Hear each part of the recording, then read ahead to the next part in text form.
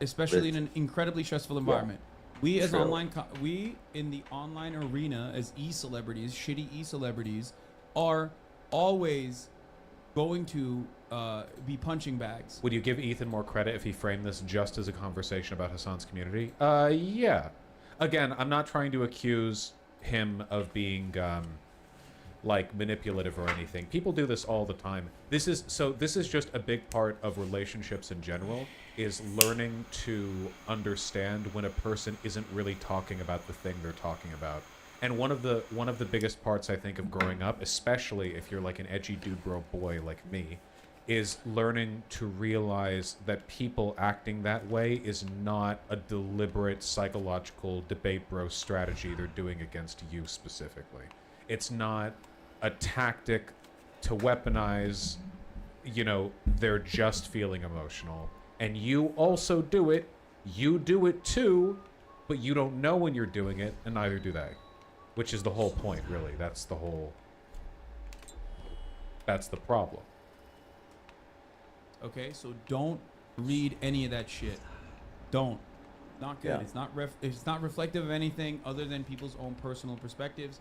And I say this as not only your friend, but also as someone who's looking at it even from the outside. Okay. Listen, I want to say to everyone watching in chat that I appreciate you guys' perspective. I love you guys, and thanks for watching. And I hope that, you know, anything I said doesn't come off.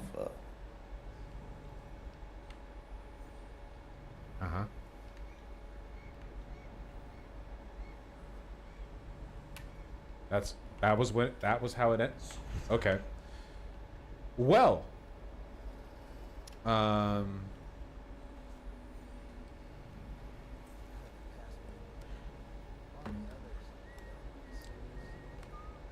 Yeah.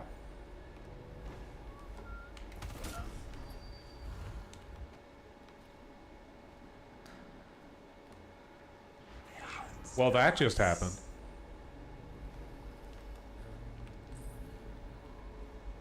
The heated emotional conversation is right behind me, isn't it?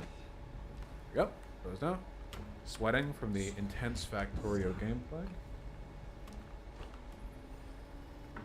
Ow. Alright. Well, glad we got that one out of the way. That was fun. There. Right back into politics. Love politics. Yum yum. Yum.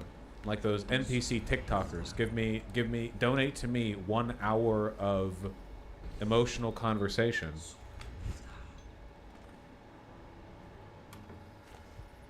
I feel like that was mostly valuable as a case study on when people are emotional, you need to talk to them on that level instead of treating it as a rational argument. Yeah, I'm not too good at that myself. Normally I just don't have those conversations, which I actually, and maybe this is a matter of personal opinion, but I think generally it's better to just avoid those conversations until everyone's calmed down than to engage with them when you know you're bad at them. You know what I mean? I mean, within limits, obviously. Like, if you have a friend or family member who's, like, sobbing next to you, you don't, like, waltz out and go, like, ah, goodbye. Like, you know, like, obviously, don't be a fucking idiot, you know, but, like, just generally speaking.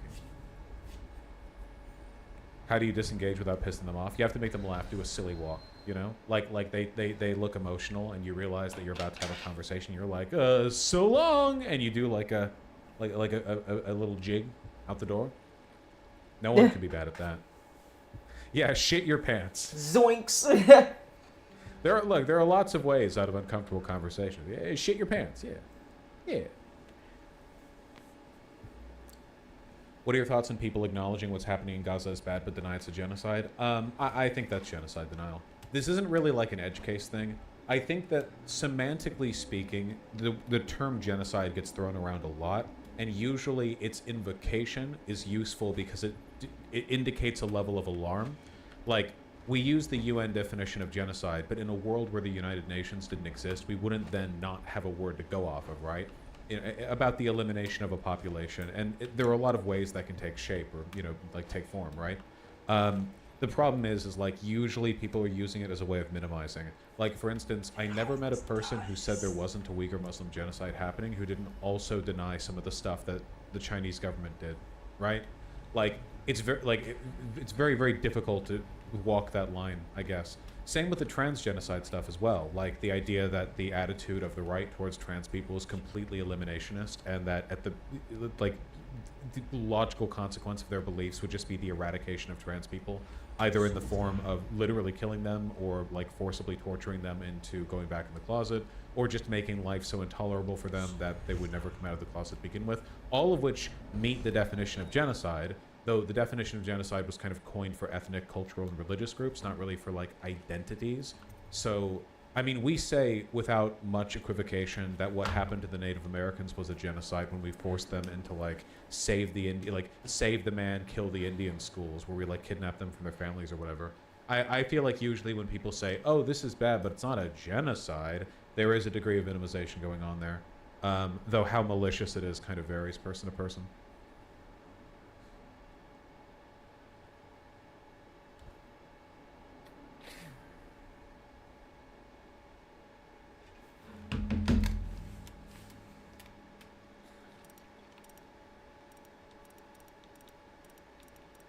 Hey, Mr. Beard. Oh, yeah, Mr. Beard, I did a video on that. Now is like, I'm not arguing with people about how Biden still needs to beat Trump. Like, he does. You're right. The logic is still correct. Vote blue no matter who means vote blue no matter who. And the logic is, as long as Biden is better than Trump, Biden should win over Trump. Like, it's that simple. What would it take for you to not vote for Biden, for him to be worse than Trump? Like, that's simple. That's how it works, you know? But, yeah, now's not a good time for that argument. Just rhetorically speaking, you're not going to get anything done. It has never before been... There has never before been so good of a reason to fucking despise Biden. Like, you're just fighting against an emotional tide. Speaking of, like, emotion versus logic, man. Jesus. What do you think about all the Bernie supporters turning their back on him? I think that's fine. Yeah. It's you die the hero or live long enough to become the villain, right? Bernie will not call for a ceasefire. He could be doing so much more. And he's not. And it's probably because some fucking centrist dipshit like took him behind a room and told him that if he didn't, then he would like get horrible, unspeakable, whatever. I don't fucking know. Bernie's always been shit on Israel. Yeah, but like that's not... Well, he called for a ceasefire. He just both sides did. He hasn't done enough. Bernie's been pretty fucking good, though. Not good enough. It's fine to be mad at him. He did 2 years ago. Yeah, his language was more direct 2 years ago.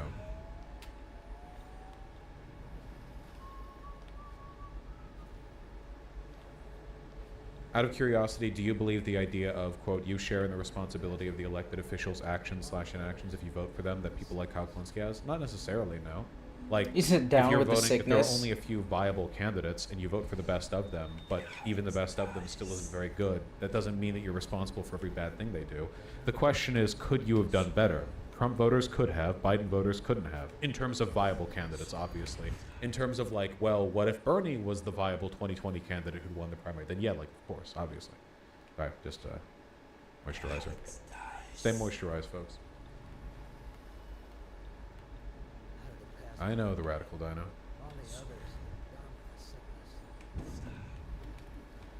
I hear people say, why do a ceasefire if Hamas can just break it? Yeah, who cares? If the police are like torching a neighborhood full of children that are getting burnt to a crisp, and people are like, bro, stop using the giant flamethrower cannon on the entire Why is he neighborhood looking just up because here? there might be one like murderer in there. The appropriate response is not, well, the murderer could like fire at us if we turned off the giant flamethrower cannon. Like, that's not... Yeah, the ceasefire is not about stopping people on both sides. It's about stopping Israel. Like, Hamas may or may not abide by a ceasefire. They're not the ones doing the genocide. And if, like, Hamas did just shoot again, like, then Israel would shoot them. You know, these conditions are created by Israel. They're the ones with the responsibility to... Nearby, there's a partially collapsed building. Up on what used to be the third floor, you'll see a painting. I used to work there. Behind the painting, there's a safe. change I the already got it. circumstances. 9-4. Thanks. Yeah, it's pretty bad out there, Mr. Beard. if there are human shields, you're not supposed to kill the human shield. Yeah, isn't it kind of crazy how the accepted logic now with human shields is like, they're using human shields. Oh well, and then firing anyway.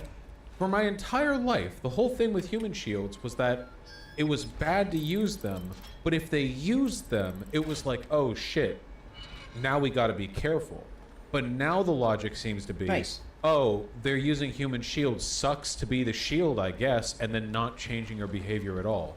But is that, like, that wasn't the moral dilemma I grew up understanding the situation Oh, to dude. represent, but okay.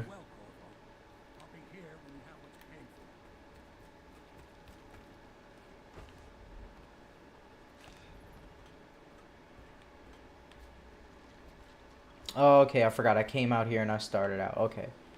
Finished the other area I was in. We got a lot of stuff to look Sokolov. at.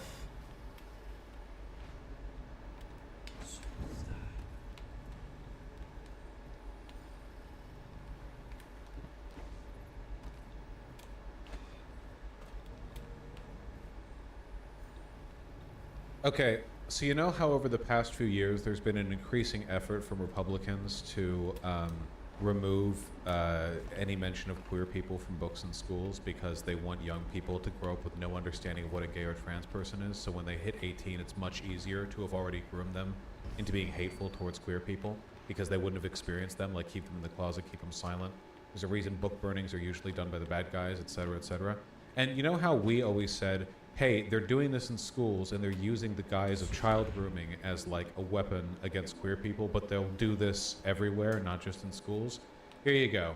It starts local, but we know what they want. In Murfreesboro, Tennessee, a new city ordinance targeting public homosexuality is hitting libraries. City ordinance banning public homosexuality reaches Rutherford County libraries. Yeah, I saw this. Yeah. I don't think this is going to spread out into some gigantic national thing. You know, there are plenty of small American towns that, or I guess county in this case, that have done stuff like this, though, you know, they don't tend to do them in the modern era. And it's pretty indicative of the broader attitude conservatives have towards queer representation. Here we go, found the actual thing. Hello, Aaron Reed.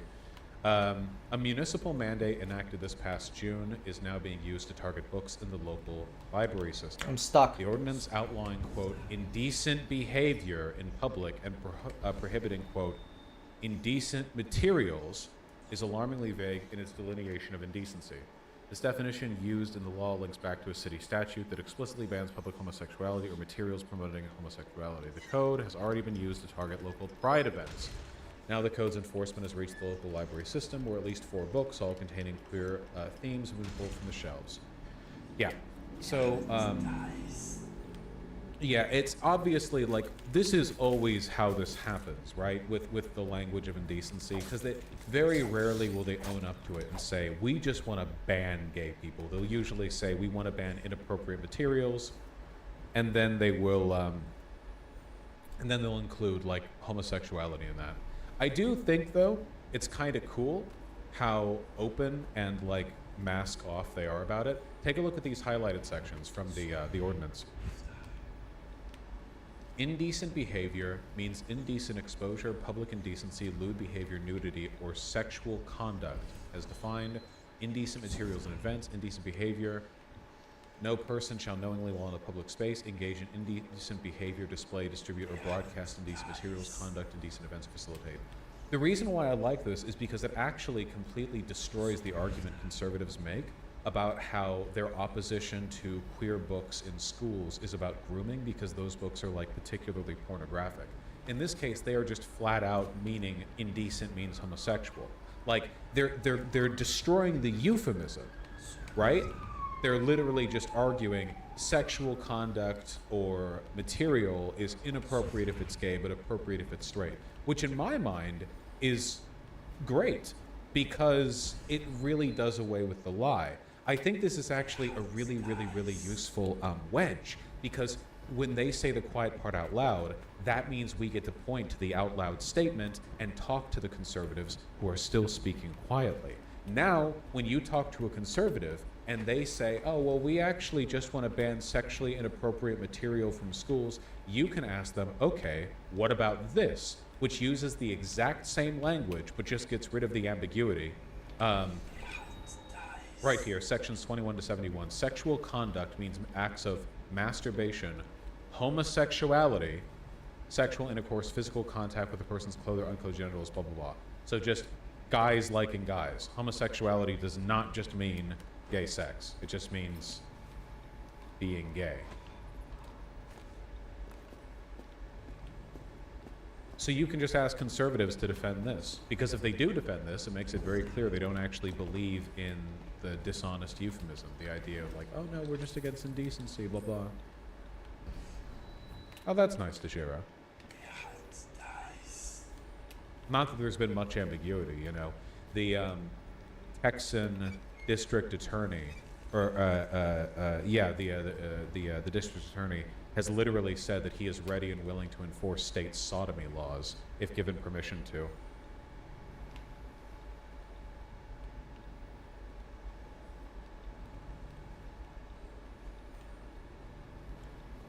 No, that's another person? Oh, wait, was that not the Texas AG? Who was that? No, it was the Texas AG. Maybe you're thinking of another person who also did it. You know, there's a lot of conservatives who want that. Texas AG said he would back law banning sodomy if Supreme Court reconsiders landmark case.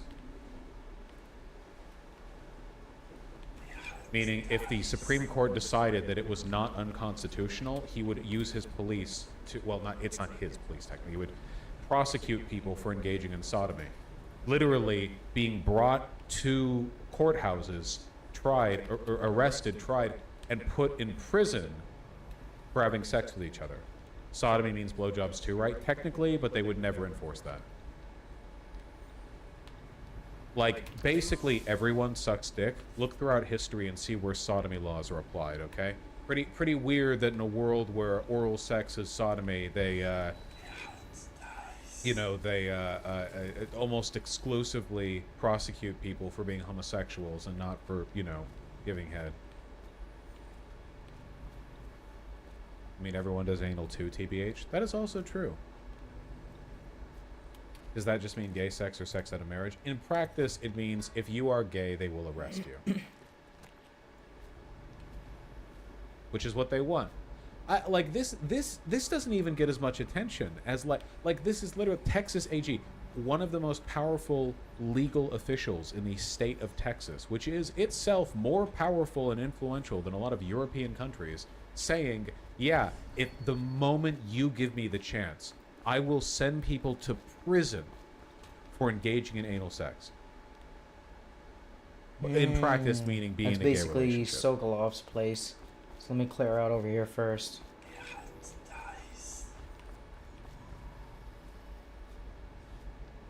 Now the real question is, I guess since we apply this to the transgender issues, is this a form of genocide? And I would argue that it is. Historically, sodomy laws have basically just been a way to automatically arrest and imprison people for being gay. Like, police would literally investigate to see if men slept in the same bed or whatever. And in that, in those circumstances, it is essentially illegal to exist. Conditions made severe enough to destroy a group in whole or in part. In a lot of ways, stuff like this is the norm, and there are people who want to return to it. We can't let them. Police used to raid truck stops. Oh, yeah. Oh, for sure. Forcibly castrating or, Can't go there. Not circumcising. Forcibly, it's a chemical castration. That's it. A chemical castration. Yeah, they do it even to World War II heroes. Alright. Yeah, sterilizing was the word I was going to go for. Thank you. Plenty to talk about, lads. I could start from up there where I was before. Just get them immediate. I'll start from down here. You probably saw stuff about this. You guys remember how a little while ago there was a Batgirl movie that was shelved by, even though it was fully finished, was shelved by its production company, its studio, because they didn't think it would do well, and they wanted the tax break that they would get by writing it off as a loss. They thought that would be better for them than, you know, fully releasing it. Yeah. Interesting. Oh, they did it again. Yeah, Coyote versus... Coyote? What accent was that? There was a Batgirl movie? Well, no, it didn't release. Coyote... is that even an accent, or am I pronouncing it correctly? And that's just what it... I don't think I've ever said coyote. No, there it is. Coyote. Coyote. I'm so tired. Are you okay? My vacation ended earlier today. I don't normally stream on Saturdays for a reason. I kind of raced to this stream. That's why it started an hour late, okay? I barely had time to eat. And get a good night's sleep tonight. Yeah, they made this movie, then they scrapped it. Coyote is how you pronounce it in Spanish. Why, thank you. John Cena was in it. I'm learning this right now. Fun fact, I auditioned for that Batgirl movie, lol. I was a little salty when they announced a different girl got the role of Alicia Yo. She wasn't even Singaporean. Oh, well, it looks like you would have been disappointed go even for if the you front had entrance. gotten the role. Yeah. Coyote vs. Acme, which was originally reported produced on a $72 million budget, was originally set to release earlier this year, but was shelved so Warner Bros. Could take a $30 million tax write-off. Deadline reported. That's pretty gay, I think. That's pretty loser shit. I feel like, I feel like I've seen a lot of people getting kind of like, not radicalized by this, but if nothing else, it's a good junction to talk about.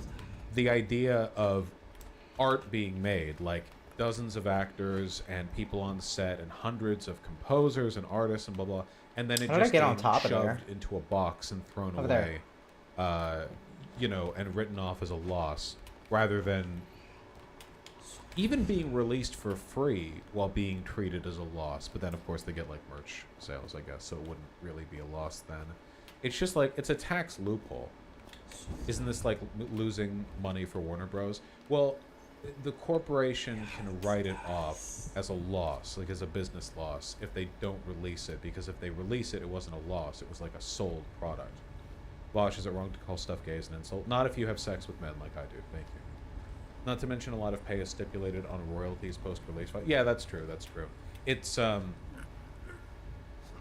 Warner Bros. Animated film Scoob, A Holiday Haunt, was also scrapped last year, reportedly for tax write-off purposes, though the film still completed production after the company announced it would not be released.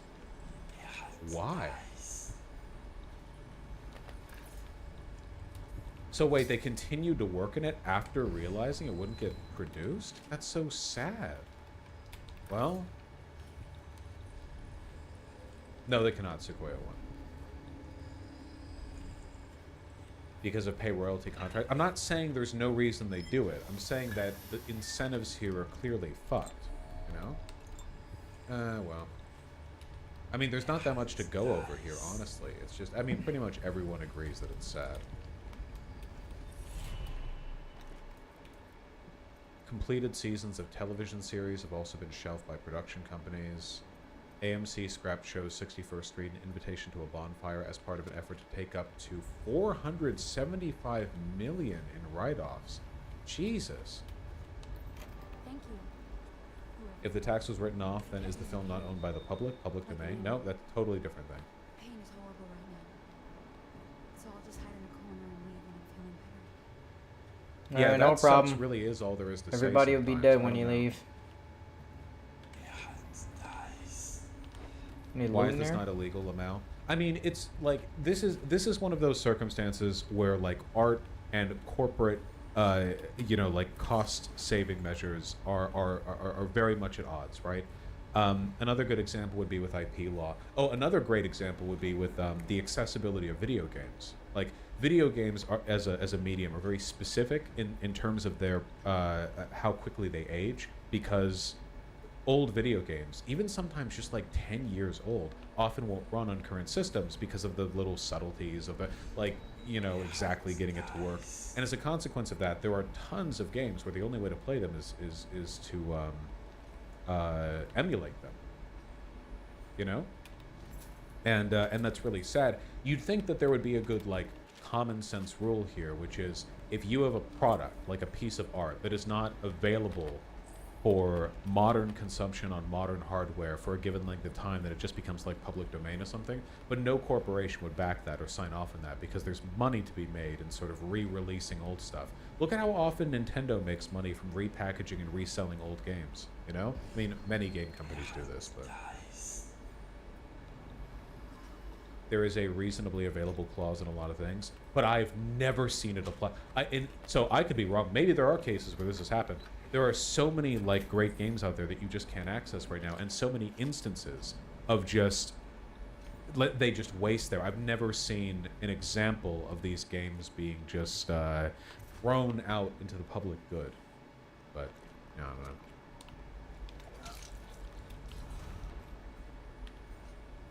There are loads of games that are simply not sold anymore too, Vosh. Literally no legal way to get them. Yeah, it's really sad. It's a problem that particularly affects games for a variety of technical reasons, but it exists to some extent in all media, you know?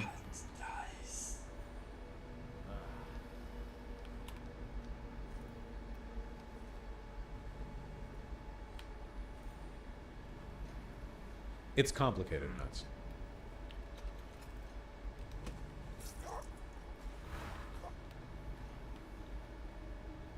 Let me close the door one second.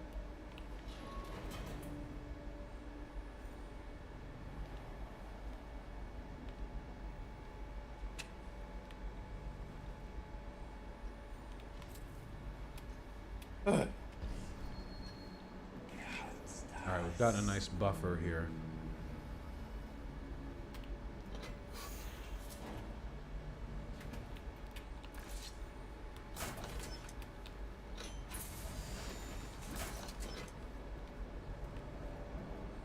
You guys want to hear something interesting about the only democracy in the Middle East? There was an amendment recently made to their anti-terrorism law. No surprise that Israel has surprisingly draconian counterterrorism measures, considering the fact that they do deal with Hamas pretty often, and Hamas do love them a bit of terrorism. They've been known to do it. There was a recent amendment made, 13-4, in the Knesset, a temporary 2-year measure, I've heard that one before, that amends Article 24 of the counterterrorism law to ban the, quote, systemic and continuous consumption of publications of a terrorist organization under circumstances that indicate identification with the terrorist organization. I want you to really chew on that sentence for a second. Systemic and continuous consumption, as in reading, of publications of what the Israeli government defines as a terrorist organization under circumstances that indicate what the Israeli government defines as sympathies with the terrorist organization. It's essentially thought crimes. This is just insane anti-free speech shit. So this is even more extreme than some of the post 9/11. This is significantly, vastly more extreme than anything. Not even remotely close. Not even insane. Their counterterrorism law includes a perceived sympathy with. Well, here. I mean, I have the video. You've maybe seen the video. I have the video from our good friends Al Jazeera English. This woman was detained by Israeli security forces over her WhatsApp status. You're being charged with spreading sympathy and partaking in terrorism. No, that's impossible. Hang on, and supporting. And she says, I say that may God grant victory to Israel, I swear. Apparently, what happened was her WhatsApp status said something like, may God grant them victory. And because she's Arab, the police were like, oh, she means Hamas. Hamas sympathy, terrorist. Arrest.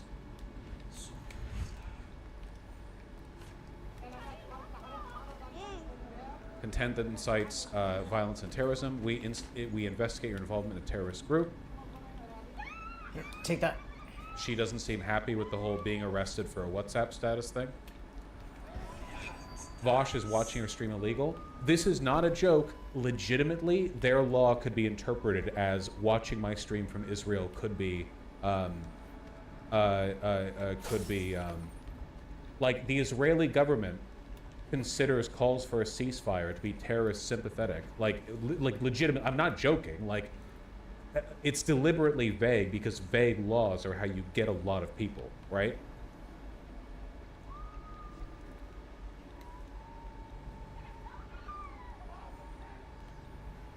Moments later, her husband was arrested as well. Yasmin Kadora is a Palestinian with Israeli citizenship. Man, I wonder why this incredibly vague counterterrorism law that publishes thought crimes led these police to arbitrarily go after a Palestinian woman in Israel. I wonder if there might have been another reason, or perhaps a pretext that they were waiting for, that they could immediately go for. Had changed her WhatsApp status on October 25th to say, "May God grant them victory and protect them." Oh, they got her. Nice. Israeli forces allege she was referring to Hamas. Hours earlier, Israel had passed new amendments to its counterterrorism bill. That's right, police were acting on this within hours. Almost as though this was something they were already waiting to act on. Like, hours. Hours. How often do legal changes take place that quickly? They were waiting. They were waiting there in their police stations, their hands over their batons, waiting to go out there.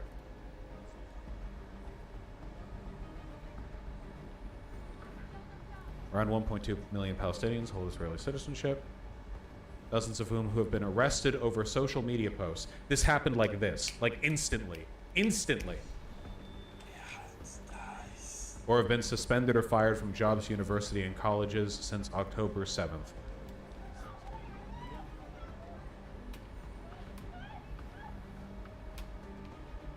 They had the list ready? Yes. In all likelihood, they had a list. In no doubt, they've had this list for a long time. We know how Israel is with Palestinians, but in all likelihood, the moment, like, the police were waiting, and from the word go, like, the moment they could, it's like, okay, who can we get? And then they just start rounding people up.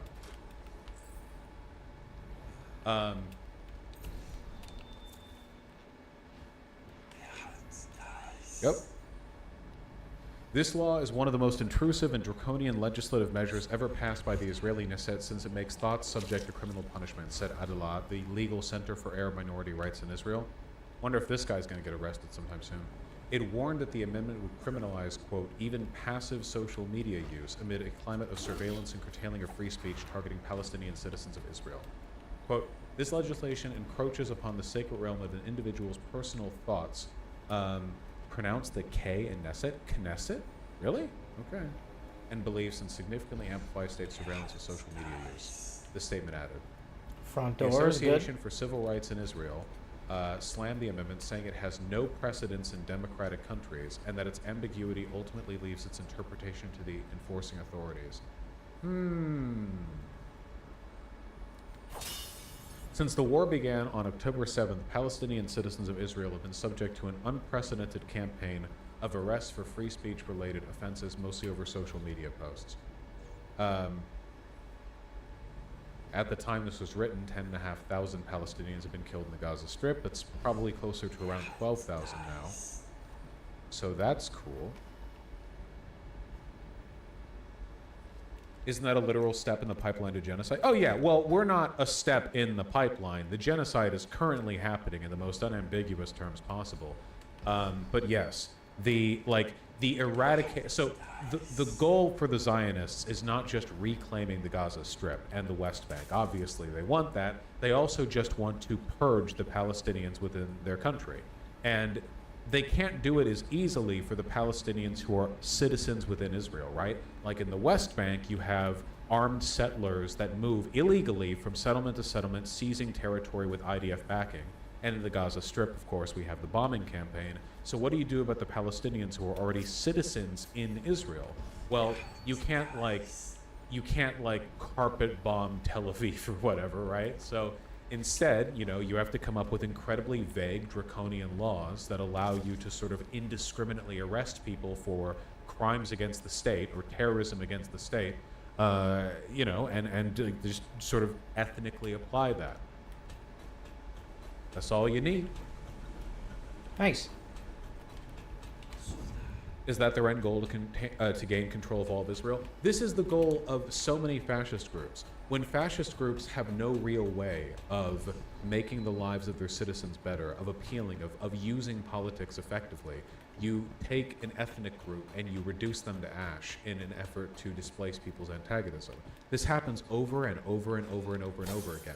Like, think of like the Nazis. The Nazis couldn't govern for shit, so what do? You start a war, fuel off of like the initial boon of a war economy and the plunder from, you know, associated countries, the fervor of hatred, with the Republicans. The Republicans can't govern, they can't make people's lives better, so what do they talk about? They talk about the eradication of queer people in the United States, though not necessarily in those terms, though sometimes, yeah, in those terms.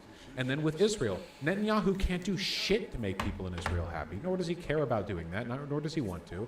He's investigated and found guilty of, or suspected heavily of fraud. No, just everyone knows that he's a fraudster and a criminal. He's not loved by the people of Israel. He's not even liked. So what do you do to hold power desperately? Well, you just turn against a different group. You know, the eradication of the Palestinian people might be what Zionists want, but like it'll never end, you know? If they could get what they wanted, the complete eradication of the Palestinian people or their deportation, you know what they would say? They would say the same shit about like the territory they seized up north, the heights, you know, further north near Lebanon. They would do this shit with their neighbors. They would do it with Syria. They would do it with Lebanon. They would do it with all of the Golan Heights. Thank you. They would never stop because there is no stopping with fascism. There is no stopping with genocide. At no point in human history has a group that has built its political will off the fervor of the execution and deportation of a group of people ever said, oh, we finished, we're done now we're done, so we're going to do something else. That has never happened ever. It can't happen. The only logic here, it's like a cancer or a parasite. Israel, and I should say the Zionists, because if the Zionists lose control of Israel, the fervent far-right ones, and it's controlled by any other, you know, any other group, maybe things change. But as long as the current people are in charge, Netanyahu's cabinet, and the people who back them, like the United States, thank you, they will kill and execute and deport. And when they run out of people to kill and execute and deport, they will find new people to do this to. There is no fixing this. There's no end to it.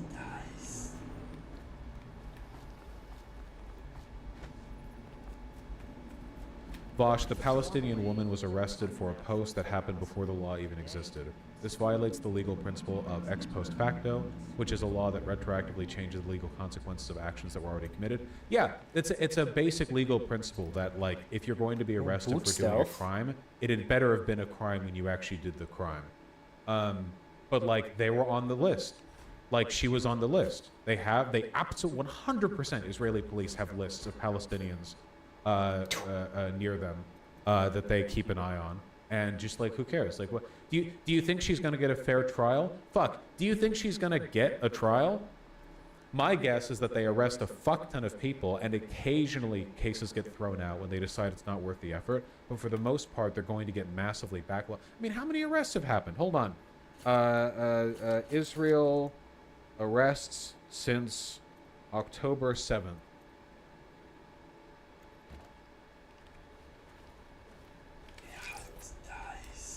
Article 6 shit, days I'm ago, silent? 2,000 I don't see any noise. Palestinians arrested That still in makes the noise. West Bank alone Damn. since the 7th of October. That's nuts. How do I According put to my... the statement, the prisoners were arrested from their homes Okay. or while passing through military checkpoints where some of them had been forced to surrender themselves under pressure after members of their family were held as hostages. They point out the arrests were accompanied by systemic abuse against the detainees and their families, in addition to the arrest of an unidentified group of Palestinians who work in Israel as day laborers whose jobs are not precisely known. Not exactly new for Palestinian people. Oh, hold on, one second. Oh, here's from Al Jazeera. Here we go. So this article is from the 21st of October. That's 2 weeks after October 7th. Israel doubles number of Palestinian prisoners to 10,000 in 2 weeks. In 2 weeks, they doubled the number of arrested Palestinians in Israel. Since then, it would be it's significantly more. This is before they passed that law, the counterterrorism law. How is that even logistically possible? Because police are rolling through the West Bank and occupied Israel, tossing them into vans and throwing them into overcrowded prisons. Just literally like rounding people up. It's an ethnic cleansing, baby. They're doing it. They're doing it in the West Bank. They're doing it in the Gaza Strip. They're doing it in Israel broadly. They'll get you at a checkpoint. And now it's a part of the counterterrorism law too. All they have to do, they can just prowl your social media. Did you say anything even remotely, ambiguously, possibly pro-Hamas, or even just anti-Israel? You know? That's all it takes.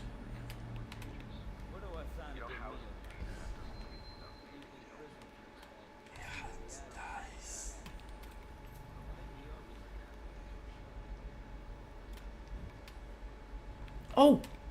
Abandoned apartment Dangerous key. prison conditions. Finally Recent found that developments after so regarding long. prisons are, quote, unprecedented and, quote, dangerous.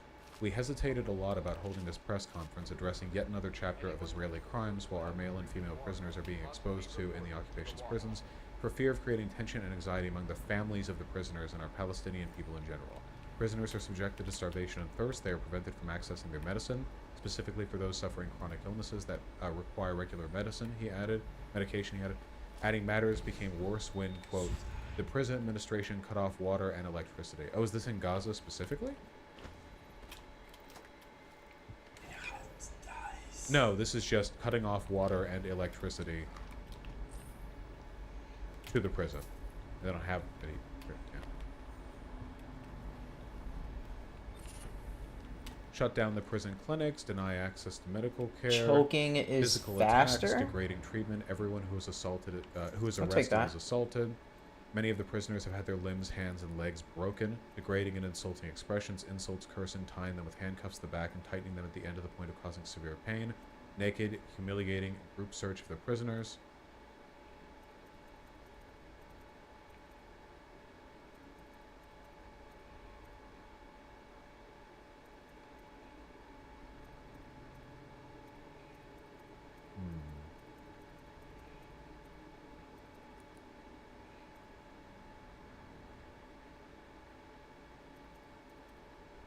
The Israeli parliament, known as the Knesset, on Wednesday approved a plan currently effective for 3 months, allowing the reduction of the minimum living space allotted to each prisoner, previously set at 3.5 square meters, to accommodate a rising crush of prisoners.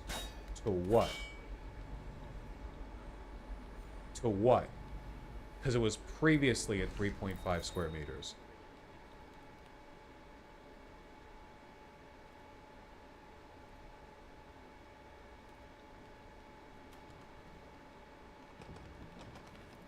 There you To go. the From sewer. threats. Israeli government approves temporary plan to address overcrowding of Palestinian prisoners.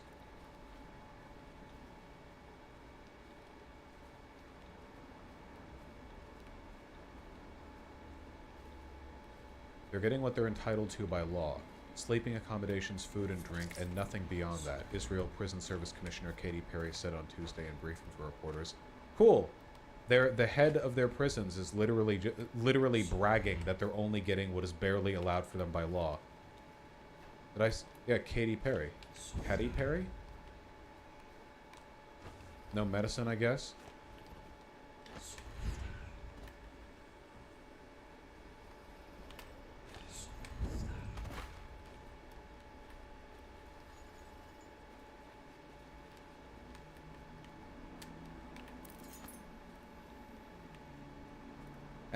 On the eve of the outbreak of the war, there was high occupancy in the prisons, the notes state. Against that backdrop, the sharp increase in the number of detainees Where the fuck is since the Emily? beginning of the war has produced a substantial increase in crowding at the prison facilities in a way that doesn't make it possible to meet the provisions of the law.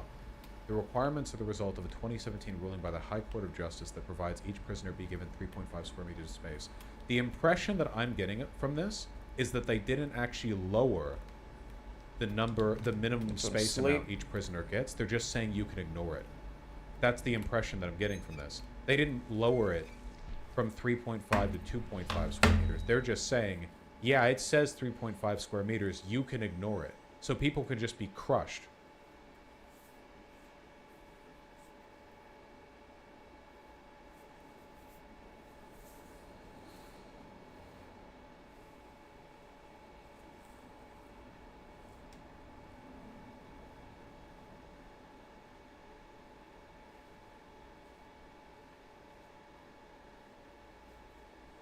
Palestinians are going to have to delete their social media because Israel has the spyware to bypass commercial security. I don't know anything about the Pegasus system. Israel is pretty big with surveillanceware. Anyway, yeah. So in addition to what's going on in the Gaza Strip, everything that we just read about the prisons, this was before they passed the amendment to their constitution that allows you to be arrested for just doing whatever at any point. You can stay whenever you want. Melissa will come get me when she's done with her bath. Thanks, girl. They're arresting Arab-Israeli lawmakers. Surprising. Bye.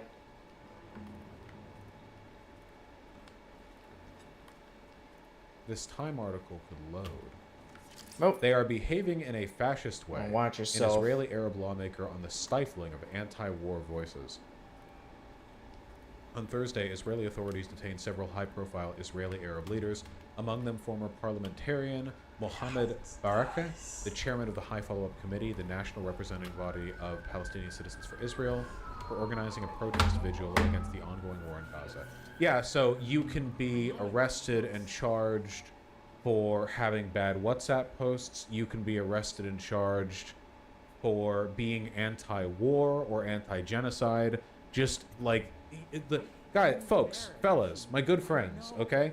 The our thriving Middle Eastern democracy, our good friend. Earlier this week, Israel's High Court rejected a petition by Arab-Israeli political parties and human rights advocates challenging a police ban on demonstrations against the war in 2 Palestinian towns. That's right. It's not just a ban on anti-war demonstrations. It's specific to 2 Palestinian towns. So, you know. Amendment to their counterterrorism law. I understand. It was an accident. We have such a hard time maintaining privacy in such a crowded house. The crackdowns admit I'm sorry. the entire Arab I'm just here for population. loot. I doubt You got any Hamas loot? Iman, an Arab-Israeli lawmaker representing the left-wing Democratic Front for Peace and Equality. Bye. Sorry. Oh. Alright. Cool.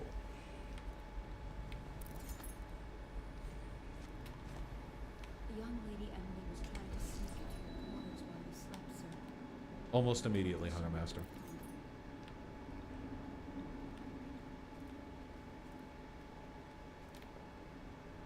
Well, Mr. Sokolov is... Look at this article. The journalist interviews a West Bank settler, and it's insane how evil the settler is. Yeah.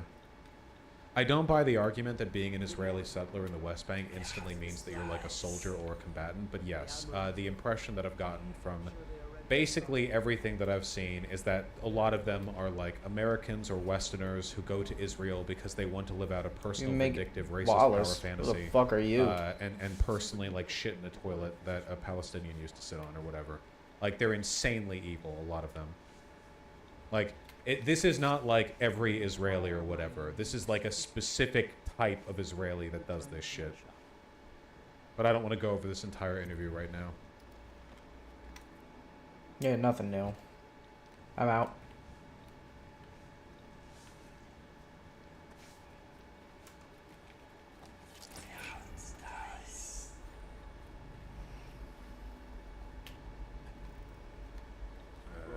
Nope.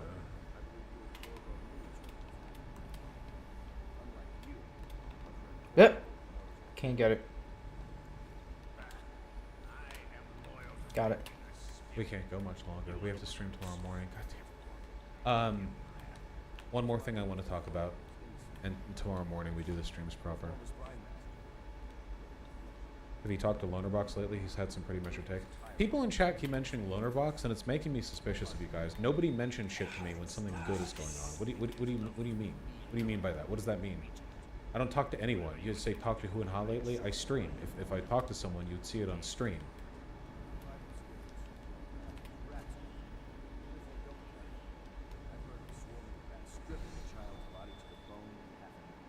Saw lots of discourse about this on Twitter. In large part because conservatives were celebrating it.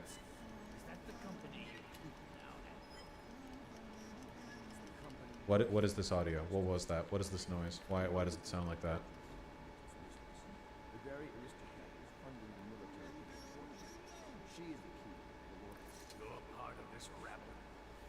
TOS dude? He hasn't shot yet. Hold on. I hate the Fox Media player. Put the rats on them.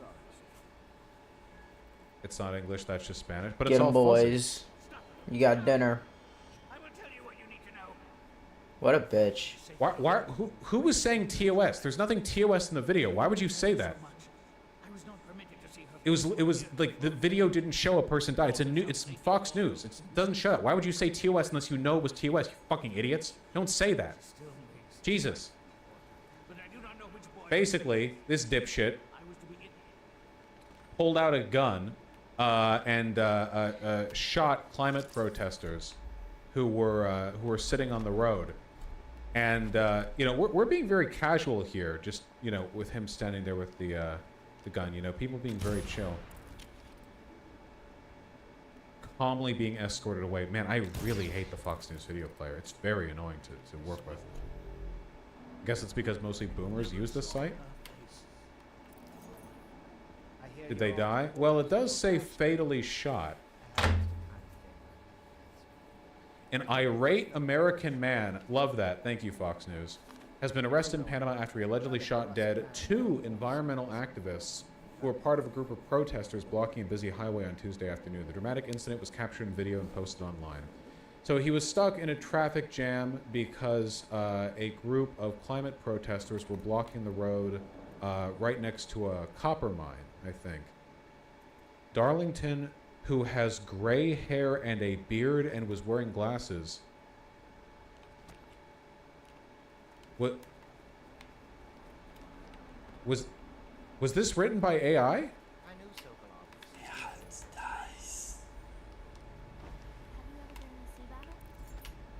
Was captured on video walking up to the protesters who were protesting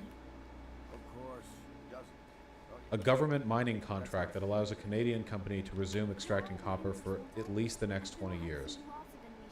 Darling can be seen exchanging words with demonstrator. Okay, I think this is AI written, or at the very least, the person who wrote this is just barely there. Yeah, listen to this. Some protesters can be seen quarreling with the suspect before he lifts his right hand and apparently shoots one of the victims.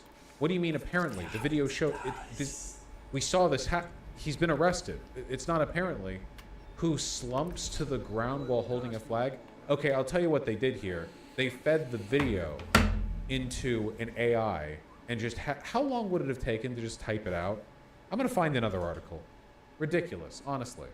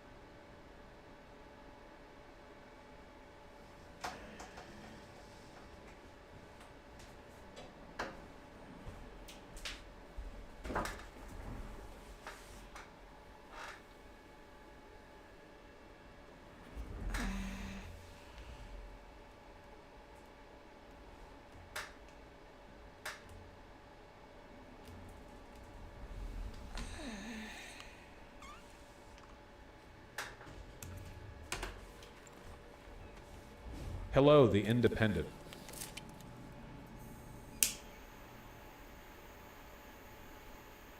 It's Fox. Chances are they copy-pasted from in Spanish police reports into Google Translate.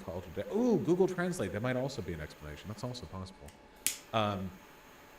Anyway, charged with aggravated homicide, illegal possession of a firearm. So he didn't even have a license for that.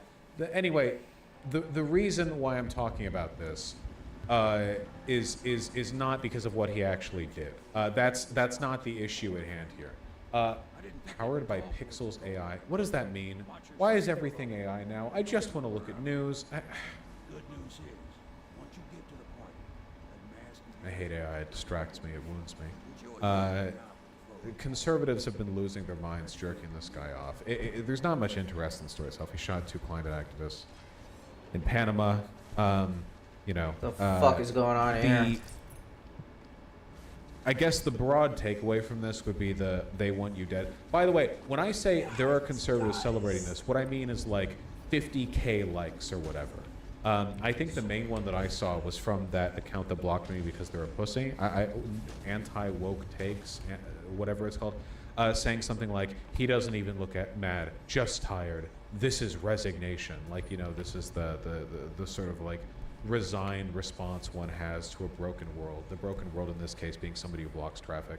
The impression that I've gotten from conservatives and their counter-protest attitudes is that they think that it's pretty much fair game to kill anyone who's on a road. Like, there have literally been laws passed by conservatives in like Florida and shit to lessen legal penalties for just driving over protesters that are on the road. And what's more, like I don't know what it is specific. I think if anything, it's actually an indication of how bad the situation is when it comes to like American car culture, because the greatest way to wound an American is to tap into their innate fear of traffic. Literally that. Like the average, the median American has 2 great fears, and it's traffic and ever getting sick. Okay, so when they hear about climate protesters blocking a road or something, this is like a primordial fucking violation to them. They get really upsetty spaghetti over that. I'm not kidding. Conservatives play into this a lot. Conservatives are pro-car generally because historically the fossil fuel industry has heavily captured the Republican Party, so there's a big interchange there. Also, you know, being a conservative just means you're kind of stupid, so you're more likely to fall in with the let's ruin the planet for no reason side of things.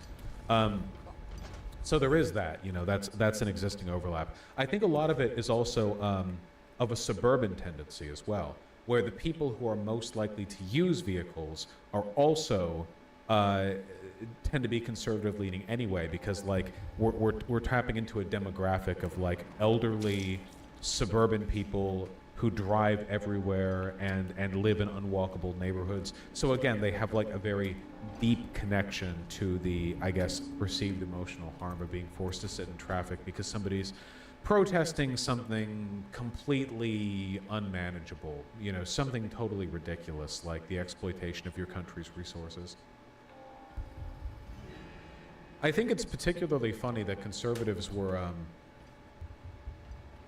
doing the whole like the West has fallen thing, considering A, this happened in Panama, and I really don't think it's a coincidence the guy doing this is, you know, like a white, like 77-year-old American lawyer, you know, literally like a boomer retiree, who traveled to a cheaper brown country so that they could live like an aristocrat off of their lawyer's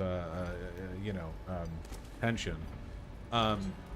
I definitely don't think that's a coincidence. The funny thing to me is that considering the fact that the protests were about a foreign company or a foreign country using its corporations to exploit your natural resources, you would think that conservatives would actually be on the side of the protesters here. Like, think for a second, like logical consistency-wise, right? Conservatives, ostensibly, are all about like I can get 'em. You know, nations keeping to themselves, anti-globalist. You should use it like very protectionist. You know, build your own resources, whatever. So you'd think logically they'd be like, yeah, these people in Panama would be like super duper. You know, it's based of them actually to oppose you know, foreign companies exploiting their resources. But yeah, as you point out, racism comes first, so they don't really go to that.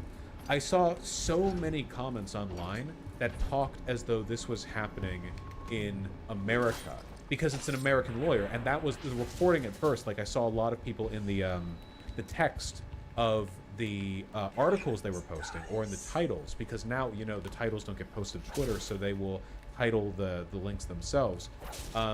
This doesn't even mention that it's happening in Panama. But there were so many conservatives who were like, you know, the West has fallen, like as though it's happened in America. They were specifically saying like, oh man, this guy's so tired of all these climate change protesters blocking roads in America. Have you guys ever, like just once, had traffic interrupted by a protest of like climate shit, like climate protesters? Because the only time I remember an event blocking traffic for me was the few times that Barack Obama visited Los Angeles when I lived there. And, like, thanks Obama.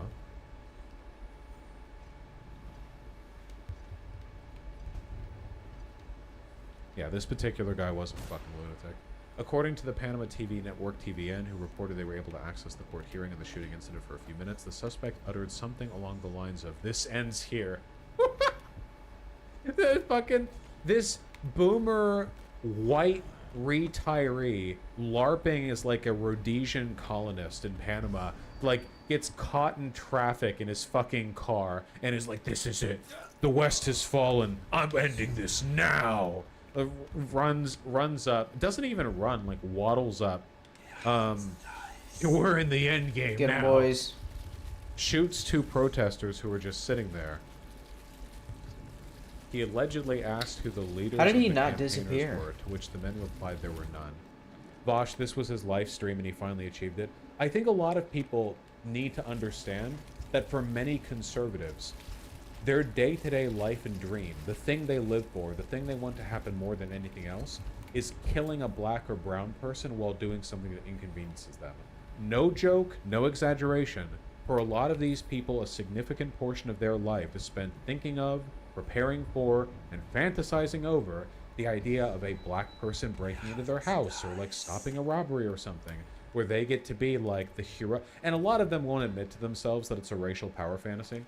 But it is, and they want to be like little, like, you know, that's the cool thing about being Israeli. You actually get to do this by going to the West Bank if you're Israeli. But if you're not Israeli, you have to settle for going down to Panama and gunning down climate protesters. Oh, they saw me? I don't want to talk to women. I want to talk to men, he responded, according to TVN. While he was still confronting the protesters, he took out a handgun from his pocket and kept it in his hand as he started to tear away the blockades in the road, the outlet said. One of the protesters could be heard saying, "Why don't you shoot?" while others shouted, "Are you going to kill someone?" According to the outlet, Mr.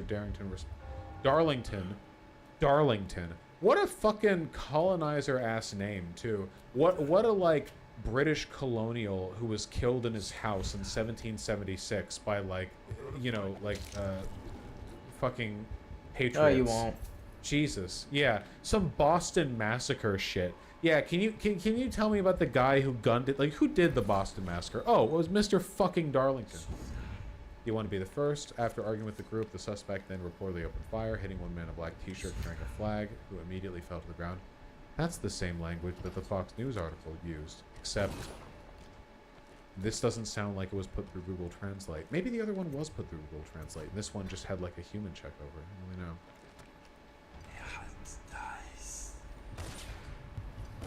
The men shot were identified as two teachers. Aww. Abdiel Diaz, who died at the scene, and Ivan Rodriguez, 62. Again, there's a racial element to this. Who were taken to the Juan Vega Mendez clinic, but were pronounced dead on arrival. TVN reported Mr. Darlington proceeded to move blocks out of the way with his gun still placed firmly in his hand, then returned to his car. When he approached his vehicle, another person in the car asked him, "Are you aware of what has happened?" To which he replied, "Yes, I killed one and shot another." Alright, well, pretty direct answer there.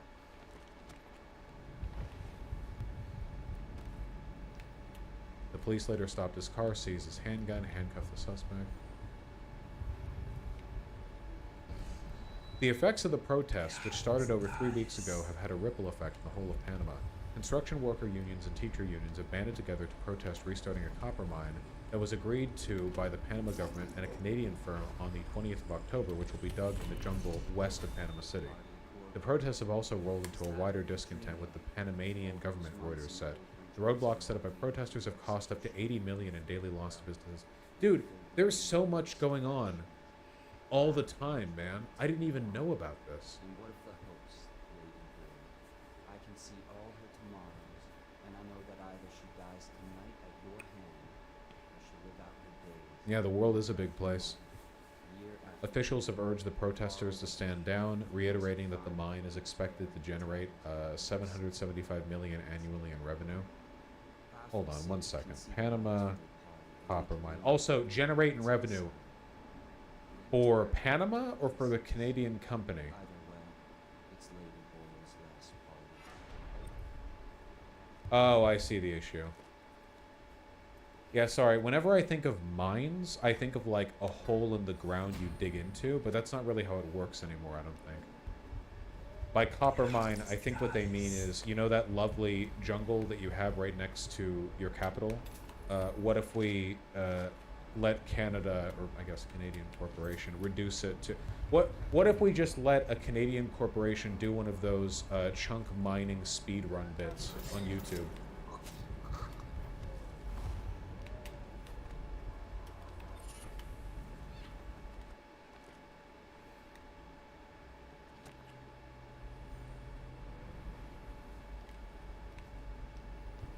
Okay, the money would be for Panama. Panama expects to receive $375 million per year in royalty tax or transfer payments under the New Deal, President Laurentino Cortizo's office said in a statement. This would be 10 times more than the payments under the old deal, which was signed in the late 1990s. The government said the New Deal also includes more labor and environmental protection. The agreement could be extended for another 20 years. Interesting. Okay, then what are the protesters mad about specifically, apart from the environmental stuff?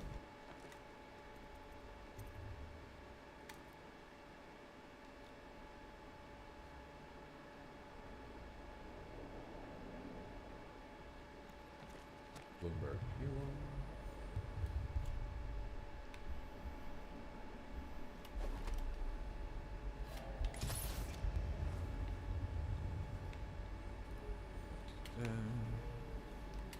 It's our Sorry. that it's our resources. Yeah. I'm wondering if it's purely just a like we want a Panama company doing this kind of thing. The mine faces legal and constitutional challenges from the country's top court. What does that mean?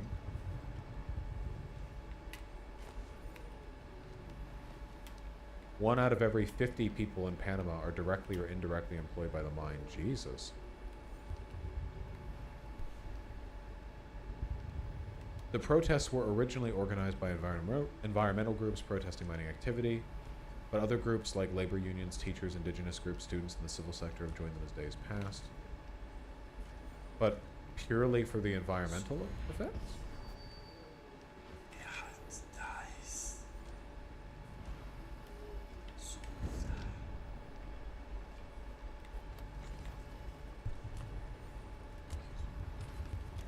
The company's shares were worth about $30 the day the mine contract was approved, but dipped to about half at that one point this week. Oh shit, the protests are working. Oh my god, look at that dip. Are the environmental effects not reason enough? Not reason enough for that many groups to join in. There's probably another concern, like labor rights. That I'm curious to see like what the other angles are.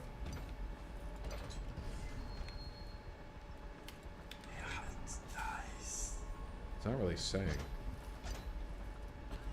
think it'd be interesting to go take a look at that in a full segment. Probably when I'm a little bit less tired. I can feel my ability to do infotainment wane significantly. But that's okay. We'll be streaming again in 13 hours. Just a bit less. Yeah, sorry for the low energy, guys. I could have started tomorrow morning, but I wanted to stream. I missed you guys. Yeah, we're going to stream tomorrow morning. In the meantime, I'm gonna chill. I'll read donuts tomorrow morning. It's just, gotta eat. I love you all very much.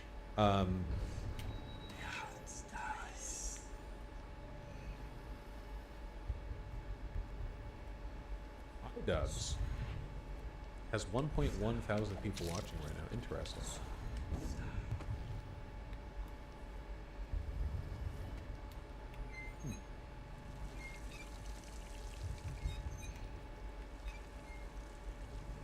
You need more? Let me see.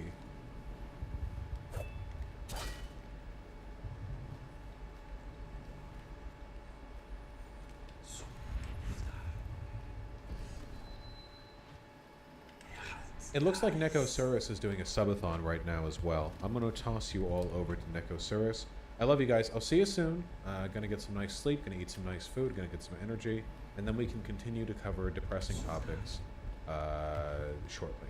Maybe we'll even throw in some good topics, huh? Like some positive ones. That'd be fun. That'd be a nice sort of departure from norm. Take care, you guys. I'll see you soon.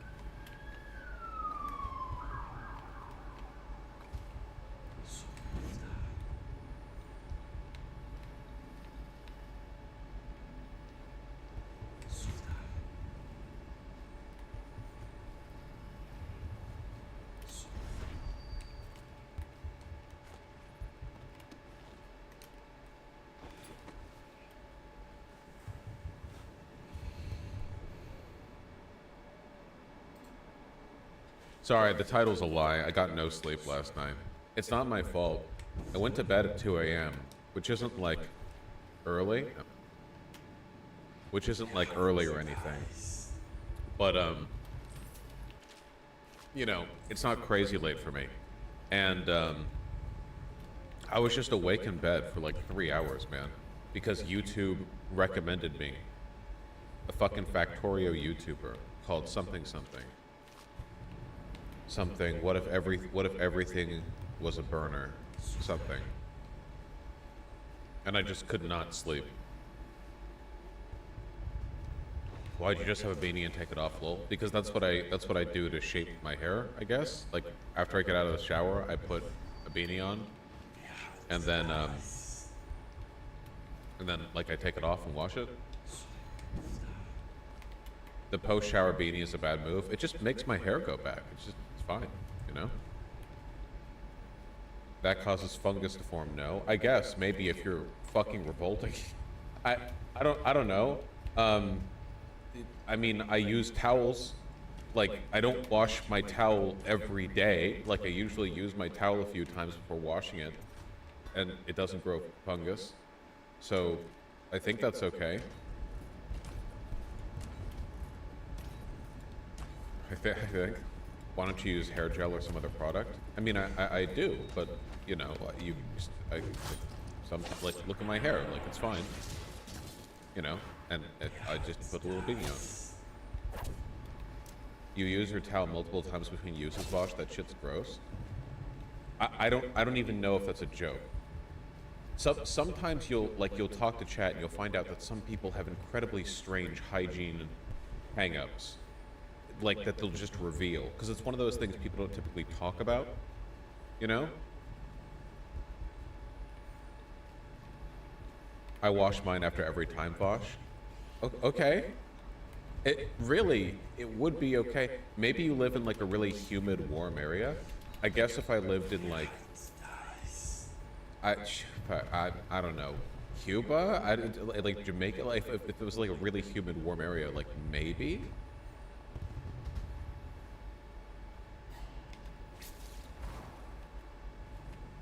You don't use a brand new towel every time. Yeah, thanks for donating so I can afford my towel purchase every single day.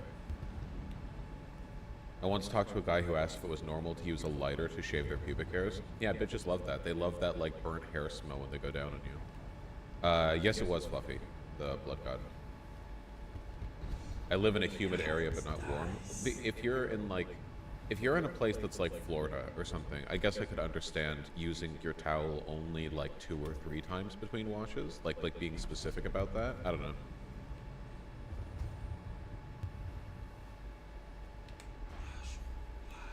Do you towel off before sitting in your Herman Miller? Are you asking me if I've ever sat down in this chair while wearing nothing but a towel? Because of course I have. I ain't drying my hair with the towel I already used to dry my ass. Okay, this is one of those hygiene things that I just don't get. And maybe there are people in chat who are gonna be like, dude, you're gross. Okay, I do not understand the aversion to using the same towel to dry off your like dick in your face or whatever. Your dick should be clean when you come out of the shower. Like I don't understand what you're afraid of. I guess, like a skin cell off of your dick coming into contact with your like. What do you like? I don't get it. I don't get it. You know, the dick and balls are not innately less hygienic than the rest of your body. Like, it's just a part of your body. I don't know. Remember, many people don't actually clean their butt well in the shower. Yeah, this is one of those things. It's like those guys who don't clean their ass in the shower because they think it's gay to touch their asshole or whatever. It's like what? Like, I would never wash my face with the same towel that I used to wash my butt. What's happening in the butt area that invalidates the face drying with the towel? I like what are you doing and or not doing in there?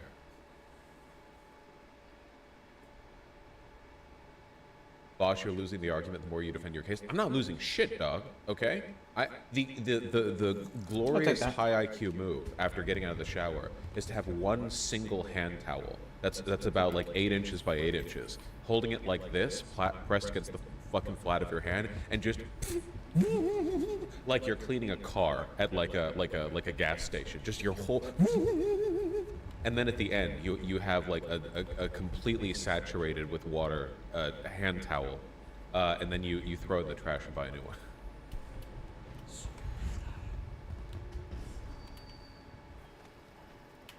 You use a washcloth, or are you one of those hands-only savages? I have a loofah, like one of those scrubby things, scrubber loofah.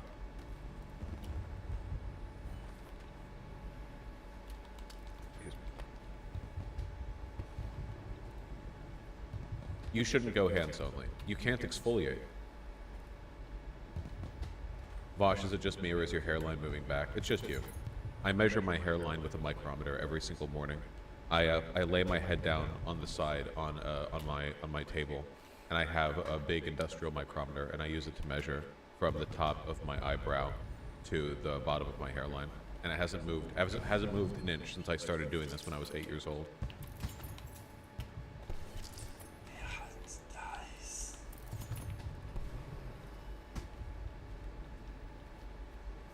What do you think fingernails are for? You can't exfoliate your skin with your fingernails. First of all, that's incredibly inefficient. Your fingernails are very small compared to a scrubber or a brush. And second of all, like you're just scraping, even that wouldn't work. You should always exfoliate. Exfoliating is very good. One of those things you should do in your men arc is to explain hygiene tips, not necessarily the basics, but helpful stuff that a lot of dudes fuck up. Listen, okay? If you want to look better than like basically everyone, especially men, if you're a man, there's only 2 things you need to do. Literally only 2 things. Well, 3, because one of them is drink lots of water, okay? The other 2 things are exfoliate. That means have like a loofah or a scrubber or a brush. Probably not a washcloth. I think washcloths are just worse than scrubbers or loofahs or whatever. They're less abrasive. It's more annoying to saturate them with the soap or whatever. Probably a loofah or a scrubber. Do that, okay?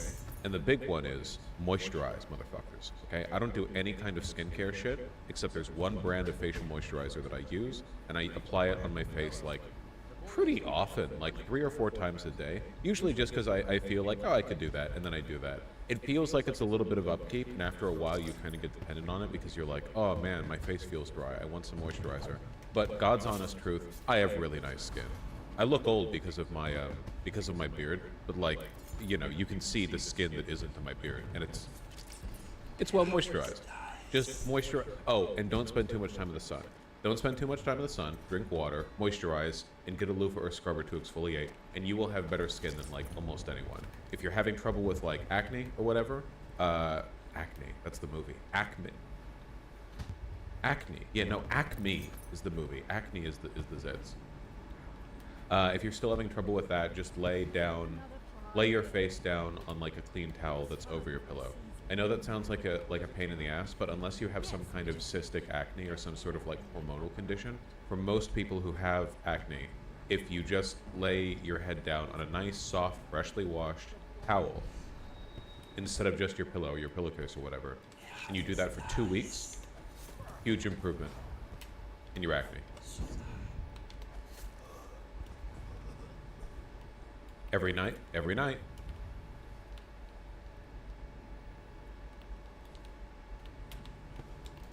Always wear sunscreen every day, or don't go outside. That's my secret. Also wash the pillowcases often. Well, yeah, I'm just saying always lay your head down on a clean surface when you go to bed.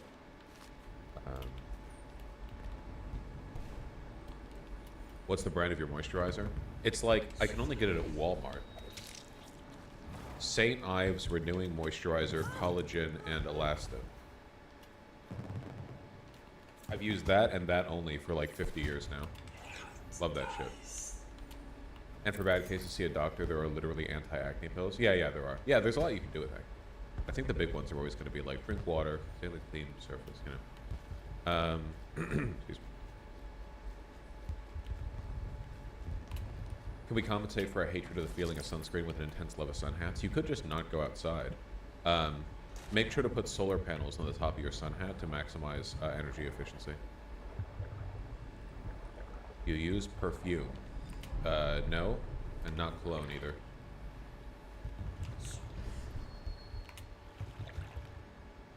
Nice, Teletech.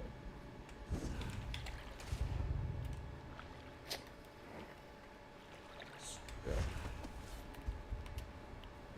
I thought we were fixing politics, not skincare.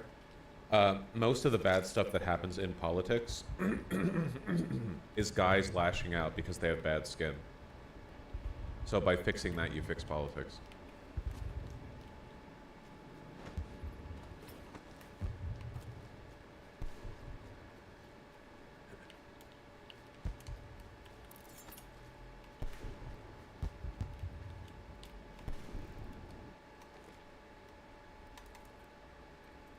Greta Thunberg was briefly interrupted by a man who approached her on stage after she invited...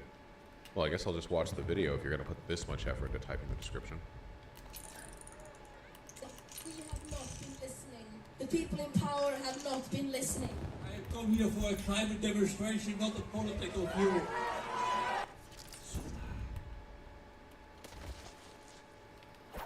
Dog, anti-woke people are such fucking retards.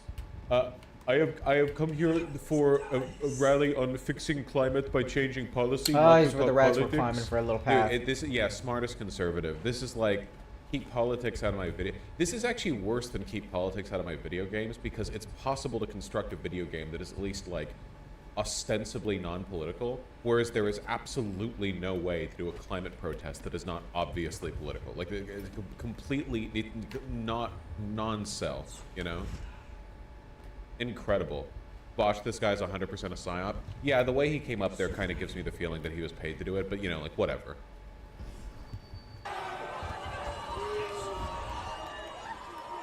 Calm down. Hmm. Calm down. Calm down.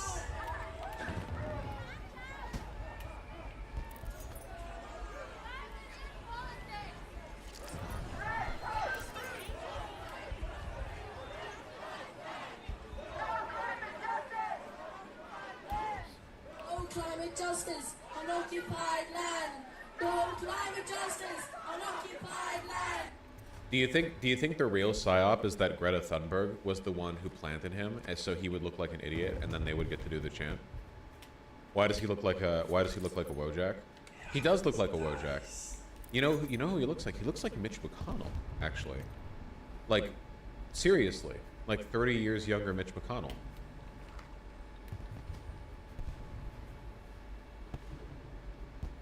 Time traveling McConnell, yeah.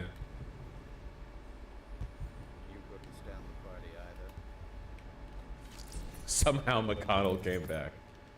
See, this is what good skincare can do for you, you know? Look at that. Look at how much younger he looks. I'll have a smoke with you boys. This is the body his mind goes into when his other body freezes up. Nice. Massive escalation possible in Lebanon? Really? The IDF will respond in a significant way to today's events in the northern border. Israel is preparing for the possibility of rocket launches to the north and center of the country. We'll see. We'll see if this turns into anything.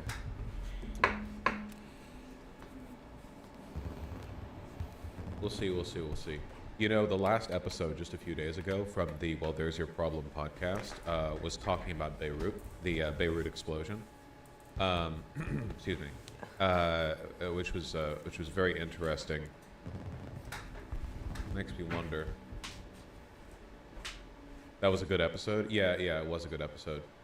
Very interesting, you know?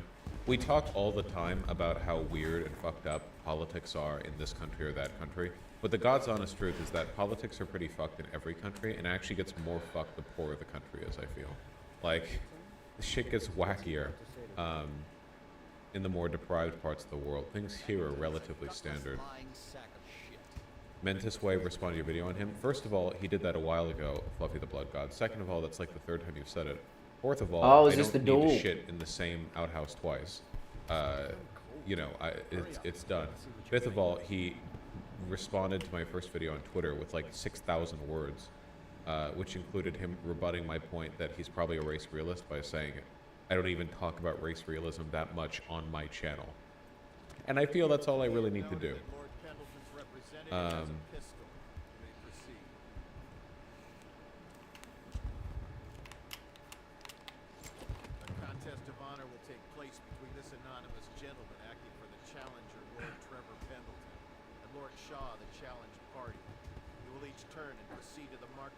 Going to get from the river to the sea tattooed in my arm in Arabic. Think I should go ahead with it? No. I admire your support and all, but the ratio of meaningful advocacy to potential downsides later in life is not good on that one.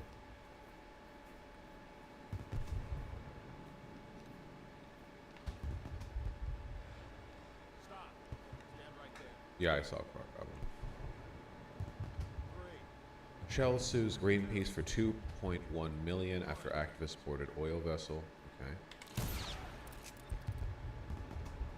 In damages.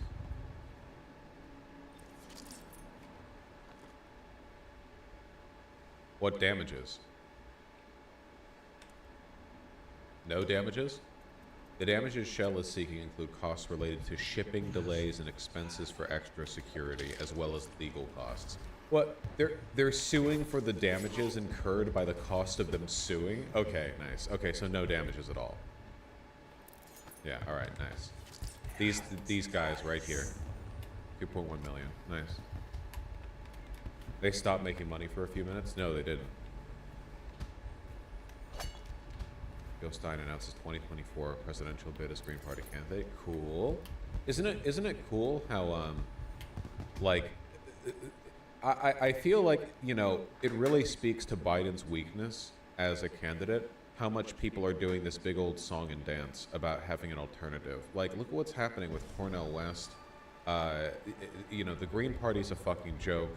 It continues to be a joke. It'll accomplish nothing. Cornel West has been doing the little circuit. There was JFK Jr. You know, we have to keep hearing about this, and we're still like more than a year out.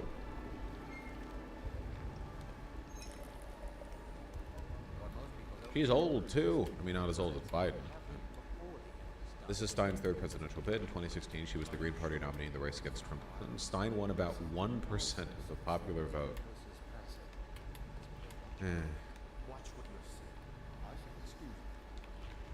Yeah, there's Jank.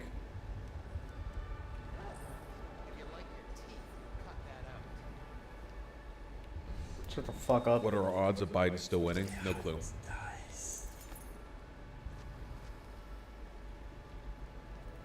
Wait, she got caught taking money from Putin too? I think yeah, she's done the whole like Kremlin adjacent circuit thing, I think. No guesses past this point.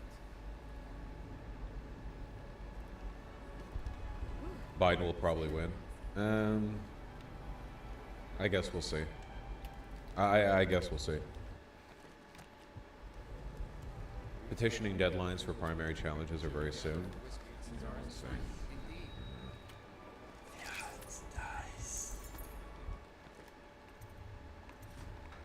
Did you see Sean say on Twitter that it's a moral obligation to not vote for Biden? Yeah, he does this he did this last election too. It's not new. A lot of people are doing this right now.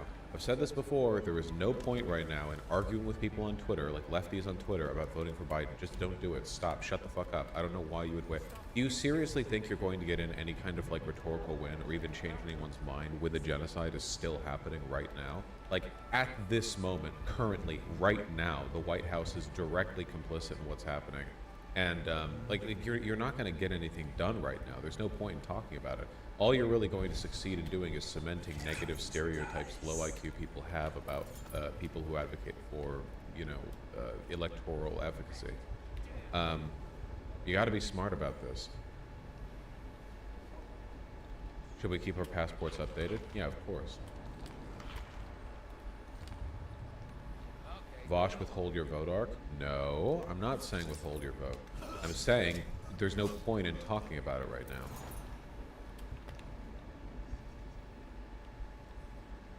Yeah, vote red no matter who. That's my new position.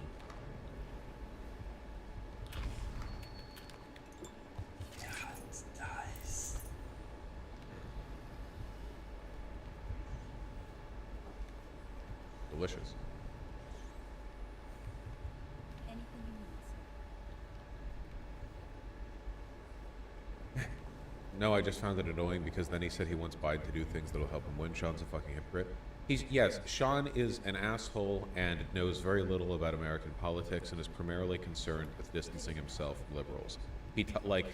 He's literally the guy who did the liberals will rehabilitate Trump thing and then later said that Trump was an average president. Like he doesn't have any real principles outside distinguishing himself from the optics of liberals. That's what makes us better than him in communities like him. That doesn't mean it's smart to go online right now and waste a bunch of time trying to convince unconvincible people to vote Biden, as Biden is currently dirtying his hands with the blood of Palestinian children.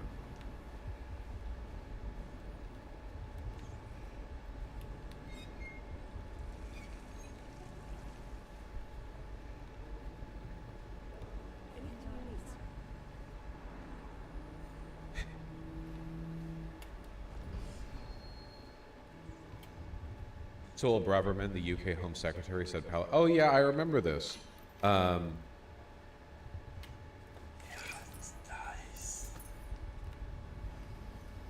Yeah, Sol Braverman, the UK Home Secretary, was doing a bunch of fear-mongering that Palestinian protesters would attack the cenotaph, the war memorial, on Armistice Day, and to counter-protest the Palestinian or pro-Palestinian protesters, a bunch of far-right and Nazi types went over there and ended up fighting with police. So, dude, watch out for your violent protests by the cenotaph, Watch out for those pro-Palestinian protesters.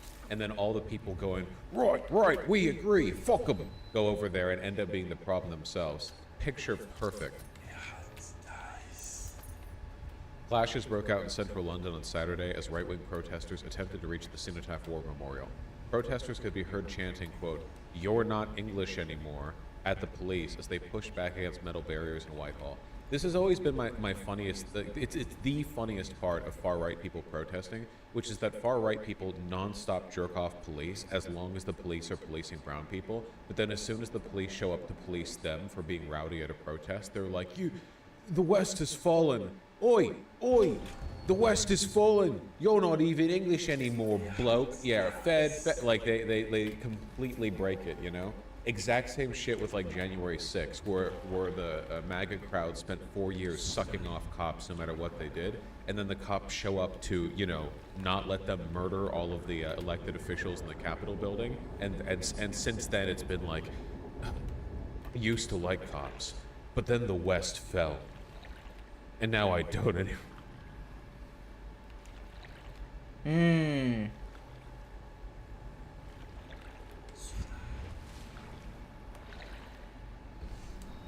However, Braverman has ignored what really happened and continued to demonize pro-Palestine march. Well, yeah, of course, obviously. Still, Braverman doesn't give a shit about Nazis.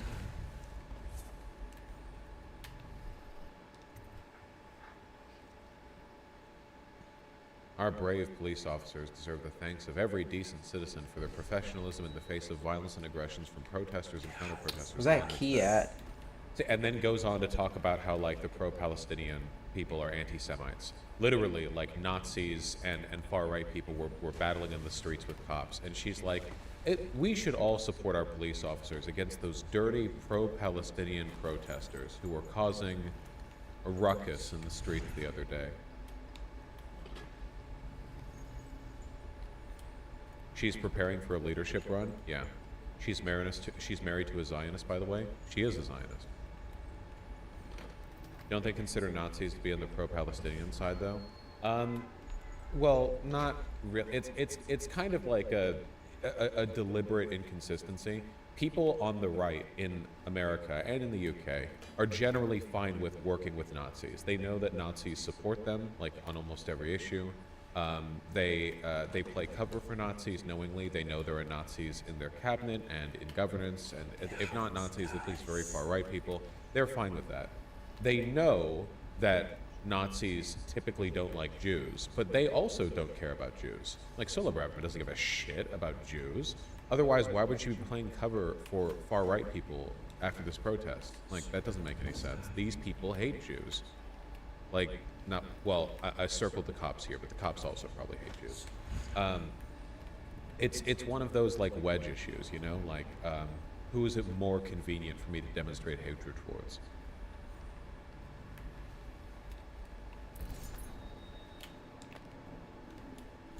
Braverman might care about Jews, her husband is Jewish. Don't be naive. Where's the basement key?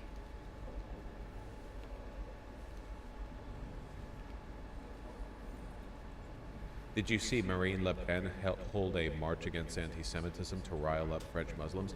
Yeah, that's another like Marine Le Pen, fucking absolutely okay with Nazism. Le Pen, complete, like, do you guys remember, like, the coalition of French far-righters who support Le Pen and were, like, pushing for her most aggressively throughout the, like, you think Le Pen gives a shit about anti-Semitism? No. But in France, the big political game is, you know, who do we hate more, the Jews or the Muslims, and who is it more politically effective to go after? And right now, it's much more politically effective to go after Muslims than it is to go after Jews. So Le Pen will play, like, to both sides of that.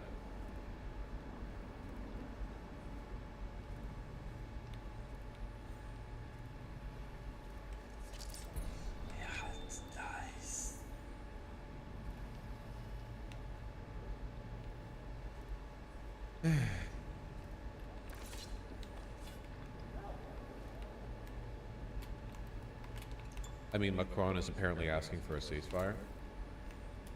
Yeah, isn't that crazy? Macron calls on Israel to stop killing Gaza's women and babies. I really do hate the obsession with framing the victimhood of the Palestinian people purely in the terms of like women and babies. If you're going to do the thing with children, that's fine, because children are children. But, like, it's not like guys are more immune to being airstriked than women. Saying a ceasefire would benefit Israel. We do urge them to stop this bombing in Gaza. but he stressed France clearly condemns the terrorist actions of Hamas. But we do condemn Hamas. Guys, don't be fooled by us saying you shouldn't indiscriminately murder children, okay? We also condemn Hamas.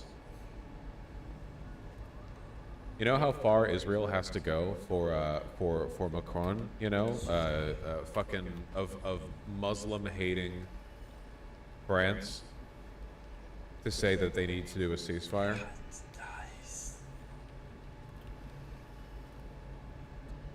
They're incredibly racist. He's only saying this after weeks because the death toll got over 10K. Yeah, well, Biden still hasn't said it.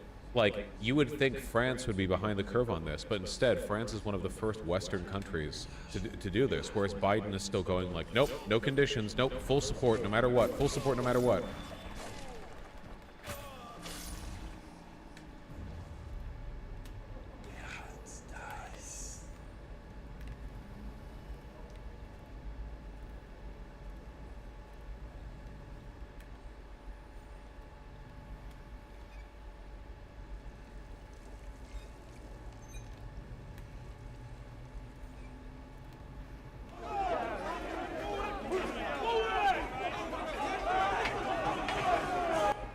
Oi, oi, oi.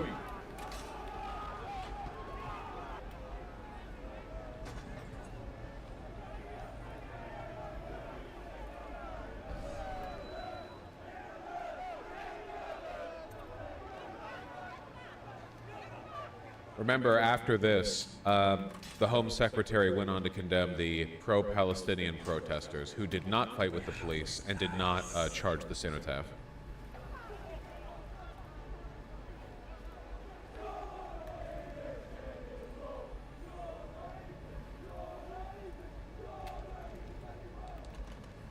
Nice.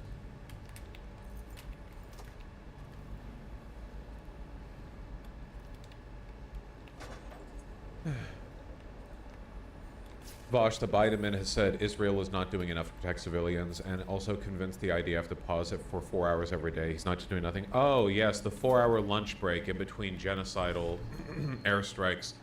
Also, saying Israel isn't doing enough to protect civilians, who the fuck do you think we are? We're not fucking Switzerland. We're not Norway. We're the United States, you know? The stability of the planet lives or dies on our dollar. Like the idea, oh, you know, he's not doing nothing. He's completely publicly supporting Israel's behavior. And like providing military aid, not calling for a ceasefire. His press secretary did that bit where she compared pro or anti-Israeli protesters to Nazis, to the Nazis at Charlottesville. Like, the idea that the Biden administration is doing everything they can is tantamount to genocide not genocide, like abetting, enabling. Like, it's insane. Like, I wish everyone could at least operate in the same playing field here. You know, I can deal with the lefties on the one hand with the anti-electoral stuff, and I get the people on the right. I don't understand the liberals who are unironically arguing like, yeah, there is a genocide, but Biden's doing all he can. I don't know where that intersection is. Sorry, I'm kind of taking your head off here a little bit, but like,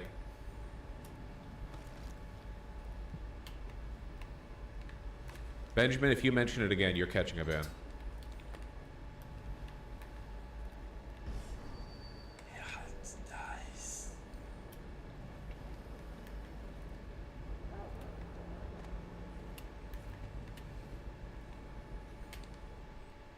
Are you surprised 99% of politicians in America are Zionists? I mean, they're not authentically Zionists. They operate politically as Zionists. Also, I've talked about this. There are reasons why they are.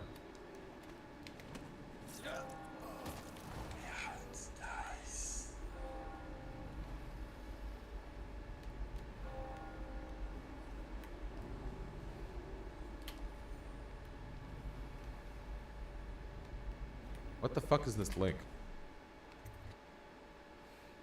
Man who narrowly survived electrical accident receives world's first eye transplant. What? Yes, mornings, we are sharing a medical breakthrough, the first ever human eye transplant. A team of surgeons at NYU Langone Health performed this procedure back in May as part of a very complicated partial face transplant. And now, for the first time, the patient has talked about his journey with our chief medical correspondent, that, of course, Dr. John LaPook, who is also, by the way, a professor of medicine, Not a coincidence at NYU Langone Health. Aaron James has always Did they connect the optical nerves? Is it a working eye? been committed. Committed to his family, committed to his country. Oh, it's committed in to his this career, room. helping to maintain America's power grid. But while doing that job on June 10th, 2021, he accidentally touched a 7,200 volt power line. Skill issue. His wife Megan will never forget the call she got from his boss. Aaron's been in an accident. I said, is he okay? And he said, from everything that I'm hearing right now and all of the details that I'm gathering, it's pretty serious. Doctors in Oklahoma and Texas did all they could to save Jesus, he looks like fucking Baron Hartman here. her husband of 20 years.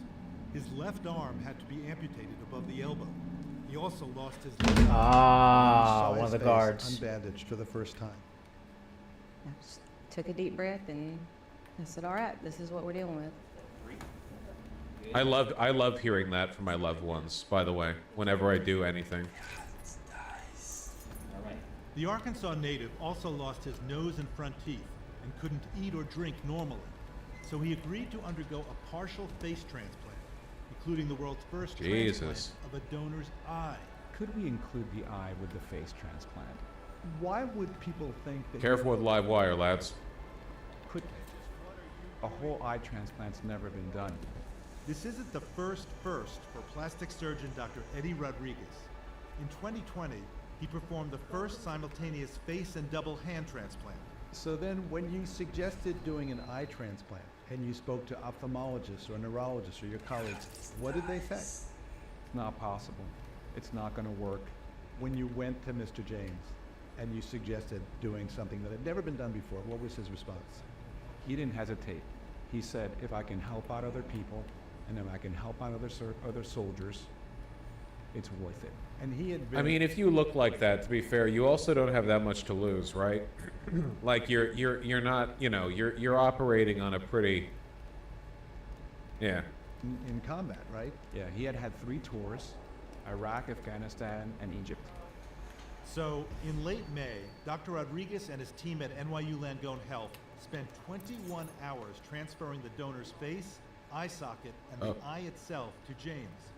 A huge challenge was provided. So, okay, when they said part of the face transplant, what I thought they meant was we do it at the same time, and not literally we're, providing blood flow to the transplanted eye. It was an exhilarating moment to just see that blood supply coming to the retina. This is the 46-year-old now. It's been just over 5 months since the eye and face transplant. God damn, that's crazy. I want to just put it out there right now that you have some trouble speaking still, right? Does it seem to be getting better? Yes, it is getting better until I can get some feeling in my lips and get my jaw to open more and get some teeth. You also have a lot of things that are working a lot better than before. Yes, everything. It just blows my mind. I tell everybody if I get close to a mirror. Was this on Medicare? Yes, in America, this procedure is free, actually. Sure. I just stare at it. You're now looking for mirrors. That's right. You know, now I want to go outside and let people see me, you know. After the surgery, a huge question remained. Would light shined into the transplanted eye be recognized by the part of his brain that processes vision? Yeah, this is what I want to know about. I want to know about, like, the optical, like, the connectivity.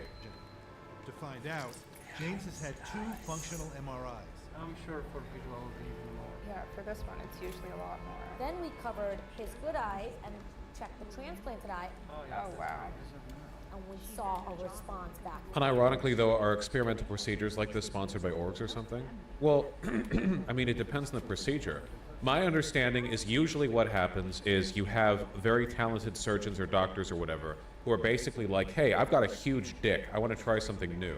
And they'll find somebody who is in a position where even if things go poorly, there's not as much to lose as there might be for a person without any pre-existing medical conditions. And they'll give it a shot, you know, like experimental procedures.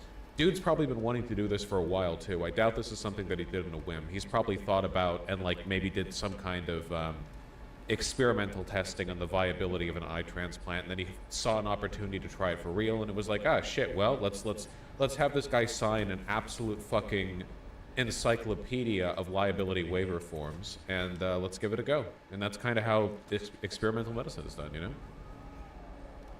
Point to where you feel it. Retina expert Dr. Vedahi Dadanya is his eyes. Good optics, yeah. Can we be more astonished? Every level, every test has further increased our understanding of how this eye is functioning within his body. $1,000,000 question, maybe $1,000,000,000 question. Is it possible that the brain could rewire itself in a different way to be able to actually see an image? You never say never. But you never say never at the beginning of this, and it worked. A lot of what we have Experimental procedures like this are often free for the patient. Ah, yeah, that's true. Because there is a greater risk with an experimental procedure, and you have to sign more liability waiver forms. And even though doing the procedure would be very expensive, and that cost gets waived, the idea is, from the surgeon's perspective, is that if they pull it off, they make way more of their money back in terms. I know your purpose here tonight, and other service. Your target is the woman I love. I swear that if you'll bring her to me unharmed, you'll never hear of her again. There's a cellar directly below the kitchen. I'll wait for you there. I'm not proud of this. Surely it's better than seeing her killed. Her name is Waverly. I won't harm her, I swear. I'm a man of means. Just bring her to the cellar, and I will keep her safe with me forever.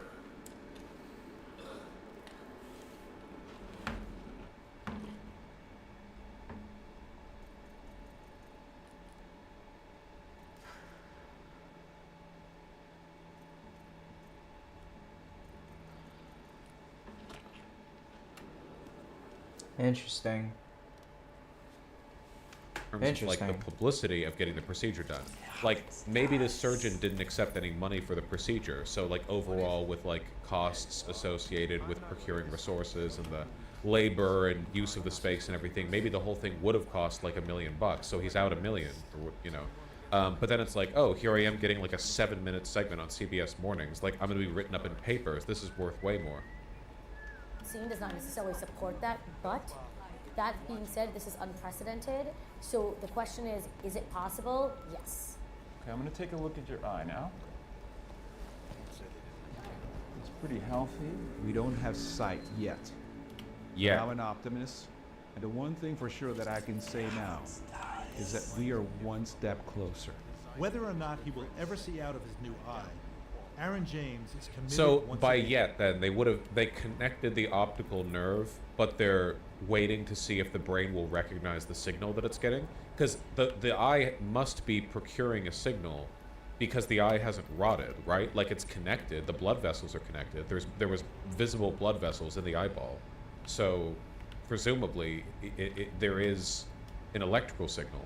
They can get signals. The brain just isn't processing it. Interesting. Yeah, that like neural plasticity thing where you try to get the brain to, like, because theoretically, like, our brains are pretty advanced computers, right? Like, our brains can adapt to do lots of really cool stuff. You can see this in, like, the mistakes our brain makes, like with ghost limb syndrome. Like, a person who loses their limb will sometimes seem to have nerve sensations coming from the limb because they their brain thinks there should be a limb there. There's a lot of, like, weird, complicated shit there in terms of how our brain processes. Yeah, phantom limb syndrome. So, you know. They injected stem cells into the back of the eye to encourage new connections. I know that this is like a very stupid sci-fi way of thinking of medicine, but the idea of stem cells being something you can literally just inject into a problem area of the body and go, like, figure it out. If we could ever figure that shit out, that'd be pretty fucking cool. You know? Just like, yeah, here you go. Just like, you know that picture of Eminem? Here, hold on. Yeah, this one. Literally, like, going into the surgeons with any serious medical problem, and he just tosses a bag of stem cells at you. But it just splashes on your face like a water balloon. You're healed. Let's go. Basement vault key. Again, this time to advancing medical science. It could potentially help somebody with blindness from any cause, from macular degeneration or whatever, but also it could help somebody who was in combat who lost their eye. I mean, did that go through your head? It's me doing it first. Kickstarts it. You know, I'm all for it. Over time, you think you'd be able to open up that eye? The nerves are starting to come up. I'm getting sensation. Really? Over here. That's crazy. Isn't that amazing? Years ago. Like the fact that he's starting to get sensation means that even like 5 months later, the nerve connections are still like forming and bonding to the brain. It's pretty amazing. Literally the moment when Ethan reattaches his arm, yeah. Fucking, where's that GIF? Where's that GIF?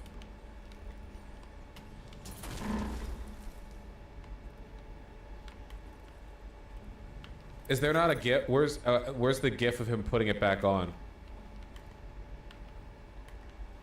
Damn it. Whatever.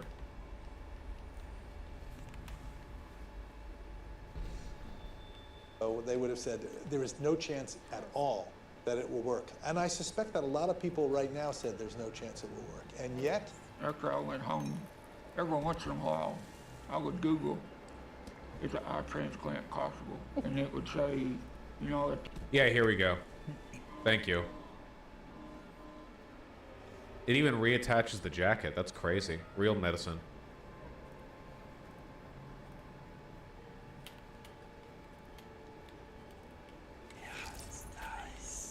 The nerve also needs to reconnect to the missing connections. Surgeons are unable to do each nerve cell. Oh, yeah. Connecting blood vessels is well, I don't want to say it's easy, but like blood vessels are visible to the human eye, and nerve connections are fucking not. So, yeah, when you're, if you're reattaching anything, this is why like oftentimes people who get like body parts reattached, they can connect enough blood cells that the body can work the rest of it out, but in terms of connecting nerve endings, that's up to God pretty much. this town, it is not medically possible. ChatGPT and Google are going to have to catch up to you. Oh, yeah. Yeah, I know. It's a good Cleveland. Oh, for sure, Broken Shield. Yeah, we could be so much farther ahead of where we are right now. Blood vessels regrow and repair, nerves almost never do. Well, they are for him. I mean, that's the whole point of the stem cell stuff, right? Like, you know, I'm sure it's very complicated, but that's the hope. Neuroplasticity, blah, blah. This guy needs to take immune suppressants for the rest of his life, or his immune system will attack the transplant. Maybe. That's not always necessary, right? It probably is for like a face and an eye transplant. I know that immune suppressors are necessary for a lot of transplants, but not all. I think it varies.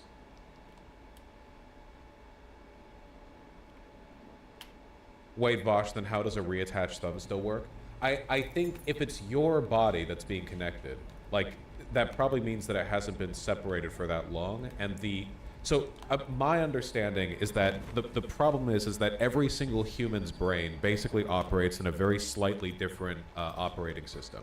Like, very slightly different, because the template for how brains are built might be the same for everyone, basically, but there's lots of like tiny variations in the way the brain develops and the way the neural pathways are connected. So if you reconnect like a finger that's been cut off, and you know, it sort of links back up, your brain has a good understanding of how that works. There's like a compatibility there. But if you're connecting another person's body part or organ or whatever else, then even if basically their brain works the same as yours, there's enough tiny differences that it might never like fully connect or something. I don't really know. Like if you connect somebody else's finger where you lost a finger, like the movement of the finger is relatively, like the muscle contraction, the bones, like these connections are relatively simple, but the nerve connections are so much more complicated, and your brain's a fucking, nobody knows how the brain works. We kind of know how the brain works. We have a vague idea of how the brain works.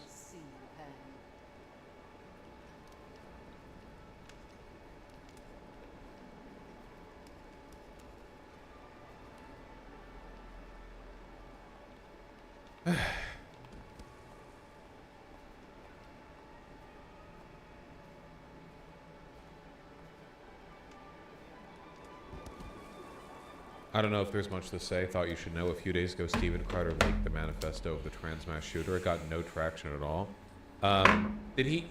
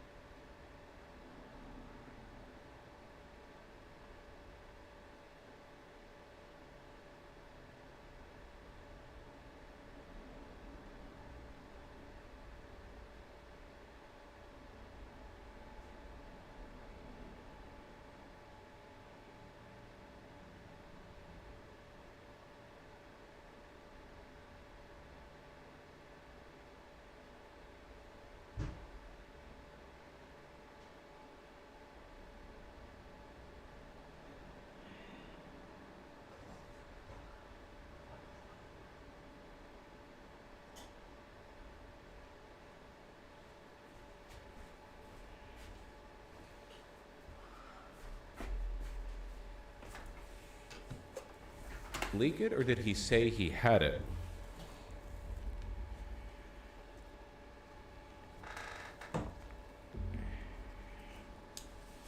Nashville mayor orders investigation after leak of school shooters writing. Oh, okay, so there was a leak.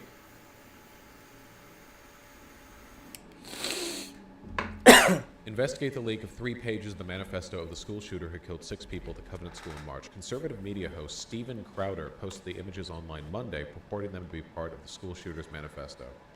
Then they're probably on Steven Crowder's Twitter, right? Steven Crowder, Twitter, manifesto. How many times can you misspell the word manifesto?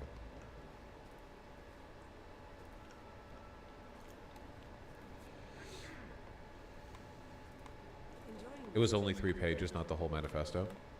He leaked 3 pages of the shooter's journal, not the manifesto. Gotcha, gotcha, gotcha. Okay. Well, where is it? How do we know he didn't just make it up? Because if he made it up, the mayor of Nashville probably wouldn't be calling for an investigation. I'm looking for it. I'm looking. I'm attempting to peep.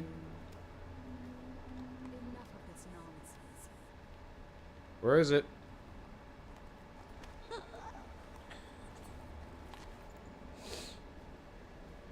Oh, here we go.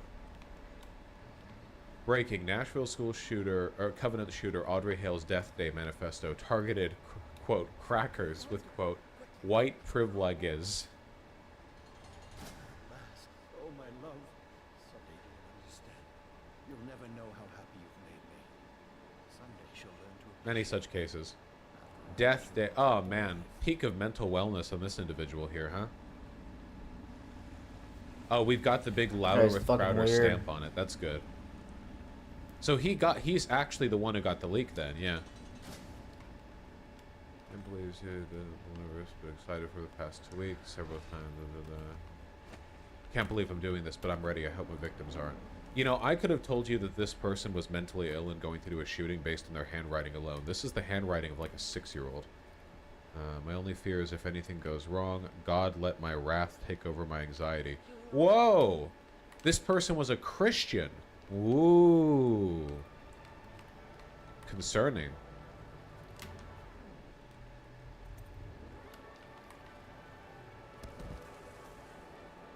Is this... Wait, is this the same person? Handwriting looks totally different. Those crackers go to private fancy schools with those fancy quackies and sports backpack. Is this khakis? Did they just do the H with an up line that's higher than any other line on the H? Okay. With their daddies, Mustangs, and convertibles. Fuck you little shits. Want to kill all you crackers. Bunch of little F slurs. Even though this is the word I should be able to say on YouTube. YouTube. With your white privileges. Fuck you F slurs. The funny thing about this breaking news release, whatever, is that this isn't even a little bit interesting. So this person's mentally ill, obviously, but they're also not like conservatives have been crossing their fingers and hoping for some big, like, this is a trans motivated attack. There were even people who pretend to be liberals who were saying that I was responsible for this because by saying that trans people are at threat of genocide, I'm motivating mentally ill, like, Christian convert trans people to do school shootings on babies or something. You know, like, there's like an insane degree of sort of like wishful thinking on the part of reactionaries that this would be some kind of big trans motivated thing. And then, like, what's the narrative here? Steven Crowder wants to focus on the fact that he said crackers, but he also said the F slur twice, and he also referred to praying to God. So, like, I guess Christian homophobes did this? Death Day, 9 a.m.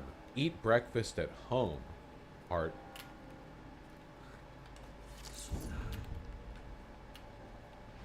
Okay.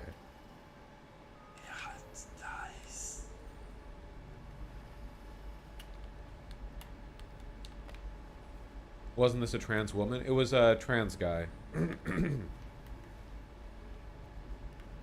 Cherry instantly walked back half of her, calling you a terrorist the moment people... Oh yeah, because there was a trans would-be mass shooter who named me in her manifesto. And it was to say I was a terrorist. I remember that, yeah. There was a person who got caught with a bunch of weapons at their home and like a plan to do a shooting. And people, look, Vosh, you've been mentioned in the shooter's manifesto. And I'm like, okay, here it is. It's time, finally. All right, let's deal with this, you know?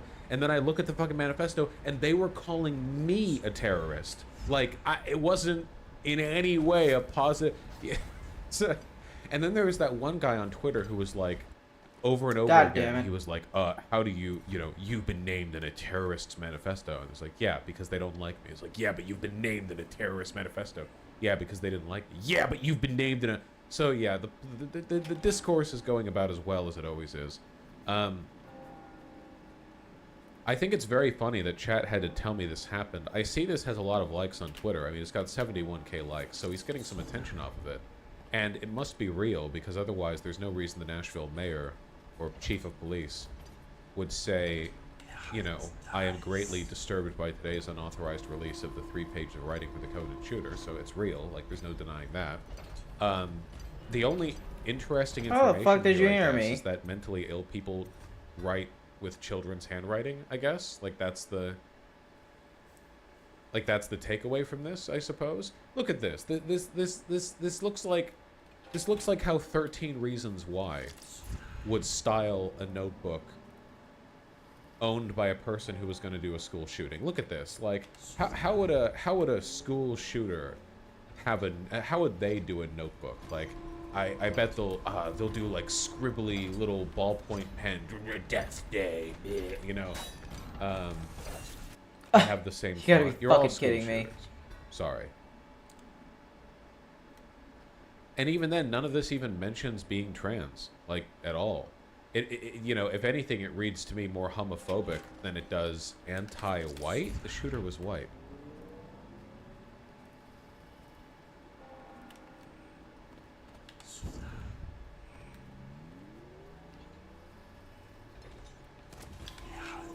I don't think it is, Simba Optic.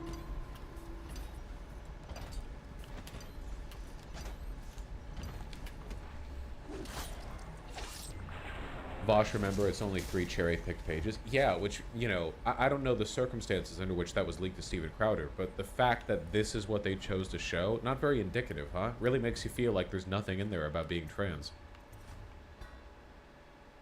Bottling Sunshine, this is from the this is leaked pages from the notebook of the Covenant shooter, the trans guy who shot some kids at that Christian school in Nashville a while ago. You know, the conservatives have been begging and praying that this is, like, finally an example of a mass shooting done by, like, some crazy left-leaning trans person, because they know, like, every 50 shootings a year or whatever are done by their guys, so they want it to be, you know, shoes on the other foot for once. And they finally released these pages, and it's like, it's nothing. It's like, oh, they're mentally ill. Like, yeah, obviously, they did a school shooting. People don't do school shootings if they're mentally well. Sam, what the fuck?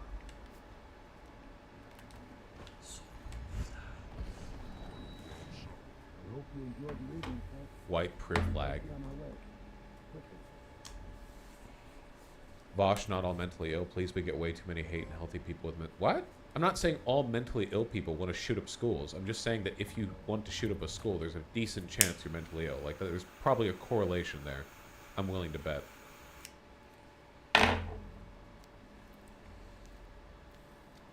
Because girls are born with incredible handwriting. Oh yeah, true. This is very gender affirming, because this was a trans guy, and girls have better handwriting than guys. So that would explain why this looks like shit.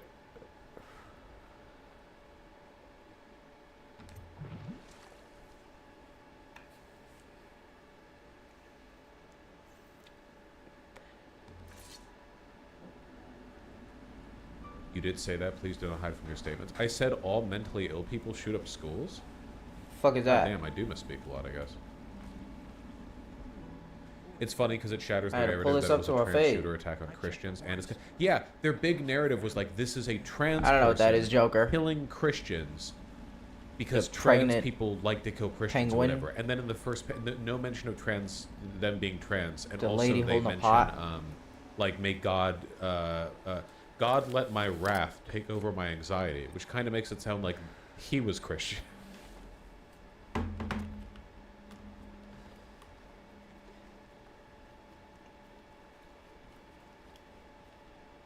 Vosh said, "You're all mentally ill," in response to, "We have handwriting that looks like that." You guys are in VGG chat. Of course you're mentally ill. Get the fuck off my case. Jesus Christ.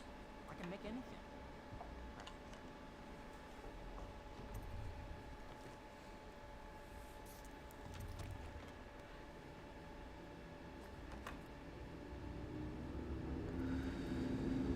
This would be a great springboard for properly funding mental health. No, no, no. When conservatives talk about, like, oh, it's not a gun issue, it's a mental health issue, for what it's worth, for the most part, I agree with them. Mostly as a matter of political expediency. There are things we can do to address the severe climate of mental health crisis in this country, whereas dealing with the overabundance of firearms is like a biblically difficult task. We have so many guns in this country that the idea of making them practically unavailable. There is no state, no city in this country where you could not easily get a cheap firearm if you wanted it. You know, even in New York City, even in Los Angeles, you would be able to find it if you wanted to. There's just so many guns. We can do better stuff when it comes to, like, red flag laws. I think that's true. Red flag laws, waiting periods, that stuff. But in terms of just, like, making guns unavailable, that's a big hill to climb. In the meantime, we can do more with regards to mental health. But conservatives don't give a shit about mental health. In fact, I mean, you guys remember that vote in Congress where basically every conservative voted against provisions for mental health care in schools? They do not give a shit about mental health. In fact, conservatives want people to be mentally unwell because mental unwellness is like the fuel for their political psychosis. You know, like, there's a reason why the alt-right and the Nazis and the super far-right and the white nationalists online are almost to a man deeply mentally ill. And I don't mean this in like a euphemistic way. I legitimately mean that you get an incredibly clear picture of mental illness from looking at them online. To be fair, there are a lot of mentally ill left-leaning people. The difference being that left-leaning people usually have a culture of understanding and communication about their mental illnesses, and the mental illnesses tend to be more like sympathetic ones. Like, oh, some left-leaning people are depressed. Fucking everyone's depressed. Left-leaning people are more likely to identify it and talk about it because they don't stigmatize mental health the same way right-leaning people do. Whereas right-leaning people are fucking psychopaths, and they don't talk about it. They just politicize their mental illness, you know? Like, you'll have like these paranoid delusional fucks unironically like neat-moding in their house, jerking off to lolly porn and posting white nationalist memes about how they personally deserve a 16-year-old trad wife, and then talk about how people on the left are the pictures of mental health. Like, these fuckers are not well, and the right knows this, and the right wants to weaponize that. They've always wanted to weaponize mental illness, especially male loneliness, because lonely men are the backbone of fascism. Again, sexual insecurity, fascism, so on and so forth.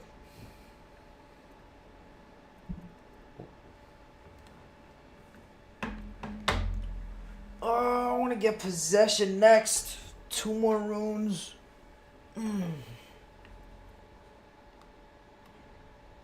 That's a big-ass jug. It is the same jug that I've used and drank from every stream for years, but thank you. Matt Walsh did try to argue SSRIs don't work on Twitter, and human surprisingly targets. replies were mixed among Congress. Oh, no. This is not the That first should time be they've done that. fun. Conservatives have been waging a war against mental health for a while. Not just in the form of, like, not funding it or keeping healthcare expensive, but also in the form of literally arguing that, like, Adderall and SSRIs are actually detrimental to you. There's no context in which they're good. Conservatives never want you to go to therapy. They just want you to be lonely and miserable and angry, so you'll do your own, like, Christchurch shooting or whatever. Remember, fascism relies on constant fervor, and the only way to produce that fervor is to keep people attending a 24/7 rally. Because that's difficult to maintain in the physical world, you have to build it in the mental world. A fascist's mind has to be a 24/7 rally that keeps them riled up. They must always be thinking of whatever it is that motivates them to the political ends they've arrived at. And you know, honestly, for a lot of conservatives, that really is just interracial cuckoldry. That really is it. For a lot of them, it's transgender people, because transgender people make them feel weird feelings about the permanence of their own gender and identity. And a lot of them are just terrified of big black cocks stealing away the white women they don't have already. And it's that simple, you know? It seems like it might be complicated, but sometimes it really is just that simple. In Havelock's chambers above the vault.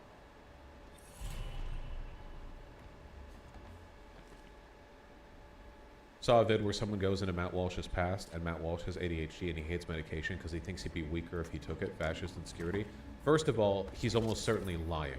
Nazis love to do this big song and dance about how they are pure. They are pure, they reject, they do not drink, they do not smoke, and then you take a look at the actual Nazis and they were high on meth like all the time, you know? They like to do a big song and dance about how pure they are, but in reality, like, they are massive substance addicts, and in all likelihood he is as well, you know? Like, Elon Musk. Elon Musk is a fascist, might be a Nazi, and dude, by all, like, personal reports, apparently has a crippling ketamine addiction, you know? Oh, shit. It is simple, but it will be far from easy. The Lord Regent's paranoia. My bad, Joe. I didn't see your message till mad late. Footage of Hitler on meth? No, literally, no, he was on meth, like, all the time. That's not a joke, like, literally, like, all the time. The Nazis loved meth. That's not a joke, like, literally, like, all the time. Apparently there's rampant Adderall use in the ex-offices. There's rampant Adderall use in this stream. Speaking of, I didn't take it this morning. Thank you for reminding me. And Sam will take you close to the tower, near the water. Last time you were there was week before you were all restored. Now you will go there. I dropped it. Good luck. I'm not sure what else we could say, other than our hopes are riding on it.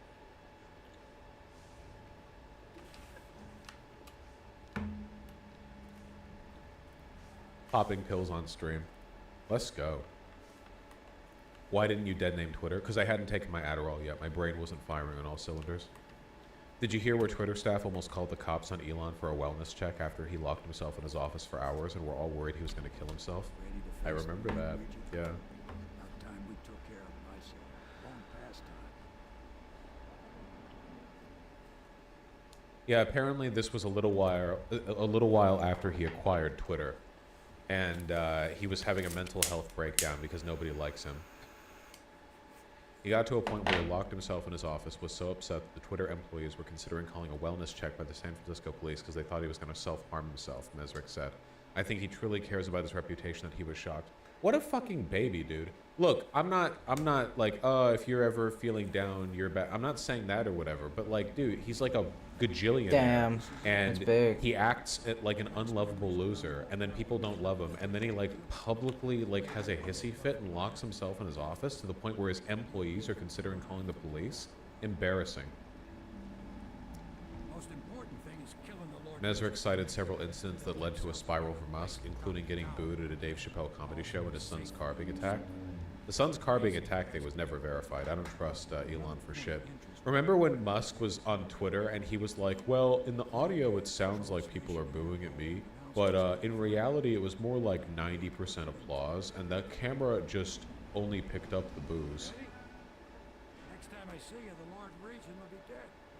And if not, well, it was an honor to serve with you. Yeah, they were saying boo us. Yeah, exactly.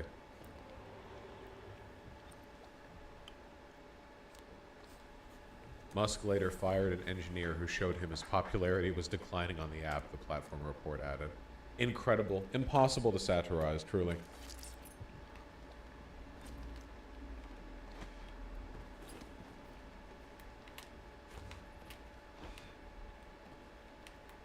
Even though Chappelle himself said the boos were coming from the cheap back rows. Lol. Chappelle is such a piece of shit, dude. I like this guy LARPs as like some kind of like authentic, down to earth, like real shit fucking comedian for his entire career, and then he plays defense for the richest man on earth by insinuating that the only people who don't like him are angry poor people, you know? What a fucking loser.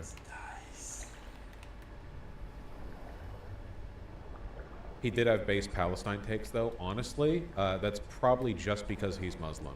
Like, we know now that the only reason Dave Chappelle ever, like, gave a shit about black issues is because he himself is black, not because he has some kind of broad, consistent, you know, like progressive attitude towards social issues.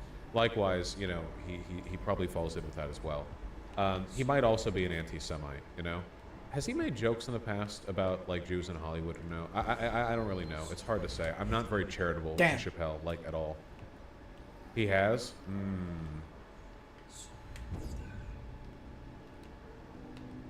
He's Muslim in the same way Jordan Peterson is a Christian. I'm not saying he's... Okay. Okay. Black people converting to being Muslim in the United States has a weird history. And oftentimes it has a lot more to do with black power and anti-Semitism than it does with any kind of, like, authentic Muslim faith, you know? Like, the, you know, the like, Nation of Islam is not about Islam. I'm not saying every black person who ever converted, like Muhammad Ali, like, that was his post-conversion name, right? I don't even remember his fucking pre-conversion name. Like, you know, I'm not saying that he did that because he hates Jewish people or whatever. I'm saying that, like, historically there's a complicated relationship between Cassius Clay. Okay, Muhammad Ali is like a goated name. There's, you know, there's no going back from that, really.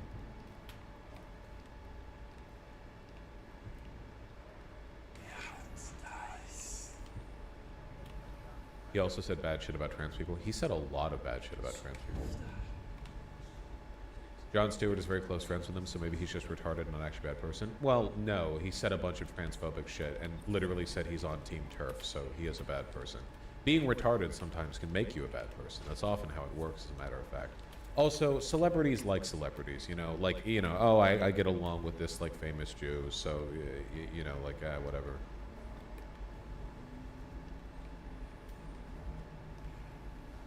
Yeah, Chappelle defended Kanye on his Nazi arc, yeah. Last year on SNL, Chappelle said weird anti-Semite shit in SNL when Kanye was popping off. Shit. Yeah, I remember this.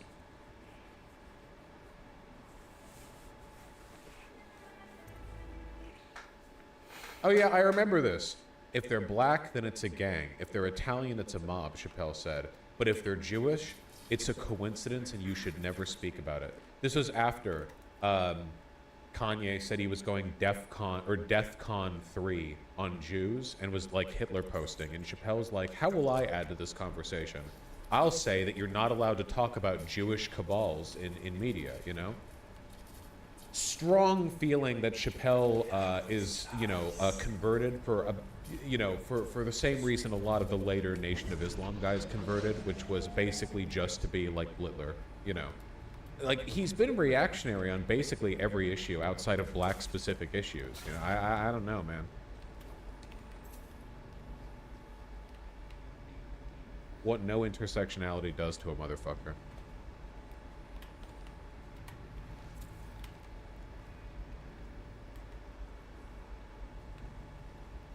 But that doesn't... Chappelle went on to talk about the abundance of Jewish people in Hollywood, but that doesn't mean anything he said. There's a lot of black people in Ferguson, Missouri. Doesn't mean they run the place. Chappelle said he could see, quote, if you had some kind of issue, you might go out to Hollywood and start connecting some kind of lines, and you could maybe adopt the illusion that Jews were in show business. It's not a crazy thing to think, but it's a crazy thing to say out loud. Writer Adam Feldman tweeted that Dave Chappelle's SNL monologue probably did more to normalize anti-Semitism than anything Kanye said. Everyone knows Kanye is nuts, Feldman wrote. Chappelle posits himself as a teller of difficult truths. It's worse. Yep. Oh, remember when, after he started getting backlash, Dave Chappelle he went to his former high school and did a presentation where he didn't allow them to take their phones in, and he apparently did this weird rambling, like, megalomaniacal rant at the students, including, like, directly shouting at them.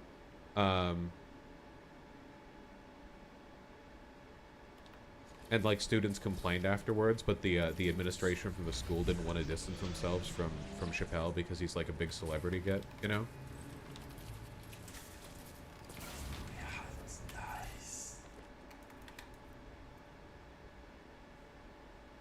He never lets people have phones at his shows. Yeah, but it was a school. It was at school. Like, it wasn't like a. It wasn't like like a theater that you're attending. Like, it was his school. Tower personnel. All new assignments report directly to the duty officer.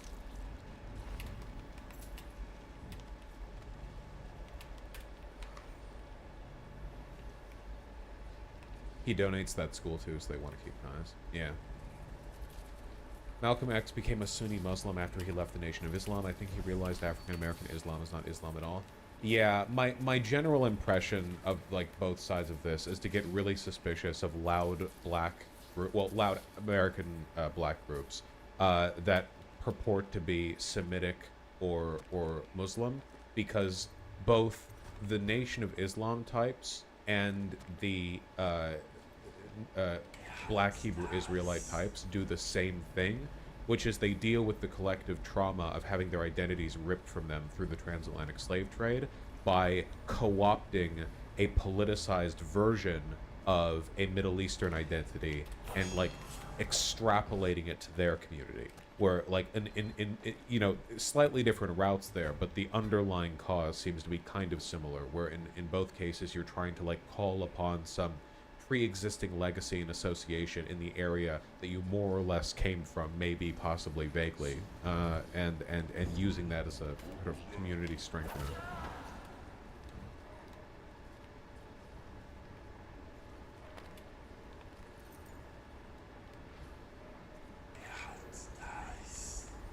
This shit is everywhere here in Philly, thanks to Ghazi Kozo and his ilk. Isn't he in jail at the moment? At the very least, he's waiting trial. As the resident black person, Vosh gonna get clipped as shit for this portion. If I said anything wrong, this is true. African Americans came from West Africa, not the Middle East or Israel. Tell them that.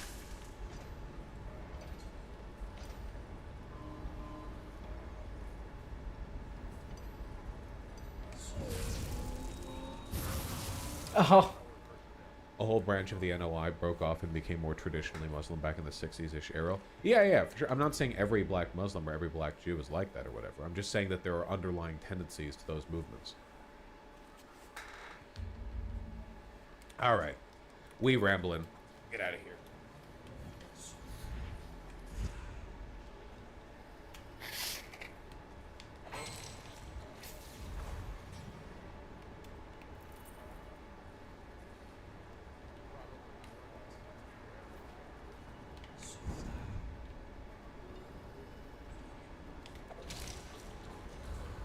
Oh yeah, did you guys see this shit?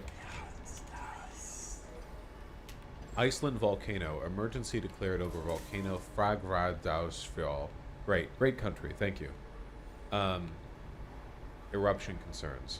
Apparently there were like 1 billion earthquakes per second going on in the area, so they were like, there's probably going to be a volcano eruption. You guys ready to undo climate change with a nice volcanic blanket of ash over the atmosphere?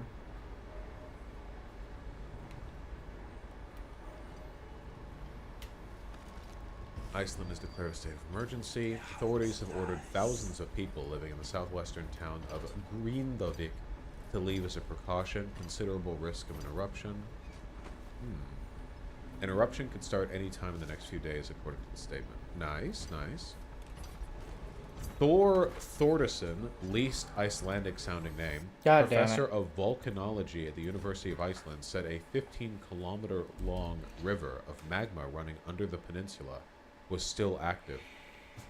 That's why we're talking about an imminent eruption. Unfortunately, the most likely eruption site appears to be within the boundary of the town of Grindavik. Been concerned with that. Remained dormant volcanic activity for 800 years before a 2021 eruption.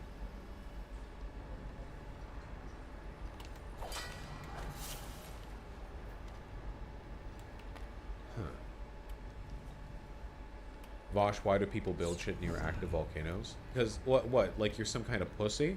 Like you're like a 12th century farmer and you're gonna go like, I know what volcanology is, and also I'm not gonna build my village because in 1,000 years there might be a volcano here. Like, what do you mean?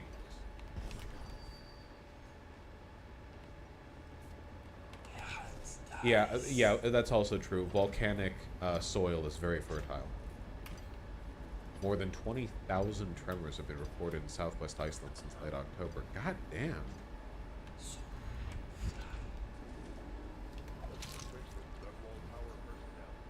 Cracks from the volcanic activity have damaged roads in Grindavik.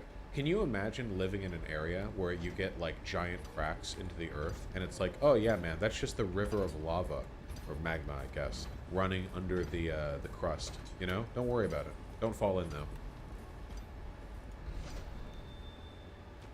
The site was dormant for 8 centuries until eruptions in 2021, 2022, and 2023.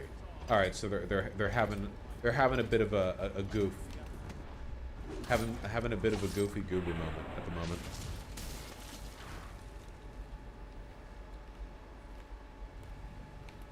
Yeah, it was a good 800-year run. Iceland volcano.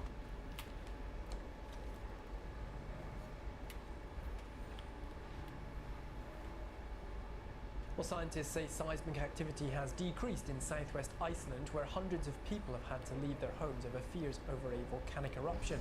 More than 1,000 earthquakes have hit the area since midnight, but they've mostly been weaker than those of the last couple of days. But experts do stress a 15-kilometre-long river of magma running under the peninsula is still active and poses a threat to nearby towns. Earlier on, I spoke to volcano expert Dr. Evgenia Ilinskaya. She told me more about the significance of these moments. I guess it's both unusual and not unusual. We know that this part of Iceland is very volcanically and seismically active, and we know that every 1,000 years or so we get a long period of eruptions in this particular area, and pretty much right on time. The last eruptions have finished about 800 years ago, and now we're just starting a new eruptive episode of fires, as they're called locally. So, officials are evacuating people. Talk us through how dangerous this is. People were evacuated around midnight on Friday night when there were geophysical... Hold on, wait. Somebody suggested I look at video footage from 2021's eruption. Go, go, go! No copyrighted music. Hell yes, dude. Absolutely. You know, you live in Iceland, how much is there to do, really? You've got the Aurora Borealis, and how many people live in your country? 5? 10?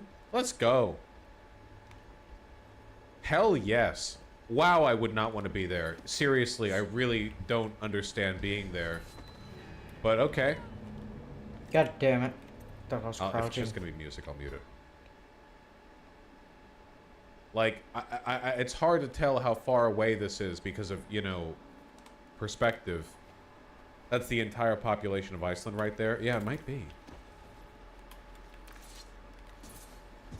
Volcanoes are literally like the most horrifying natural disaster scenario.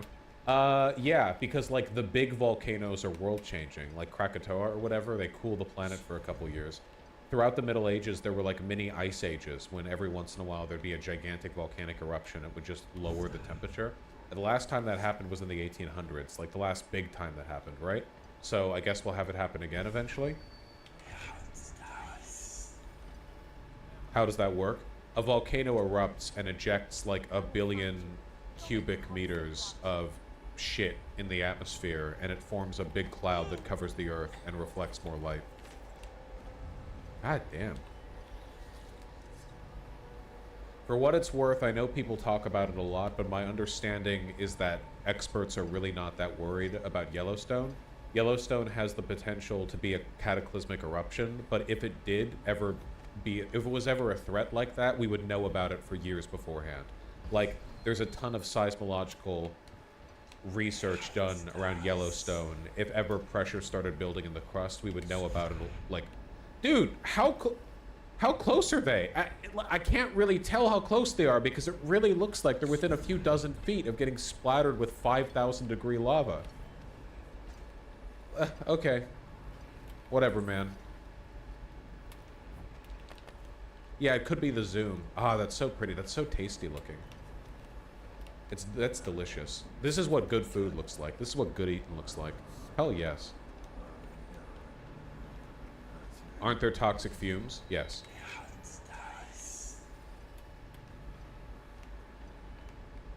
It looks like that bitch from Hell of a Boss. The cotton candy.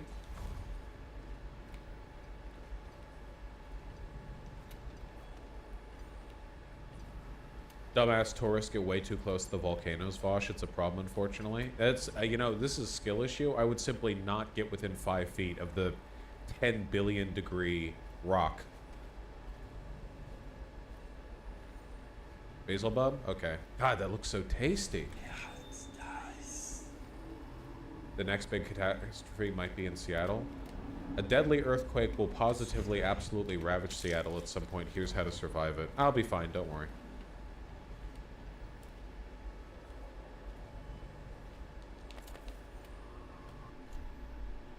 I've got 5 cans of beans stacked up in the basement. We're good.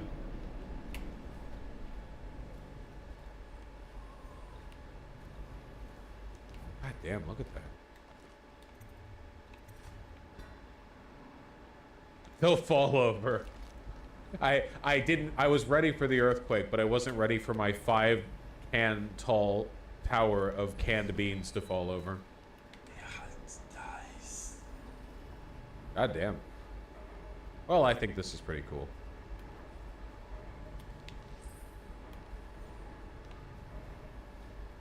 And this is the fissure that just emerged. Sure wouldn't want to fall in there. I see. You have guns. What the fuck is an earthquake gonna do? True! Yeah, it's nice. Did you know that if there's a high amount of sulfur in the ground, the lava is blue? Is this real? I guess because the flames at the top are burning blue. I guess that makes sense. That's pretty dope. Pretty magical. It looks like they're pretty far away, like 2 kilometers per the Visit Iceland website. Okay, so it's just the camera's zoom that's giving the impression that they're very close to what's happening. That makes sense. I mean, obviously they are pretty close right here. You can't really fake that, but that's when it's cooling already. Yeah, it's nice.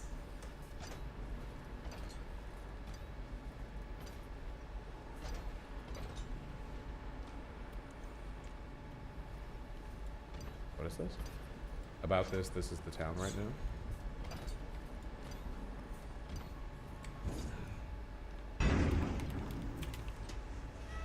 What?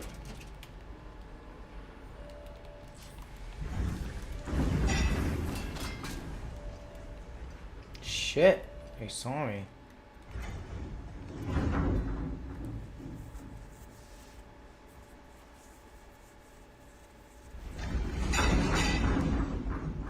This is from the magma racing underneath the town. It's like a fucking, it's like a monster in a thriller. Jesus Christ.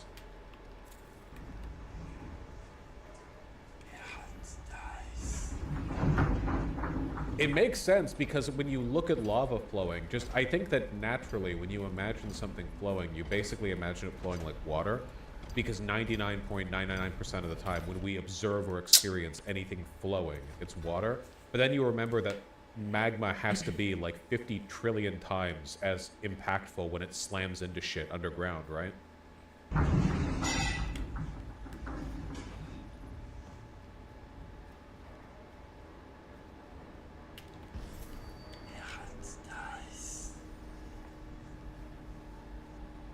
Ooh, you hate the pauses, don't you? Well, that's fucked.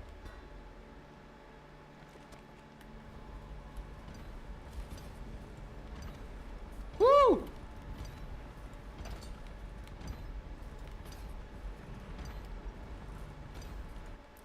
Come on, bro. Why does it take white people so long to recognize danger? Well, if they're miles away, I mean, I don't know. Also, that's just how tourists are.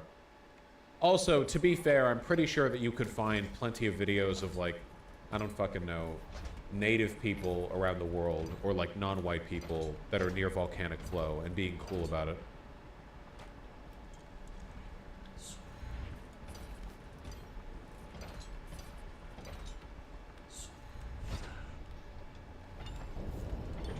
Hey, how many times are you gonna turn around?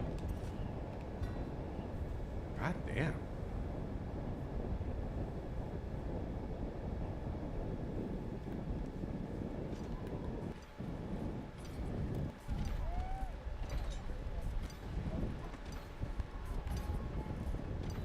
Huh. Look, what matters is that the people in Iceland are having a good time. You know, stuff like this happens. We're never going to fully master our environment. There's always going to be the threat of, you know, natural disaster. As long as we get a good warning.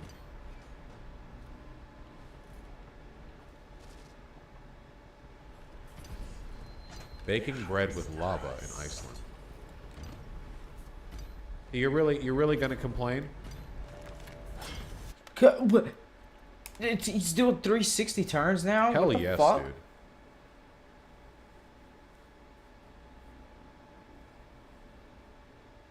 Surface temperature 208 degrees. Nice. Yeah, they bury it under the like semi-cooled, sort of like volcanic ash, and then bring it back up. Probably not the most efficient energy transfer, but dudes do rock. Yeah.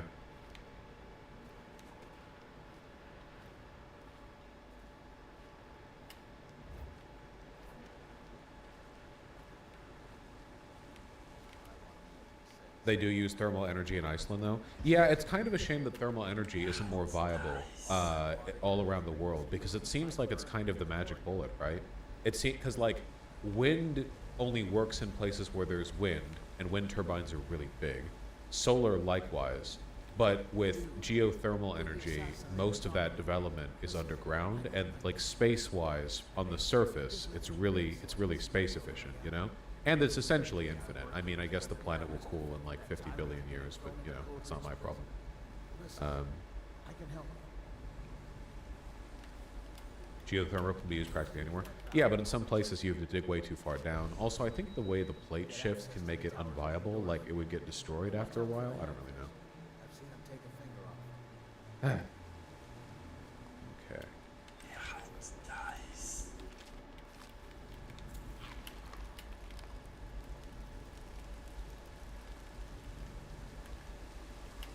Depends, but they boil water for electricity. Well, that's how we make all electricity.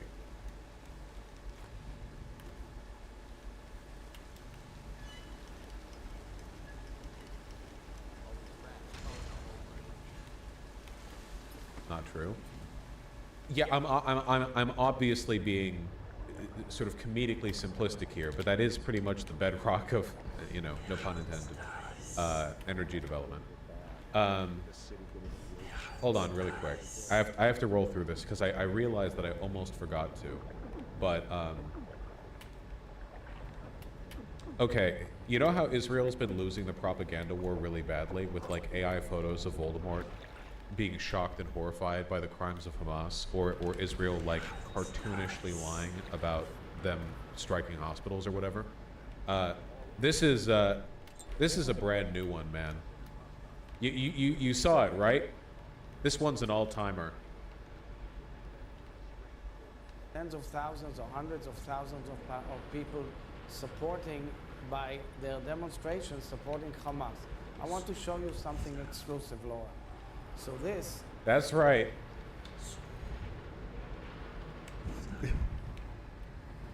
Found this in Netanyahu's bedroom. No.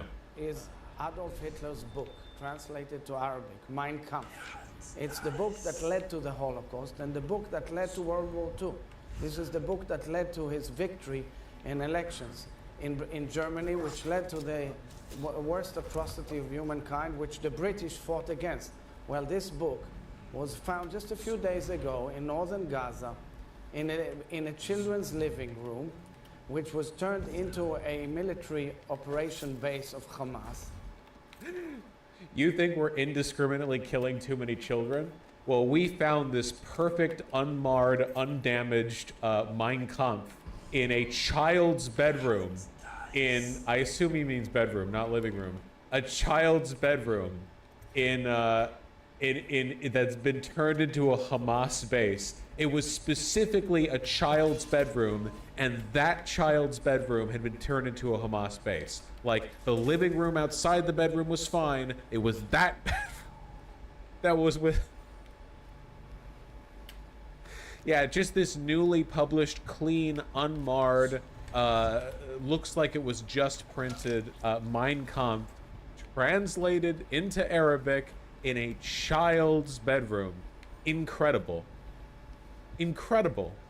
On the body of one of the terrorists and murderers of Hamas, and he On the body, no less. So like this was like this it for a Hamas militant who, by the way, only operates out of children's bedrooms, which is why Israel keeps striking them. Okay, for a Hamas militant, keeping a copy of Mein Kampf on you is a little bit like when soldiers keep like a pocket Bible in their breast pocket in their fatigues. You know, just like. Yeah, we this Hamas militant, who we killed, presumably, because we looted his body. So this guy's dead. We found in one of his pockets just the entire Mein Kampf.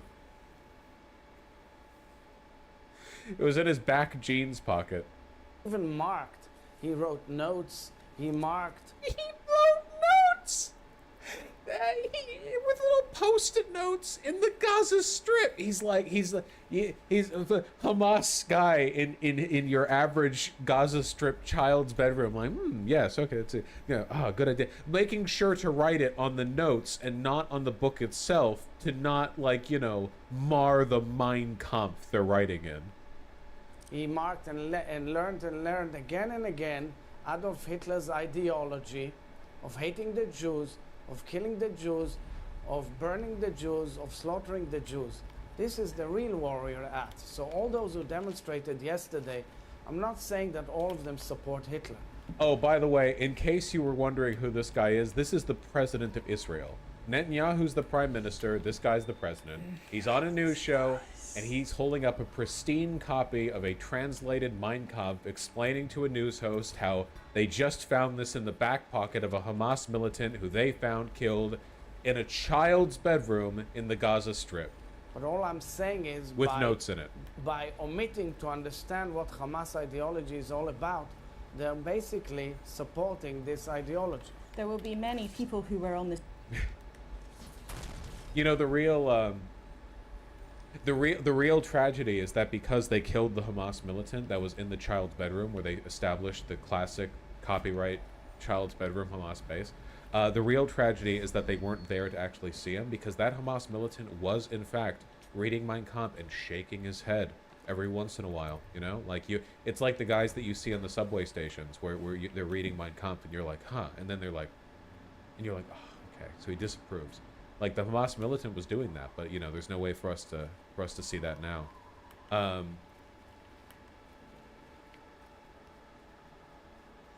Yeah, the one step up, I guess, in propaganda is that given how incompetent Israel has been to propaganda war, I'm surprised that the front cover wasn't translated to Hebrew. To be fair, though, the Hamas charter is basically the protocols the elders die. Bro, first of all, the entire story is made up, so I don't need to justify any concept. This was all made up, completely fake, obviously, like transparently so. It's a joke. Also, like, I'm not denying Hamas are anti-Semitic, but do you think they need to go to Mein Kampf for that? You realize that, like, if they wanted to call upon bodies of anti-Semitic hate literature, they would do it from Arab sources, right? Or, like, just anything regional. Have you ever read passages from Mein Kampf? It's not exactly like a multicultural guide to anti-Semitism. It's pretty Germany-specific, It's also very badly written.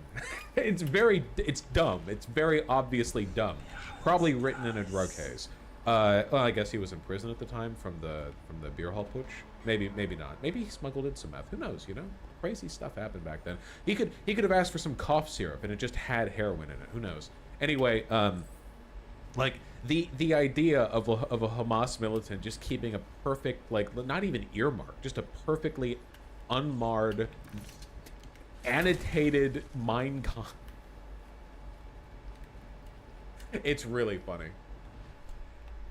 Also, for some reason, the Hamas guy was simultaneously leaving notes on Post-its in, by the way, beautiful handwriting, thank you, while also highlighting, like with a highlighter.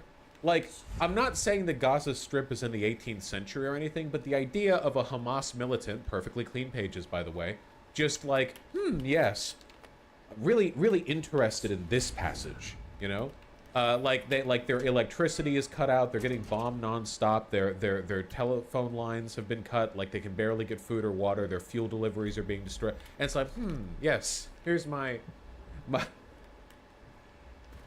Yeah, he's bringing this to like Hamas book club. Like one guy brings the Protocols of Elder Zion, and one guy brings fucking Mein Kampf. One guy brings like, yeah, I don't know, like a 18th century phrenology, you know, pamphlet. Not gonna lie, it would have given this claim more credibility if it was a ratty-looking copy that looked to be 50,000 years old and half disintegrated, not freshly printed. Yeah, it's pretty bullshit in every level. The most obviously bullshit thing, or the thing that marks all of this as being complete bullshit, even with all of this, like, incredulous nonsense being piled on top of it, was the fact that he said, Hamas base in a child's bedroom. What? Like, if there was a Hamas base, it would not be a child's bedroom. Hamas bases are underground or facilities. They're not like the implication is that like the base is contained within the child's bedroom. Like there's a compound in the room or something. The only reason he said that is because they're getting criticized for killing so many children indiscriminately. So they're like, well, you may think we're killing children indiscriminately, but did you know that the child bedrooms we're bombing are also just packed full of pristine annotated copies of Find a Mein Kampf? broadcast Like, control this station. is literally like the joke of what an edgy leftist would say to make fun of Israeli propaganda. Like as a matter of fact, I might have made this joke. Where it's like any day now the IDF is going to hold up a copy of Mein Kampf and be like, yeah, we found this in a child's baby's crib or whatever, like in a baby crib. Yeah, so like whatever. But like, you can't joke about it because it's real. That's not, I might have made that joke, but it's not even a joke. They just did that. It's such a stupid looking front cover too. Like, I don't know if it's like an Arabic culture thing. Like maybe they like their book covers like non-abstract or something. It's reading this on the subway and shaking my head. He looks like an angry toddler. To be fair, he did look like that in real life. Yeah, they found this in the child's skull.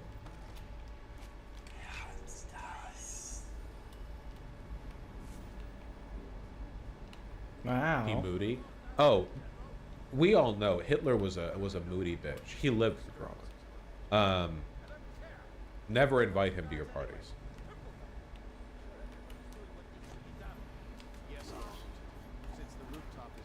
I feel like I should probably tie this back into something a little bit more substantive than just the IDF did a really dumb lie that everyone is making fun of. And everyone is making fun of it, by the way.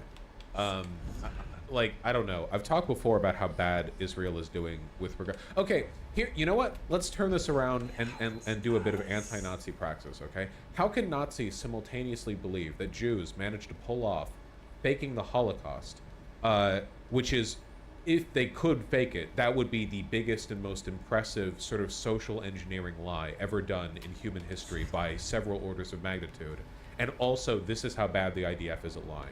Explain that, Nazis. Like these are the people who you're saying masterminded the whole the whole like faking the Holocaust, all that, all the evidence, all the millions of photos and videos and testimonials and people with documented historical records and all the Nazi officials who admitted it and all the supply lines, the trains and the purchases and all of that was faked.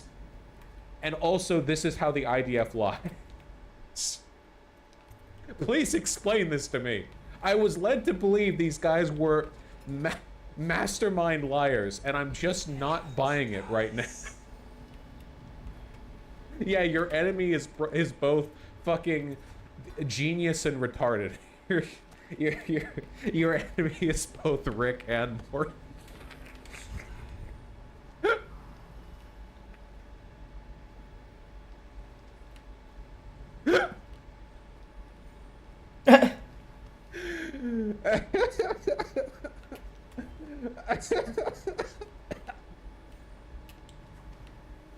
Oh my god. It's fake bad propaganda to trick us into thinking that, oh shit, you're right, it's the turnabout. It's like the IDF is like, oh, they're gonna catch on to us. We have to be really bad at lying for this whole genocide of Palestinians thing, so people don't suspect us of being masterminds. Incredible. We also got a Zionist rabbi saying the Nazis have a spark of humanity to own Hamas. Yeah, I saw this. I love it when people like this say stuff like this, because it really is like an opening into the sort of dark heart of Zionism, I feel. Basically, like, I don't even want to read this entire thing. I guess you can if you want to, and pause the VOD or something. But, like, basically what he's saying is, like, yeah, the Nazis were bad, but at least they were humans. Hamas aren't. That literally, like, that's what he's saying. The Nazis, as fundamentally evil as they were, I don't even want to say it out loud because I'll get clipped for saying what he's saying. Believe they were engaging in a necessary evil for an ultimate good. They still had a spark of humanity at their core.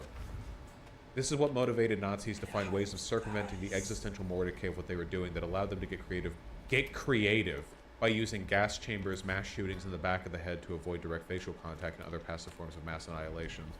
You see, so deep down in their hearts, I guess, according to this guy, the Nazis were actually like humanitarian and they had a spark of good and they felt guilty. But you're never gonna guess. Hamas is the opposite. They're super evil. This is Holocaust revisionism, the same as what Netanyahu did. Netanyahu did this exact same thing. He said that the Holocaust was not Hitler's idea, but that he was convinced to do it by an Arab. This is a flat-out lie. Nobody believes this, including Netanyahu. It was a transparent effort to take the pent-up generational trauma that Jews legitimately feel towards the Nazis and transfer it over towards hatred against Arab people. And this is exactly what this guy's doing too. He's like, hey man, I know you hate Nazis and all, but you know who's double Nazis?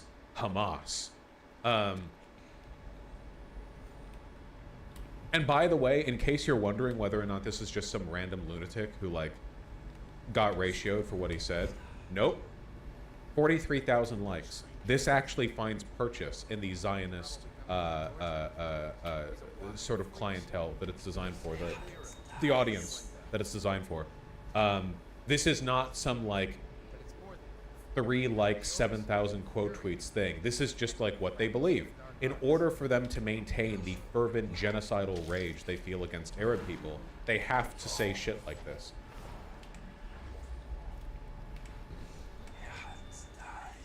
And they have to say shit like this.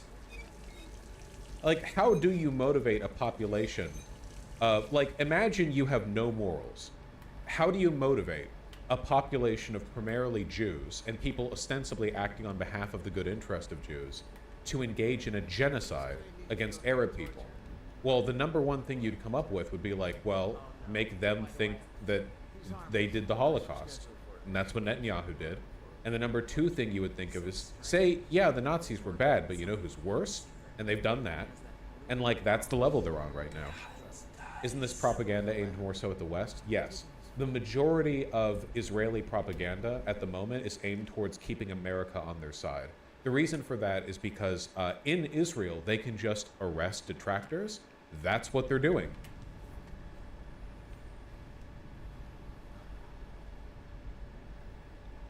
Like in Israel, if there's a person who's trying to fight the war effort, they just arrest them. They've made thousands of arrests since October 7th. But if you're in America, they can't arrest you for disagreeing with them yet. Netanyahu has bragged that anti-BDS laws have made it illegal to protest against or boycott Israeli companies in certain states.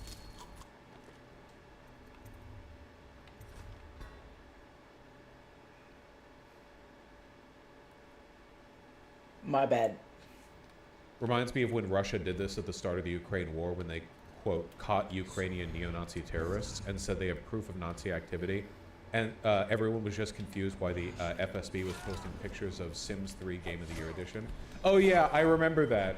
It was like the Russians were like, we have cracked this like Ukrainian, neo-Nazi Ukrainian sleeper cell nest. And there were copies of The Sims 3 here. And apparently the reason for this, or like the only reason we think that it happened was like they were given a list of things to go buy at a department store to lay on a bed so they could pretend they made a bust. So here's a completely fresh, unworn Nazi t-shirt, you know, whatever else. But they were asked to bring SIM cards or something like that. So they were like, what? And they got Sims games. Like, this was like... Observers believe the agents planting evidence somehow confused 3 mobile phone SIM cards for the video game The Sims 3. if you're wondering how like anyone operating on behalf of the Russian government could be that stupid, here's the IDF trying to convince you that they found this in the back pocket of a Hamas terrorist that was operating out of a base in a specifically child's bedroom. Same shit, different country.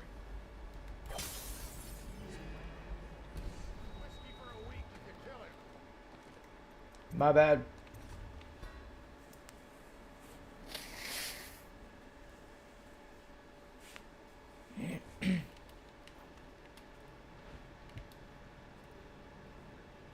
Man.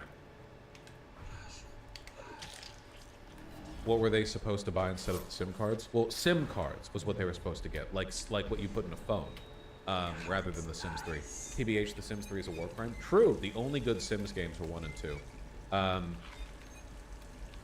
They had a lot of good stuff in 1, and then in 2 they added a bunch, and then since then they've been removing content. Like Sims 1 to Sims 2 added content. Sims 2 to 3 and 4 removed content. I guess you can buy it back if you want to spend more money. 1 is perfect. Yeah, I had a lot of fun with 1 when I was younger.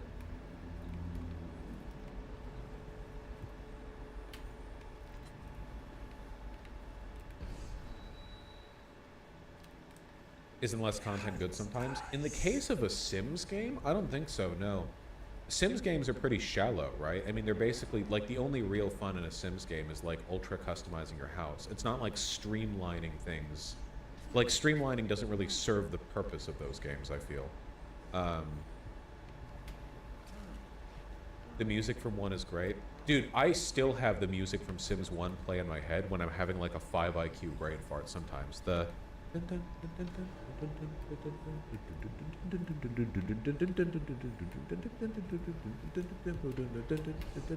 You know what I'm what I'm referring to, right?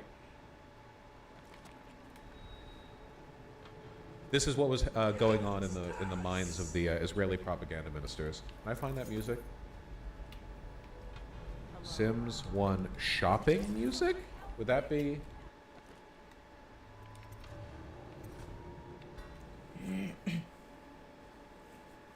Is this it?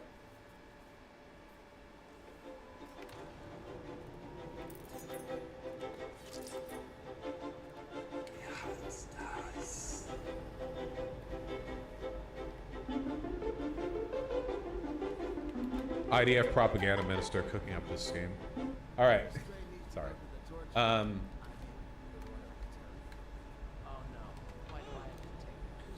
Yeah, I covered it last stream, Hannibal. That's where this music is from? Yeah, from Sims 1.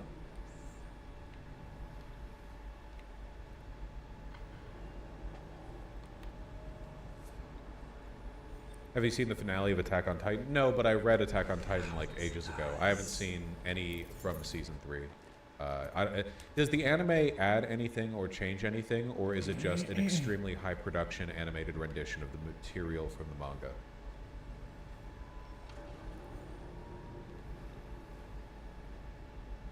Subtle changes? Okay, does it fix the ending? It changes the ending meaningfully. Okay, does it change? I'm not spoiling it. Does it change the line where the guy sat down and was like, thank you for doing this bad thing so we didn't have to? Did it change that part? It did? Okay. Okay, all right. Maybe I will watch it. That's exactly what they changed? Okay, dude, that shit was like... Okay. Man. God. They made it worse? I guess that remains to be seen. The ending felt really awful in the manga because it felt like fascist politics. Dude, it was like the death of themes. The whole point of the manga, as I read it, moving forward, a lot of people said it was fascist, and I disagreed. It seemed like the message from the manga moving forward was about the cycle of violence and how bad and mutually destructive it is. And then at the end of the manga, it's like the writer threw his arms up in the air and he was like, how do you end the cycle of violence? With the biggest violence of all time. That's the only way to stop it. and then like the biggest violence of all time happens, and everyone's like, wow, that was pretty bad, but also necessary. Violence is necessary. And manga. Literally, that, like, fuck. Oh, for sure, Canoe.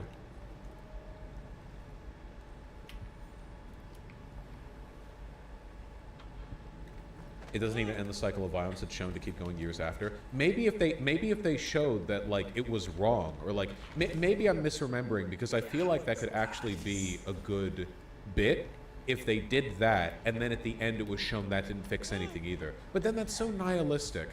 Guys, I am so sick and tired of themes and narratives that are basically just, hey, did you know this doesn't work and this sucks? Like, be aspirational. This is one of the reasons why I'm getting a little bit tired of cyberpunk narratives. Not the game specifically, I'm really enjoying the game, but like the genre. And that's because, guys, I've seen a million worlds where capitalism goes wrong. I get it, I know. Show me something good. The last thing I remember that even came close to that was Star Trek: The Next Generation, where they were like, you know, yeah, the future literally just is a utopia. It's not perfect everywhere, but the Federation does its best to keep, you know, utopian conditions for people as much as is possible. I know that exists. I'm not saying it's totally absent. I'm just saying we need a little bit more aspirational shit, right?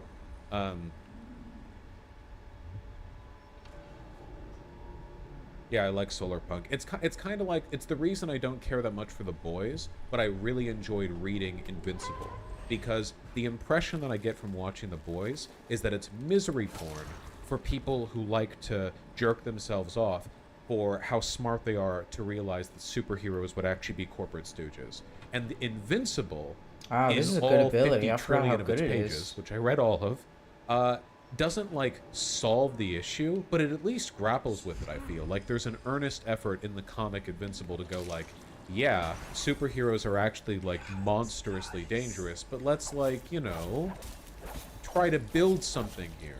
Remember, for those of you who have read it, remember when Invincible becomes an eco-terrorist with a dinosaur? Like he pairs up with an intelligent like velociraptor or something, and they start like doing eco-terrorism, and somebody goes up to Invincible and they're like, why are you doing eco-terrorism with a dinosaur?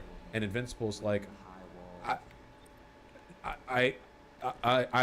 we need to do something better than what we're doing. You're...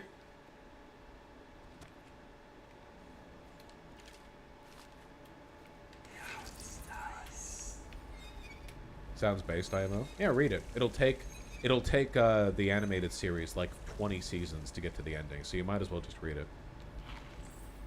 What do you think about the Picard show doing the actually the Federation was corrupt and evil and awful and fascistic the entire time retcon? I haven't seen Picard, though I want to, but I've heard about that and I really don't like it. Again, like we have so, like, and I know, and by the way, the Next Generation did episodes where they made it clear there was corruption and graft and crime in the Federation.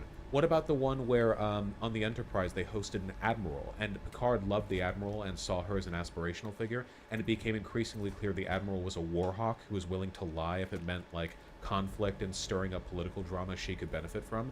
And then the conclusion of the episode was Drumhead. Yeah, and the conclusion of the episode was like, wow, fuck this bitch, basically. Amazing episode. It showed there were problems within the Federation. You have to be vigilant, always, of political corruption, but it wasn't so nihilistic that it made it out to be like the Federation is rotten to its core. It seemed like she was one rotten person who was very smart and competent and made her way to the top, but it wasn't like, because the cynical thing they could have done at the end of Drumhead would have been for Picard to report like, hey, this admiral's super corrupt, and he's talking to another admiral, and the other admiral's like, heh, that's crazy, bro, we'll deal with it, wink, and then close, and it's like, oh, I guess the whole Federation is corrupt. But that would have been lazy and stupid. Like, what actually happens is that she's found out for her crimes, and like she gets her comeuppance because the Federation is full of good people. Like, how rare is that these days? Everyone wants to prove how cynical they are. Everyone wants to prove, oh, I'm smart enough to realize things can be bad. Wow, you think things can be bad? What a incredible, what great wisdom. What an incredible fucking revelation.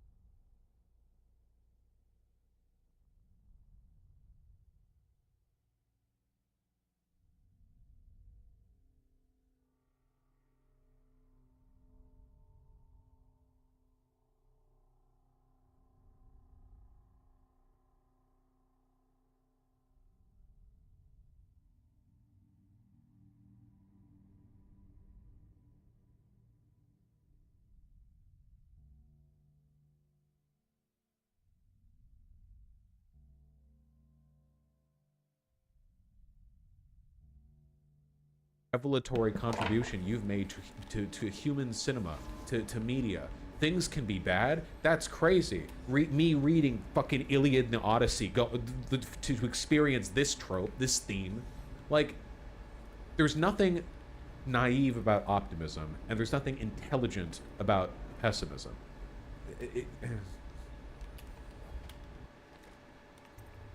Cynicism can be good, but it has to be appropriately applied. Yes, this is one of the things that I really like about One Piece. Yeah, yeah. This is something I'm really liking about the Witcher books. The world sucks, but they also never fall into pessimism. Yeah, I agree. The Witcher books and the Witcher universe is really gritty, but I don't think it's ever that pessimistic. When you play the Witcher games or read the books, even though a lot of things are bad and a lot of people in power are bad, there's an underlying humanity that keeps, like, reasserting itself that you can point to and go, maybe things are really bad, but it's always worth fighting for. And that, if anything, is like the message, right? You know, that's like a recurring impression that you get. Yeah.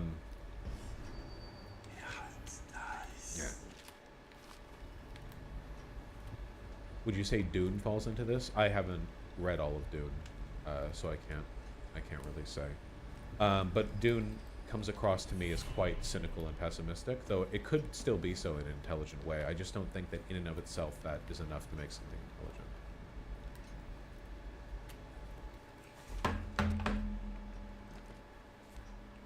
Disco Elysium. Disco Elysium is another great example of a story that is extremely cynical without falling into pessimism.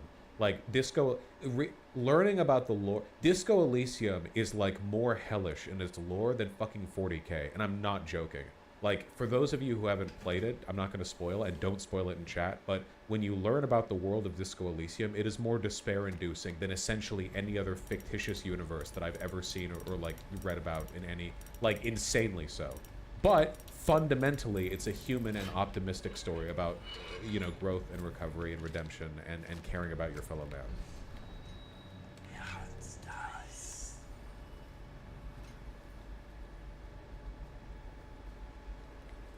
Disco Elysium literally ends with a dialogue rejecting despair and choosing hope. Yep.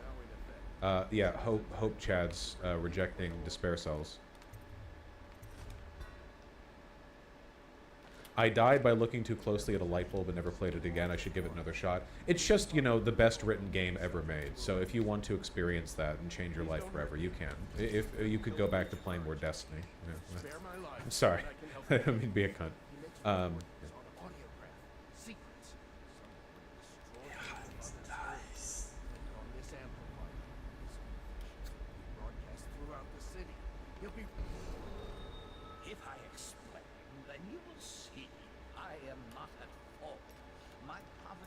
I don't play Destiny, I play Paradox games. That is not better.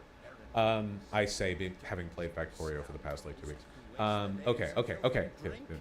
Yeah, okay. Bringing it back. We're bringing it back.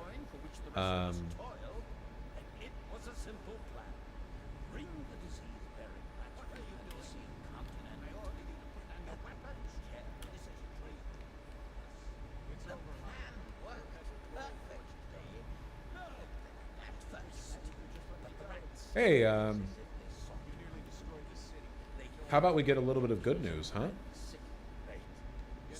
The current Pope is probably the most progressive, by far, that there ever has been. I guess, given the fact that popes have been around for a long time, it's a pretty relative statement, but the current Pope is good as popes go. Woke Pope. Woke, one might say. Just 2 days ago, he said that priests can baptize transgender people. Now, obviously this comes with a qualifier, as long as doing so doesn't create public scandal or confusion among the faithful, which is, I think, a pretty standard addition to the statement. So take that with a grain of salt, as you will. However, please understand that in the context of Catholicism, this is a massive step forward, okay? Keep in mind, it was only about 70 years ago that the Vatican II happened, and the Vatican stopped officially blaming Jews for the death of Christ. Okay, we're rapidly shifting from an era where, like, you know, Catholics, you know, like Nazi Catholic, you know, shaking hands over hating Jewish people to where we are today. More progressive than your average rightoid. Pope Francis has repeatedly held through his papacy that the document reiterates the church is not a toll house, doesn't want more complaints nailed to a door, and that the door of baptism should not be closed to anyone. The document, which was signed by Cardinal Victor Manuel Fernandez, says the church was not offering approval or disapproval of the idea of gender identity. Pope Francis has referred to the specific understandings of gender theory that include trans people as a form of ideological colonization, and the document makes clear the baptism of transgender people should not cause scandal. I want to qualify this because I'm not making the argument that the Vatican is like radically pro-trans. But, let's read a little further. The term scandal in Roman Catholic theology has a specific meaning different to the more common use of the term to mean moral outrage. Rather, the catechism, I don't know if I said that correctly, of the Catholic Church describes scandal as, quote, an attitude or behavior which leads another to do evil. The person who gives scandal becomes his neighbor's tempter. So in this case, by scandal, what they mean, catechism, thank you. In this case, what they mean by scandal, they mean like provoking sin in others, essentially. That definition goes on to say that someone causing scandal, quote, damages virtue and integrity, and that doing so could draw, quote, his brother into spiritual death. The new Vatican document says trans people, as well as people in same-sex relationships, can be baptismal sponsors and witnesses at weddings. That's a pretty... Again, we're grading on a curve here, okay? Keep in mind, there are hundreds of millions of Catholics. There are many, many, many, many, many people who hang on the word of the Pope. This is an unbelievably huge shift since the previous Pope, the previous administration, or papacy, I suppose. Oh, we'll get to that, Air Strikal. Oh, we'll get to that, Tootie Siggy. These questions came before the Dicastery for the Doctrine of the Faith, in part because official Catholic teaching, according to the Catechism of, I love saying that, Catechism of the Catholic Church, is that same-sex sexual behavior is a grave sin and that homosexuality is objectively and intrinsically disordered. Pope Francis's approach, however, has been to repeatedly welcome LGBTQ plus people into the church, once saying, who am I to judge? Who am I to judge? Who am I to judge when asked about gay couples? Okay, so I'm not an expert in Catholicism, but here's my understanding of how this is going down, okay? Most people who consider themselves like traditional Catholics, all right, believe that homosexual sex is a sin, a man laying with a man and women with women, whatever. Now, the line that often gets used is hate the sin, love the sinner, which ostensibly means you might say that the sex itself is a sin, but that doesn't mean to be gay is sinful. Now, that is in and of itself still homophobic. I'm not saying it's not. However, if applied textually, that is significantly more progressive than the moral denunciation of people simply being homosexual. The problem is that in practice, people who say hate the sin, love the sinner, also hate the sinner. Like, a significant portion of people who say, oh, we're not homophobic, we just think it's a sin to commit the act, also discriminate against gay people. What the Pope is doing here is being textually consistent. By saying that gay and trans people can be godparents and witnesses at weddings, by saying that they can be baptized, even if the church still officially denounces the act of homosexual sex, this is a more consistent treatment and is therefore better than the inconsistent dishonesty that was previously like the standard affair of the Catholic Church. And what's more, and this really depends on who you talk to, but my understanding is that textually speaking, it is not the responsibility for a Catholic to pass judgment on another of their flock, or even on another of another flock. Essentially, what Pope Francis is saying by responding, who am I to judge, when asked about queer people in the church, he's saying, that's not my deal, let God decide.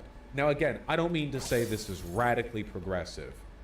The Pope still no doubt believes that it is a sin to have you know, male on male sex. But I want to, I guess, contextualize the Catholic understanding of sin relative to other places where it appears. Catholics sin all the time. That's why they have confessionals. Like, the idea of if you sin once you're out, that's bullshit, okay? Anyone who says that about gay sex, like anyone who would imply you're going to hell purely for like lying with another man or whatever, total bullshit. The whole point of confessional is that you speak your sins and are forgiven, Hail Mary, blah, blah, blah. That's the whole fucking point. So essentially, imagine Pope Francis might say, it's a sin to, you know, covet thy neighbor or whatever. But would he then excommunicate someone for doing so? No. Can you imagine a church that excommunicated everyone who coveted? You wouldn't have a flock. There would be no... That would be... You wouldn't have anyone. Everyone covets. Everyone. So I think what we're seeing here, I just want people to understand how progressive this is, because what it looks like is happening is that the Pope is enforcing a more consistent attitude on sin with regards to queer people. One that treats acts of queerness, like a man lying with a man, the same way a Catholic would treat, you know, coveting thy neighbor. That is to say, it's bad, it's sinful, but it's not an existentially invalidating thing the way they have hypocritically deemed it to be in the past. Does that make sense? Does everyone understand what I'm... Like, there's a big difference between saying, I think that gay sex is a sin, but gay people are still free to participate in the flock, and also you can just, like, you know, confess your sins, and believing that gay people are an abomination, which has been the default line before. Huge, huge step. So, yeah. The statement says that too many bishops and priests have made it difficult for members of the queer community to receive sacraments, which are central to the lives of Catholics. You guys have no idea how much this might shift the lives of queer people living in predominantly Catholic countries. Like, Italy, Spain, sure. Latin America, I mean, Mexico and South, man, a lot of Catholics down there. And I know not all of them hang on the words of the Pope. You know, Catholics have mixed opinions on the Pope. For example, fake American neo-Nazi tradcats who convert to get out of their porn addiction hate the Pope. But they're not real Catholics anyway. They just like Deus Vult memes. Many people who actually are Catholic care. Do you think all this is because the Pope is a liberal PR team? No. I don't want to sound like one of those Jesus Christ was a hippie or a socialist types, because I'm not. But I do think that this current Pope, Pope Francis, is being more consistent and more biblically accurate in his translation of the text. If the popes of years past understood that sin was human and you could confess your sin away, there's no reason why that wouldn't conceptually apply. I think the world that's implied in what he's building, like the world that this could build, is one where in predominantly Catholic countries, if you are gay and you come out to your like hardline Catholic parents, they might roll their eyes and treat it the same way as if you talked about how you like got in a fight at school, or like you get caught like having like done some drinking or something when you're 17 or whatever. Like they would treat it like one of those sinful things that humans just do, but you can, you know, go to confessional. And again, that's still homophobic, but that's a hell of a lot better than the historical attitude, which is that being gay is some kind of extra special, ultra secret evil sin that is so disqualifying for your humanity that you stay in your closet, in the closet your whole life. You know? Does that make sense? Does everyone understand? How long-standing do you think his statements will be? Well, it's possible for people to go back on like the words of former popes, but he's literally the Pope. I mean, in terms of how much his words mean, he's pretty up there. Presidents go back on their words more often than popes do, by a big margin. So, yeah.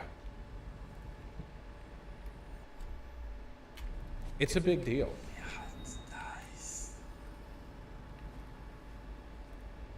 For the clippers in the back, you should specify that you don't mean this is a good point to settle down, and you don't mean you expect no further progress ever. I hope, as long as people are religious, I hope those religions are progressive and treat queer people equally to non-queer people. That being said, we should still recognize how big of a step up this is. And I would much rather, like, gay people in conservative Catholic families in Mexico have parents who go, oh, you're gay? Well, okay, we can talk about that. Than being, like, kicked out of their house or beaten to death. You know, like, that. In terms of, like, the scale of harm here, if you're a Catholic parent, you have to forgive sin from your children because, again, everyone sins. Everyone. It's not like Protestantism where people fucking pretend that they live perfect lives or whatever. Like, the whole point of being Catholic is going to the church and going to the confessional booth, not getting molested. It's a big part. That's a big, like, you know, it's a big part of the skill involved. And confessing your sins. So as long as it gets treated like any other sin, that's a big step up. Oh, by the way, I do think that the destigmatization of homosexuality in the church will lead to a reduction in pedophilia as well. Because I think that there is an almost like one-to-one direct line between the sexual abuse of children from the churches and a culture of sexual conservatism and sexual moralizing in Catholicism. And this isn't not just like in a you know, people being out gay like fixes because it's more complicated than that. It's more about the culture of repression, I think, that contributes to the you know, the abuses in a lot of cases. Didn't the Pope say priests can fuck women now? Is that true? Pope, priest, sexual relation. Oh, Pope Francis signals openness to blessings for same-sex couples. This was from a couple months ago. That's not what we were talking about, though. But that's also really good, by the way. That's really good, by the way. I don't know if he said that. I think it would be considered extremely controversial if he said that priests could have relations. They're not supposed to do that.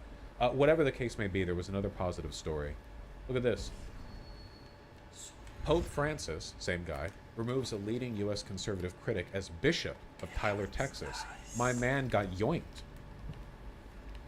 How the fuck do Pope I get that Francis, bone charm? aka the living voice of God, ordered the removal of the Bishop of Tyler, Texas, a conservative prelate active on social media who's been a fierce critic of the pontiff and has come to symbolize the polarization within the U.S. Catholic hierarchy. I'm guessing this guy was more of a tradcath type, aka a Nazi, but I don't know that. I'll give it a look. A one-line statement from the Vatican said Francis had relieved Bishop Joseph Strickland of the pastoral governance of Tyler and appointed the Bishop of Austin as the temporary minister. One line. Smiting. Strickland, 65, has emerged as the leading critic of Francis, accusing him in a tweet earlier this year of undermining the deposit of faith. He has been particularly critical of Francis's recent meeting on the future of the Catholic Church, during which hot-button issues were discussed, including ways to better welcome queer Catholics. See, not only is he putting forward unprecedentedly progressive messaging on queer people, he is smiting the homophobes. Well, they're all homophobes textually, but you understand what I mean. Let's frame this in context if we can. I swear to God, I've heard the name Strickland before. In fact, I'm almost positive I've heard of Bishop Joseph Strickland, a former bishop.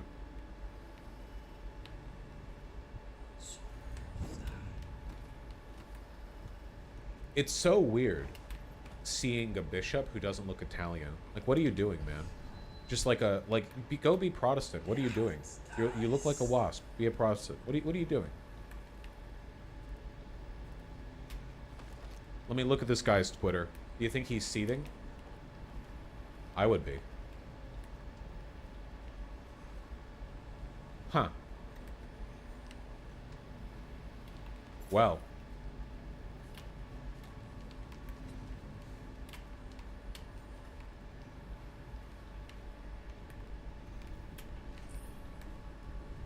He's being referred to here as a darling of right-wing Twitter. God damn, look at the drip, though.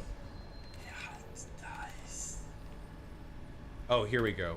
A firebrand prelate who in recent years questioned the safety of the coronavirus vaccines called synodality. New word? Synodality.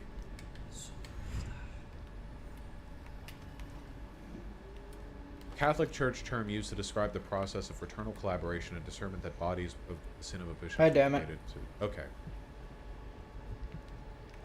And endorsed a video that attacked Francis himself as a diabolically disoriented clown. How in the Dog, fuck? how the fuck do you think you're going to keep your station in the church if you're calling the fucking Pope a diabolically disoriented clown?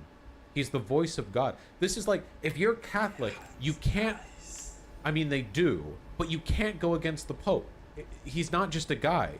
Okay. He's been relieved of his post. That language, not typical in Vatican diplomatic speak, appears to indicate that Strickland had refused requests to resign. Nice. Where is he on the pedo scale? This guy's almost certainly a pedophile. The shocking part for me was not that Strickland was going against Pope Francis, but seeing a Catholic bishop behaving like a fundamentalist Protestant. Yes! This is a huge diss from Massimo Fagioli, theologian and church historian at Villanova University. That just... I am shocked and dismayed from Mr. Fagioli to see one of our own acting like a fucking Protestant. That's what I like to see.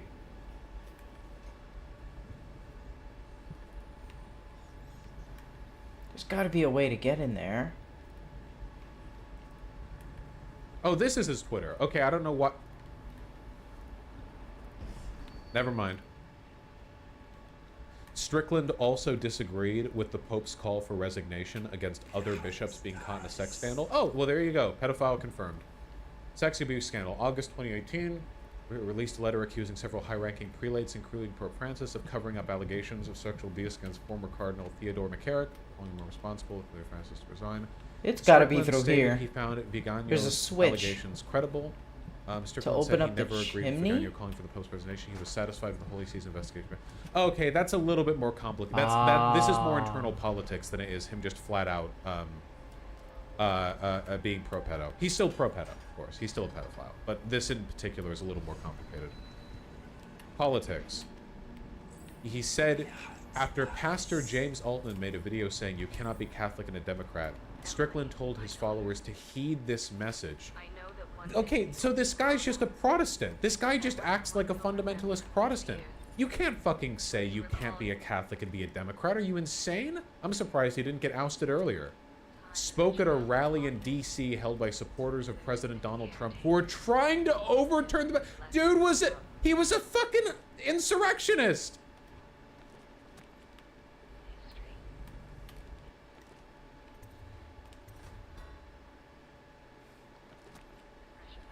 I agree with his removal from the church.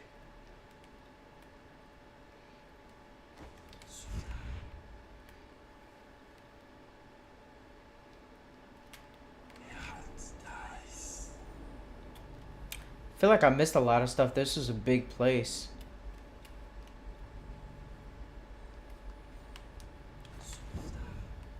Anyway, I don't know. I just feel like it's been a pretty good week for the papacy. Don't you guys think so? I think it's pretty good. You know, there's like a fucking 1.3 billion Catholics? How many Catholics on Earth? Yeah, 1.36 billion. Which is a lot. It's a lot of people. Give me the chart. Give me the chart. Too many? Okay, again, I've gotten hate for this before, but from the perspective of an anti-theist, I vastly prefer Catholics to Protestants. For one, Catholics, like, the problem is, like, regardless of what the actual text says, like, Protestant evangelicals are the most dangerous force in America by far, so I am biased in that sense. But also, it seems like Catholics have a bit of... My experience with knowing Catholics, like knowing human Catholics, not online, not in politics, whatever, just knowing people who are Catholic, is that they are occasionally informed by a moral center that seems to be structured by the religion. I know That it- is to say, they will do something bad and Roman- think, oh, I'm a Catholic, I shouldn't do that. They'll feel guilty about it. That's a big Catholic thing. And it will, like, influence their behavior. I have never met a Protestant who did this. In my life, in my experience, I have never once met a Protestant who did something bad or was going to do something bad, paused, thought, no, my faith should guide me to better behavior, and didn't. That every time I've encountered a Protestant who invokes their religion, it has been in the context of them justifying things they already wanted to do. There are plenty of Catholics who do that too, but, you know. Fuck. Also, Catholics are better churches.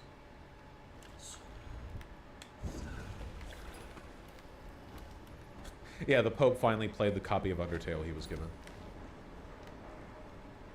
Yes, I'm sure conservatives are not happy at all about the Pope dismissing that bishop. By Protestant, do you mean evangelical or broadly, or genuinely broader Protestant faiths? Well, I'm referring to all Protestants that I've ever known. However, like Protestants, you guys are responsible for the evangelical community. That's the most politically powerful bloc of Protestants in the United States. Like, obvious, I'm sure if I met, like, I haven't met every denomination of Protestant. There is a billion of you guys, you know?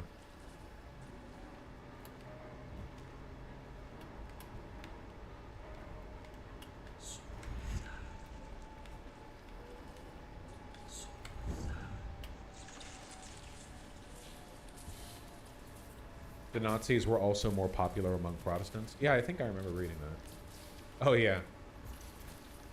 Religion and Nazi vote shares, a geographic distribution of Protestants and Catholics. Where over here, the darker the area, the more Catholic, and over here, the darker the area, the more Nazi votes. Pretty much a directly inverse proportion. Isn't Matt Walsh a Catholic? Like most conservative demagogues, Matt Walsh does not actually believe in religion. Matt Walsh is almost certainly one of those trad-cath neocon, neo-Nazi types. The idea that Matt Walsh might be a Nazi is not exactly like a hard line to sell me on, you know? He acts like an alt-righter in basically every way he can, you know? He acts almost identically to them. Yeah, it's like Catholic in name only. They don't care. A lot of people in America... This is like a symbol of America's spiritual rot, I think. There are many Americans who are very far right who associate Western traditionalism with Catholicism. So what they'll do is they'll do this whole the West is dying shit, and then they'll go like, yeah, actually I'm a trad cath. Look at the Crusades. Look at our big cathedrals. Look at the cool clothing we wear. Blah blah. Now in reality, they don't actually do anything Catholic. They don't go to confessional. They don't participate in any of the you know they don't do. They don't go to church. But it's like a LARPy badge, a medallion that they wear to give them more like authentic trad credibility, which conflates with the fact that at the moment the Catholic Church is actually shifting more and more to the left. Yes, exactly. I'm a gold dude. A perfect example of how little they actually believe in what they say. A lot of the previous trad cath types are now moving over to the Orthodoxy because the Christian Orthodoxy Church is almost completely controlled by the Russian government. Like the head of the Orthodoxy and the Kremlin are like hand in hand, very, very direct line with each other. So now that the Catholic Church is going woke, they can go with the Orthodox Church, which is why 5 years ago there were a bunch of fake trad cath bitches, and now there's a bunch of fake trad Orthodox Church bitches, you know?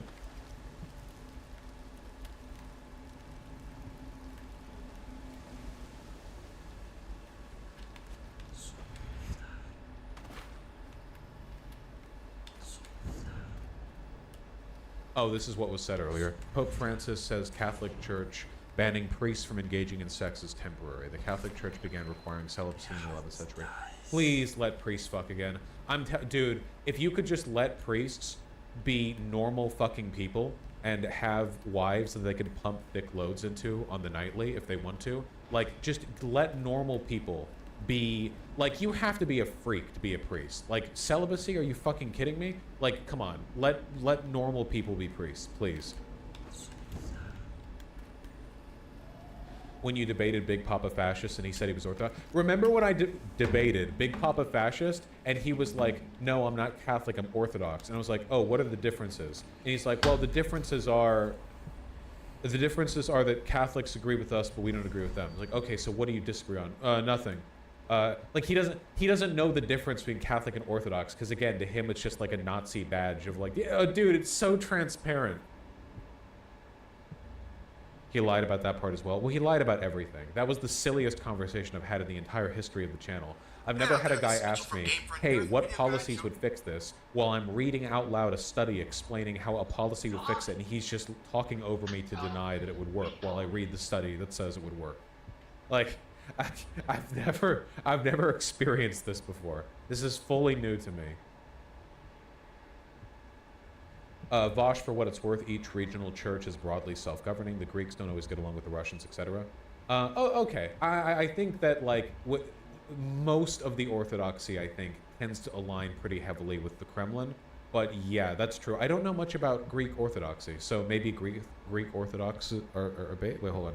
Greek Orthodox Church. We'll decide based on how rad a cathedral I can find is.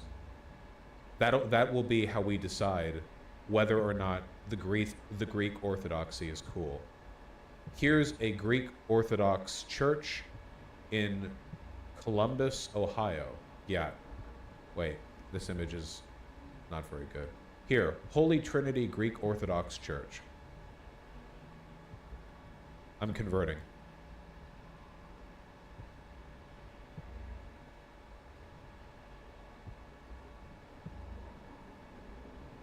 Ugly? Ugly? Are you insane? Are you...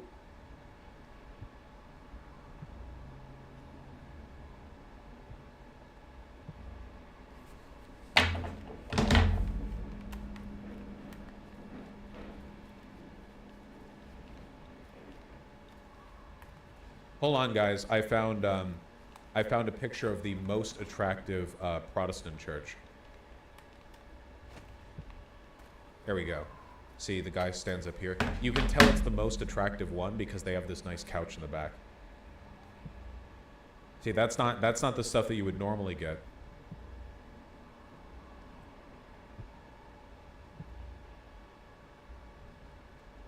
Fuck Proddies, dude. All right, moving on. Orthodox churches are gaudy. You're allowed to be gaudy when you're literally the house of God. That's okay. If there's any like cultural pretext or justification for having an over-the-top gaudy interior design, I guess attitude, it would be then. It would be then. It'd be there. Want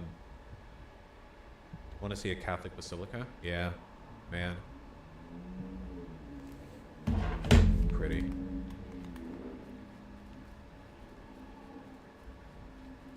I think Seattle has a couple of nice. Yeah, I already got that one. Yeah, this is the St. James Cathedral. In. Can I get a super low res picture? Is that okay? Is that legal? Is that okay?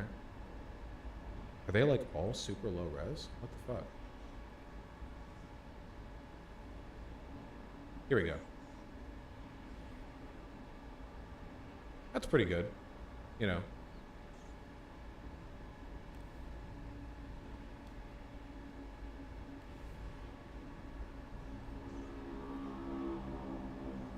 I like the red touches. Yeah, it looks good. Really nice ceiling work here too. Really intricate. Looks nice. The lights are ugly. Whatever. Let's not get caught up in our architectural circle jerk again. And then when you enter the tower area, open these doors, run through, stab him in the neck. Watch out, there's 2 more guards, and if you haven't taken them non-lethal. I don't remember this area at all. What the fuck? Where the fuck is that? See, isn't it nice to have some good news? I know that things are really bad out there, but the idea of 1.36 billion Catholics at some point or another being culturally, shifted by, unprecedentedly progressive queer rulings from the Pope, I think that's pretty nice. Here's a pretty Protestant one. Vosh, I met an Irish Catholic woman at McDonald's once. She told me about the Hail Mary, Mother of God thing. Yeah, they do that a lot. Yeah. This is Protestant. This looks pretty good. Memes aside, looks pretty great. All right, all right, all right. No more. Guy no didn't more show me links. shit how to we get could here. do this forever.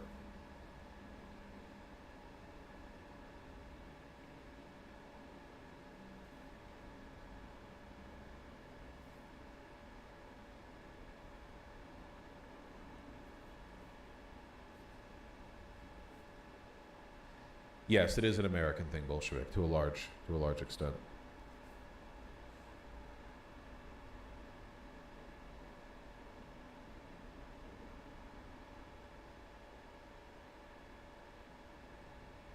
Bad news, there were reports from Gaza that U.S. troops are on the ground.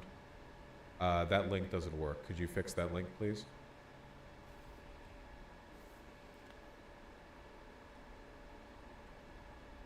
I don't think that's true.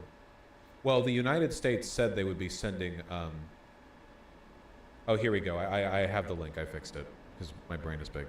Palestinian survivors from al-Nasir neighborhood in Gaza have reported seeing U.S. soldiers on the ground with the Israeli occupation forces. According to testimonies by Palestinians displaced from al-Nasir neighborhood, American soldiers were on the ground participating in Israel's offensive in Gaza. Okay. Be cautious. First of all we have at the moment are anecdotal reports. If there are troops with boots on the ground, we will know about it. Can't really hide that. Having U.S. flags in their uniform and speaking English is not in and of itself enough to determine whether or not they're U.S. troops. And we're also talking about testimonials from people who are like fleeing and being shot at. For two, we do know that there were troops who were being prepared to be deployed to Israel in administrative capacities. I do not think there's any reason for Biden to use troops to actually participate in the siege on Gaza. Like, I don't think that would benefit anyone. The IDF doesn't need them. It would be logistically complicated to coordinate their activities. Israel, they're carpet bombing an area the size of like Chicago. I'm pretty sure the IDF has it covered.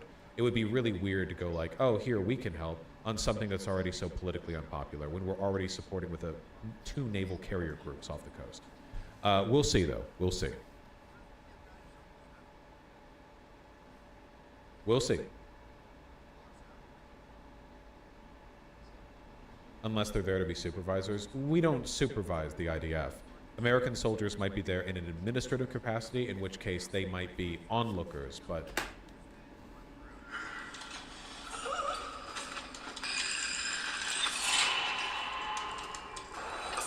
Is located inside the region's safe room at the very top of the tower. Once inside the safe room, you can easily sneak past the tall boy by using the bookcases as cover, then head through the door next to the wall of light to reach the room.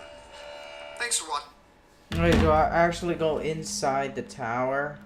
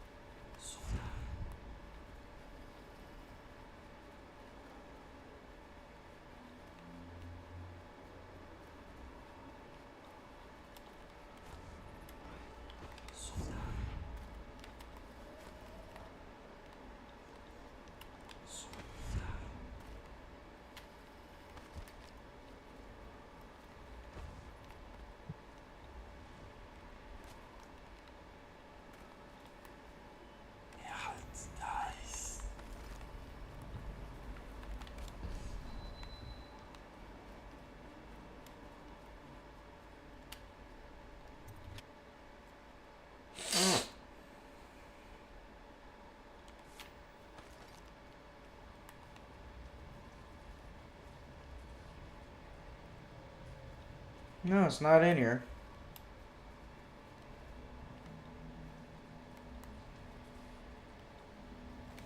So go to this safe room? They can't really supervise. We'll see. We'll see. We'll see. Anyway, I just wanted to say that I think it's important for us to focus occasionally on a bit of good news with regards to the Pope thing. You know, that could positively affect the lives of a lot of people.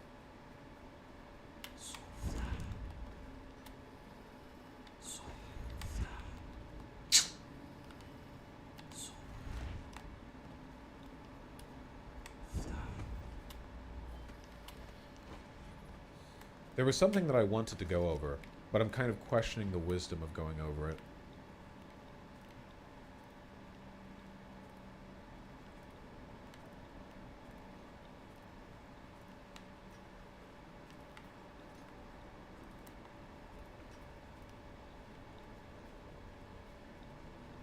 Somebody linked this to me the other day, and I didn't read over it because I don't like reading very long articles. It feels like I'm kind of content ripping, and it doesn't seem very interesting to the viewer, apart from just getting to listen to me read stuff. It's also very tiring to read something, then react, then read, then react. I don't get much time to breathe. But then, in between last stream and this one, I did read a little bit of it, and wow, this is getting a lot of traction. The extreme ambitions of West Bank settlers. Extreme ambitions is euphemistic here. It is very clear where the interviewer stands with regards to this. Isaac Chotner conducted an interview where he spoke to a settler in Israel. And to be clear, by the way, by settler, what we mean here, we don't mean like the sort of ambiguous, oh, well, they're in historically Palestinian territory. What they mean in this case is a person in the West Bank who deliberately, willfully volunteered to take a Palestinian's home and occupy it because they want to be personally involved in the conquest of this territory and the displacement of Palestinian people. You know, so this is, yeah. So this is why I want to be careful with terms like settler, because, okay, so is every American a settler in the, like, historical context of our war on sure, fine, you know, sure. But this person is a settler. Capital S, settler.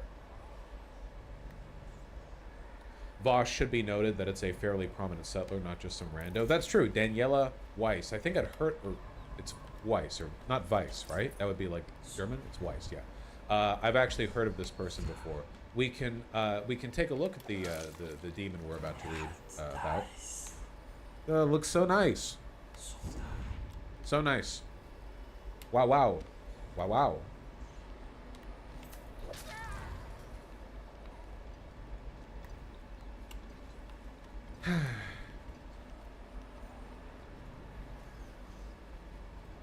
Reading this interview, I only read about a third of it, by the way. Gotta save some stuff for content.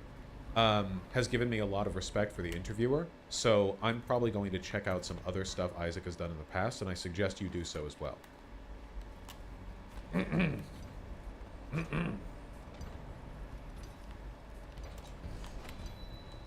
Let me drink a bit of water first. We're in it to win it.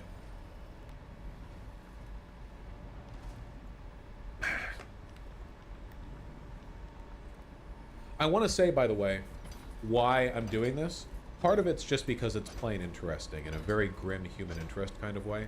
A lot of it is also because I think it's important to understand the psychology of evil people. For the same reason that I think most people could benefit from going back and reading about the interviews of, like, the Nuremberg trials, you know, the Nazi officials who were questioned and interrogated, blah, blah.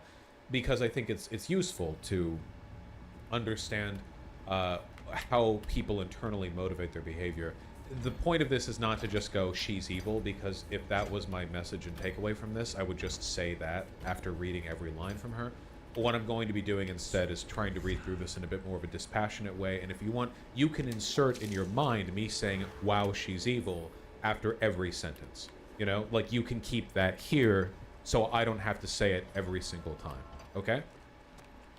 How do I lean? For decades, Daniela Weiss has been one of the leaders of Israel's settlement movement. Weiss became involved in settlement politics in the wake of the 1967 war. In the early 70s, her family moved to the settlements in the West Bank, and she later served for a decade as mayor of Kedemim, a community in the north. She has also been arrested numerous times, including for assaulting a police officer and interfering with an investigation into the destruction of Palestinian property. More recently, She has been affiliated with the Nachala Settlement Organization, which helps younger settlers establish illegal outposts in the West Bank, an initiative that's controversial even among the settler community. Weiss is a neighbor and an ally of Bezalel Smotrich, the extremist minister of finance, who has said that the Palestinian people do not exist and Palestinian communities need to be erased. He also lives in Ketamim. Weiss and I recently spoke by phone. Since the Hamas massacre of October 7th, Benjamin Netanyahu's government, in addition to invading Gaza, has, with its allies in the settler movement, become increasingly aggressive in the West Bank. 16 Palestinian communities have been removed from their land, and 175 Palestinians have been killed.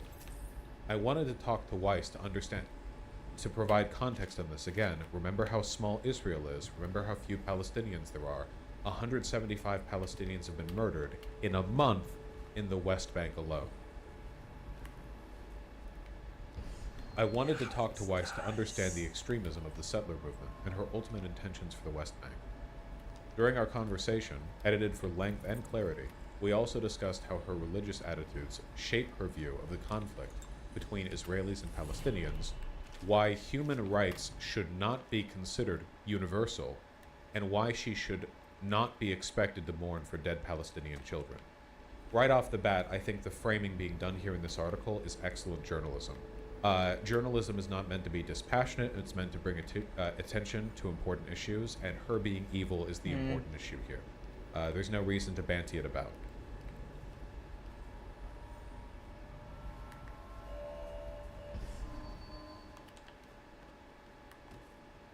Isaac asks, "Where are you from?" She responds, "I was born in Israel in 1945, 3 years before the birth of the modern Jewish state. I was born in the Tel Aviv area." The interviewer asks, "And your parents?" She responds, "My father was born in the United States. My mother was born in Warsaw, Poland, and she immigrated with her parents to Israel when she was a year old. So she came to Israel many years before the state of Israel was born." The interviewer asks, "How would you describe the settler movement?" And she responds, "I see the settler movement today as a direct continuation of the settler movement of 120, 30, What's that 40 up there? years ago. I see it as a chapter in the history of Zionism, What is and we are that? in one of those chapters of modern Zionism. Settlement is the way to return to Zion." The interviewer I didn't asks, get that "You copper." said settlement is the way to return to Zion?" She replies, "Yes. It's the end of the dispersion and the beginning of the revival of the Jewish nation in this homeland." Yes, here is the fascist myth. Yes, exactly. So we sort of like we're ticking our boxes when it comes to Umberto Eco's points on fascism. This is the fatherland. This is the origin myth. This is like the national pretext. Extreme nationalism is like the bedrock of fascism. So we're laying guard, right? Yeah, Ein Reich, ein Volk, exactly. Isaac asks, "What are the borders of that Jewish nation?" And she replies, "The borders of the homeland of the Jews are the Euphrates in the east and the Nile in the southwest." Interviewers note, "This would include the territory of multiple Middle Eastern countries as well as the territory that Israel controls today." Pull up a map.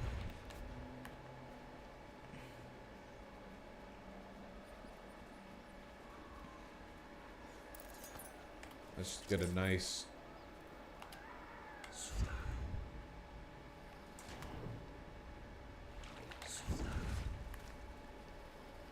So the Euphrates is here. Euphrates, I forget. And the Nile, as you might recall, is in Egypt. But let me just get the exact location. Just so we're... you know.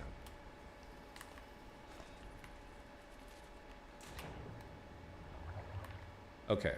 So per her description, we have this, which runs pretty near to the Red Sea in eastern Egypt, to the Euphrates, which would cover most of Syria, about half of Iraq, and depending on exactly where you want to draw the southern and northern lines, quite possibly all of Jordan and a good portion of Saudi Arabia. This is the, if we're checking off our boxes, if we're trying to tick everything off, This is the Lebensraum. This is the greater Never detected. Germany, Nice. that they said they were building when they invaded their neighbors. Again, ticking the boxes point by point. The idea of Jewish territory being this large and this wide in scope is ridiculous from a historical perspective anyway. Yeah, there's not even enough Jews in the world to fill that, not even close. There's not the idea oh yeah, my people actually were everywhere. Well, there's people of all kinds everywhere today because they travel.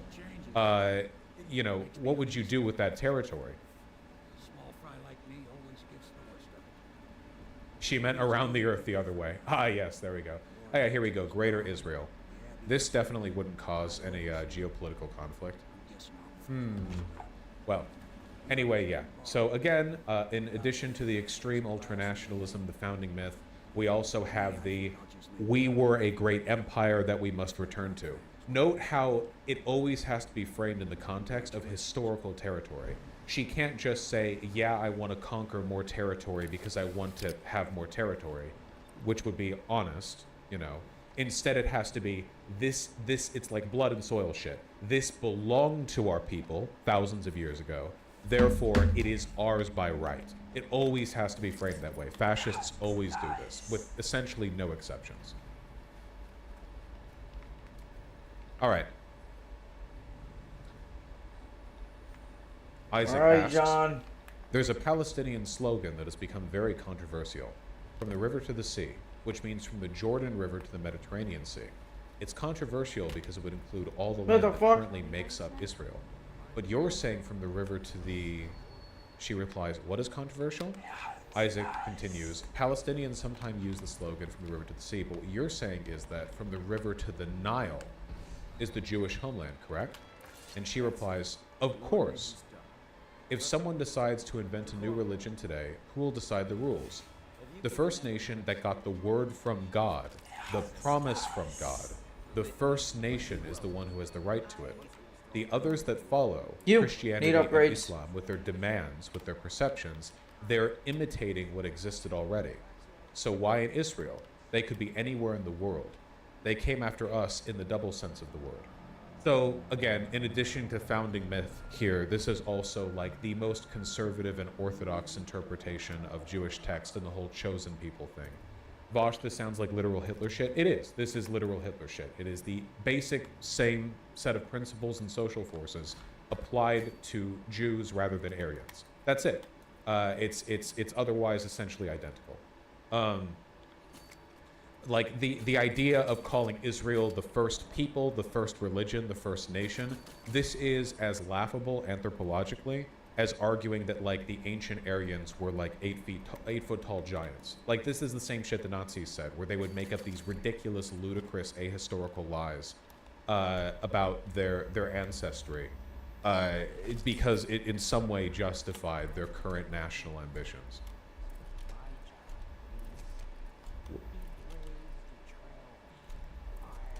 Isaac asks, when did you first get involved in the settler movement? And she replies, in 1967, in the Six-Day War.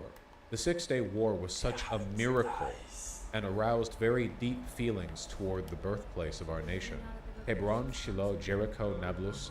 And because of the miracle of the war, we had this spiritual sensation that something happened in the dimensions of a biblical scene. I felt that I wanted to be an active part in this miraculous happening. My husband didn't like the idea of moving from Tel Aviv to the mountains of Judea and Samaria. He liked our life near Tel Aviv. But then, when the Yom Kippur War broke out in 1973, I became involved in a very intensive way, and so did my husband. We both became part of the settler movement of Gush Emunim, the movement that established communities in Judea and Samaria. I forced my... Yeah, one moment. I would like to look up where Samaria is.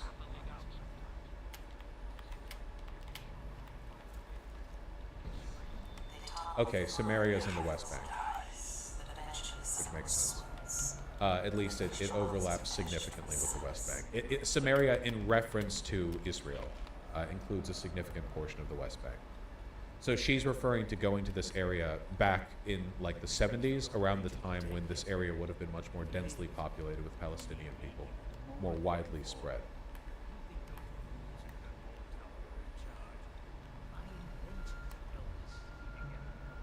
Judea is all of Israel south of Samaria. I forced my husband to follow me and our 2 daughters, they were little ones, to a tiny tent on the mountains of Samaria, where we all live today. Now we have a big family with 4 generations. My mother-in-law came with us, and then we have our daughters and grandchildren and great-grandchildren. They are all settlers in Samaria.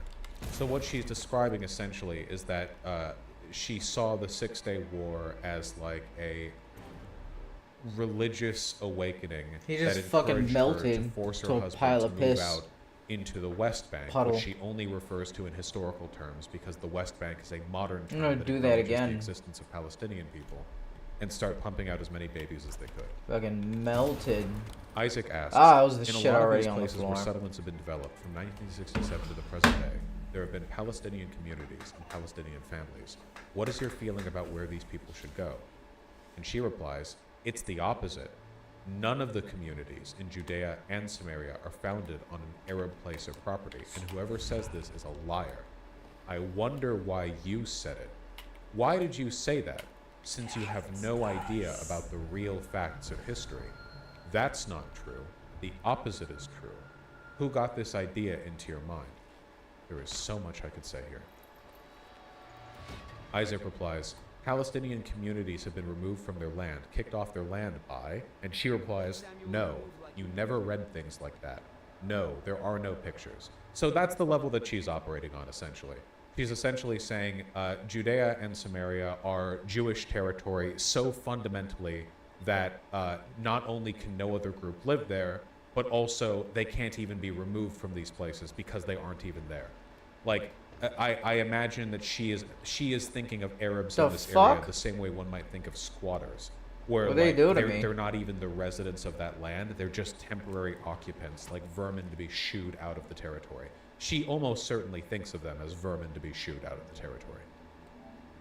Editor's note: according to a report by B'Tselem, an Israeli human rights group, Who are you part guys? of Kedemim, where Weiss lives, were built. What is this?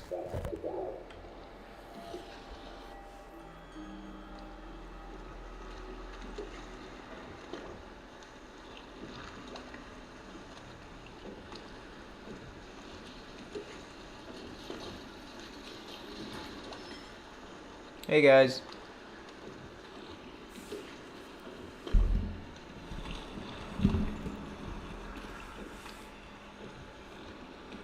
What is this, Sam? Oh. You're gonna put me in the landfill. I'm garbage. Where are we going?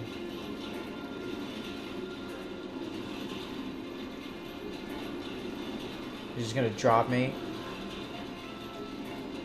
Oh. What up, fellas? Who the fuck are you? I recognize those marks on your hand. A gift from your friend. The one who talks to you in the dark. Talks to you when you visit his shrines. I visited those shrines too. Aye. And I know what it felt like to shovel flame into your embers. But I don't know you. Who you are, and who you fight for. I'm just here to get loot. And I can't allow that. I'm just here to get loot.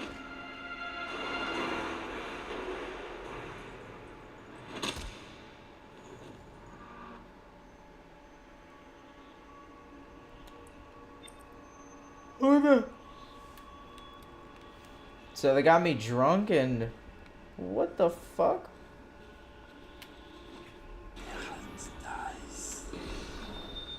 Here you are at last, in a ruined and drowning world, held captive by the man who killed your owners, the assassin, Dad. Your friends poisoned you and dumped your body in the river. Oh shit. Did they do it to protect themselves, so no one would ever know what they'd done? Or was it because they were a single move away from controlling an empire, and they knew you never let them manipulate Emily? Maybe none of these. Perhaps that's just the nature of man. Those fucking bastards. Those fucking assholes. God damn it. You fucking bastards. Goddamn rat. Get away from me.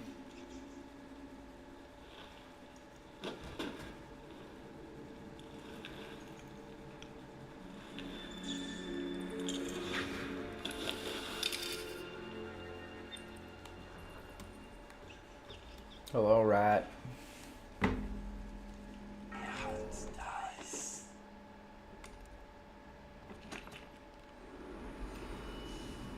Who's Brick?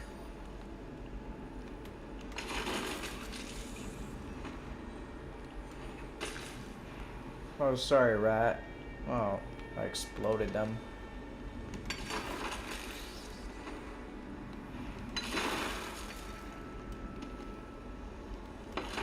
You dumb assholes.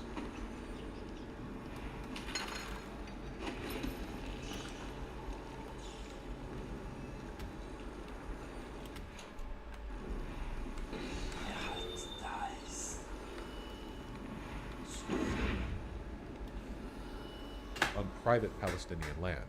In 2006, Peace Now found that privately owned Palestinian land comprised nearly 40% of the territory of West Bank settlements and outposts. Isaac asks, okay, I'm a little surprised you are denying this. I thought you were going to say, it's okay to kick Palestinians off land because it belongs to Jewish people. And she replies, you did no homework before you interviewed me. I got a knife? Everything that you say is the opposite of my personality and my philosophy. You are interviewing a person and you don't know anything about them. I got like a it's very kitchen strange. knife. I've never I don't even encountered need a sword. Situation like this.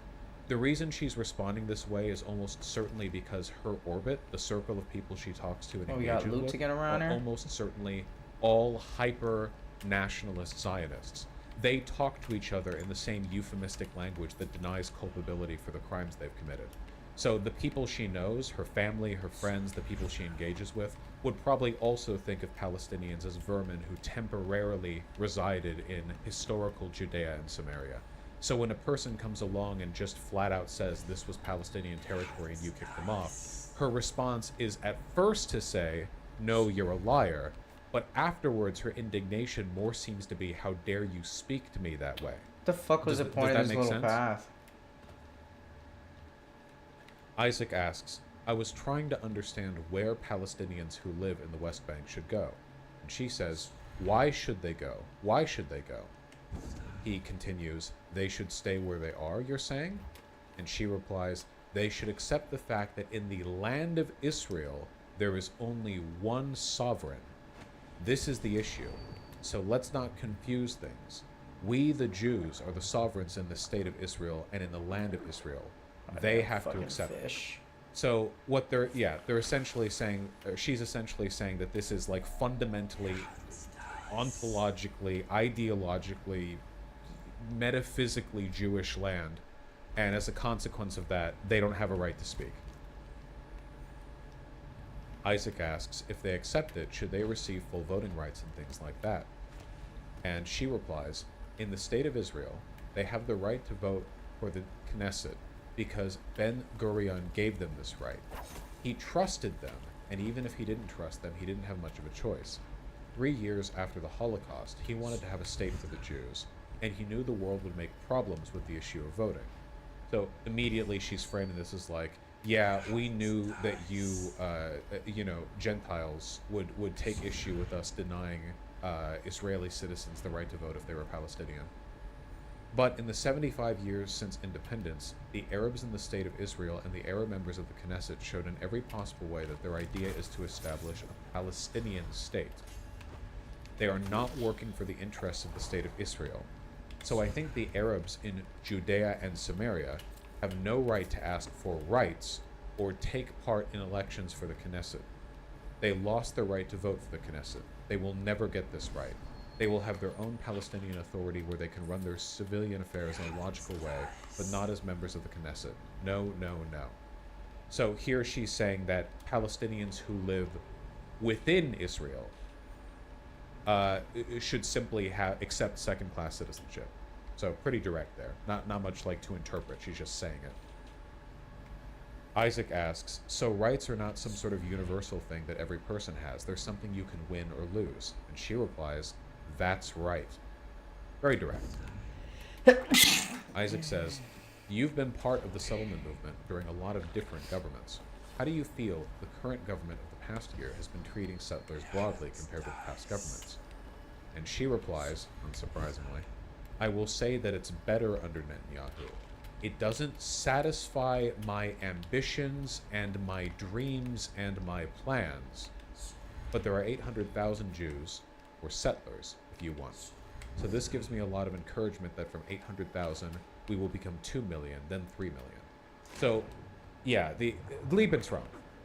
Like, literally, like, again, it's as clear as could be. She wants to establish a greater Israel, and she wants to, you know, depose or eradicate the Palestinian population. Also, I could be reaching a little bit here, but please keep in mind that if she wasn't talking to a Western interviewer, she would almost certainly say that they should just kill Palestinians.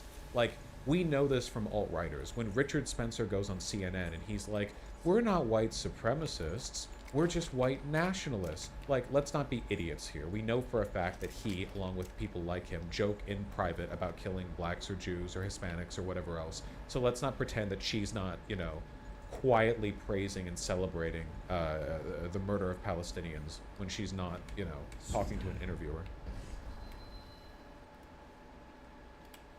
Isaac says, when you say that the government's been better but hasn't realized your dreams, what are those dreams? And she replies, 2 million Jews in Judea and Samaria, more settlements, more farms, bigger cities.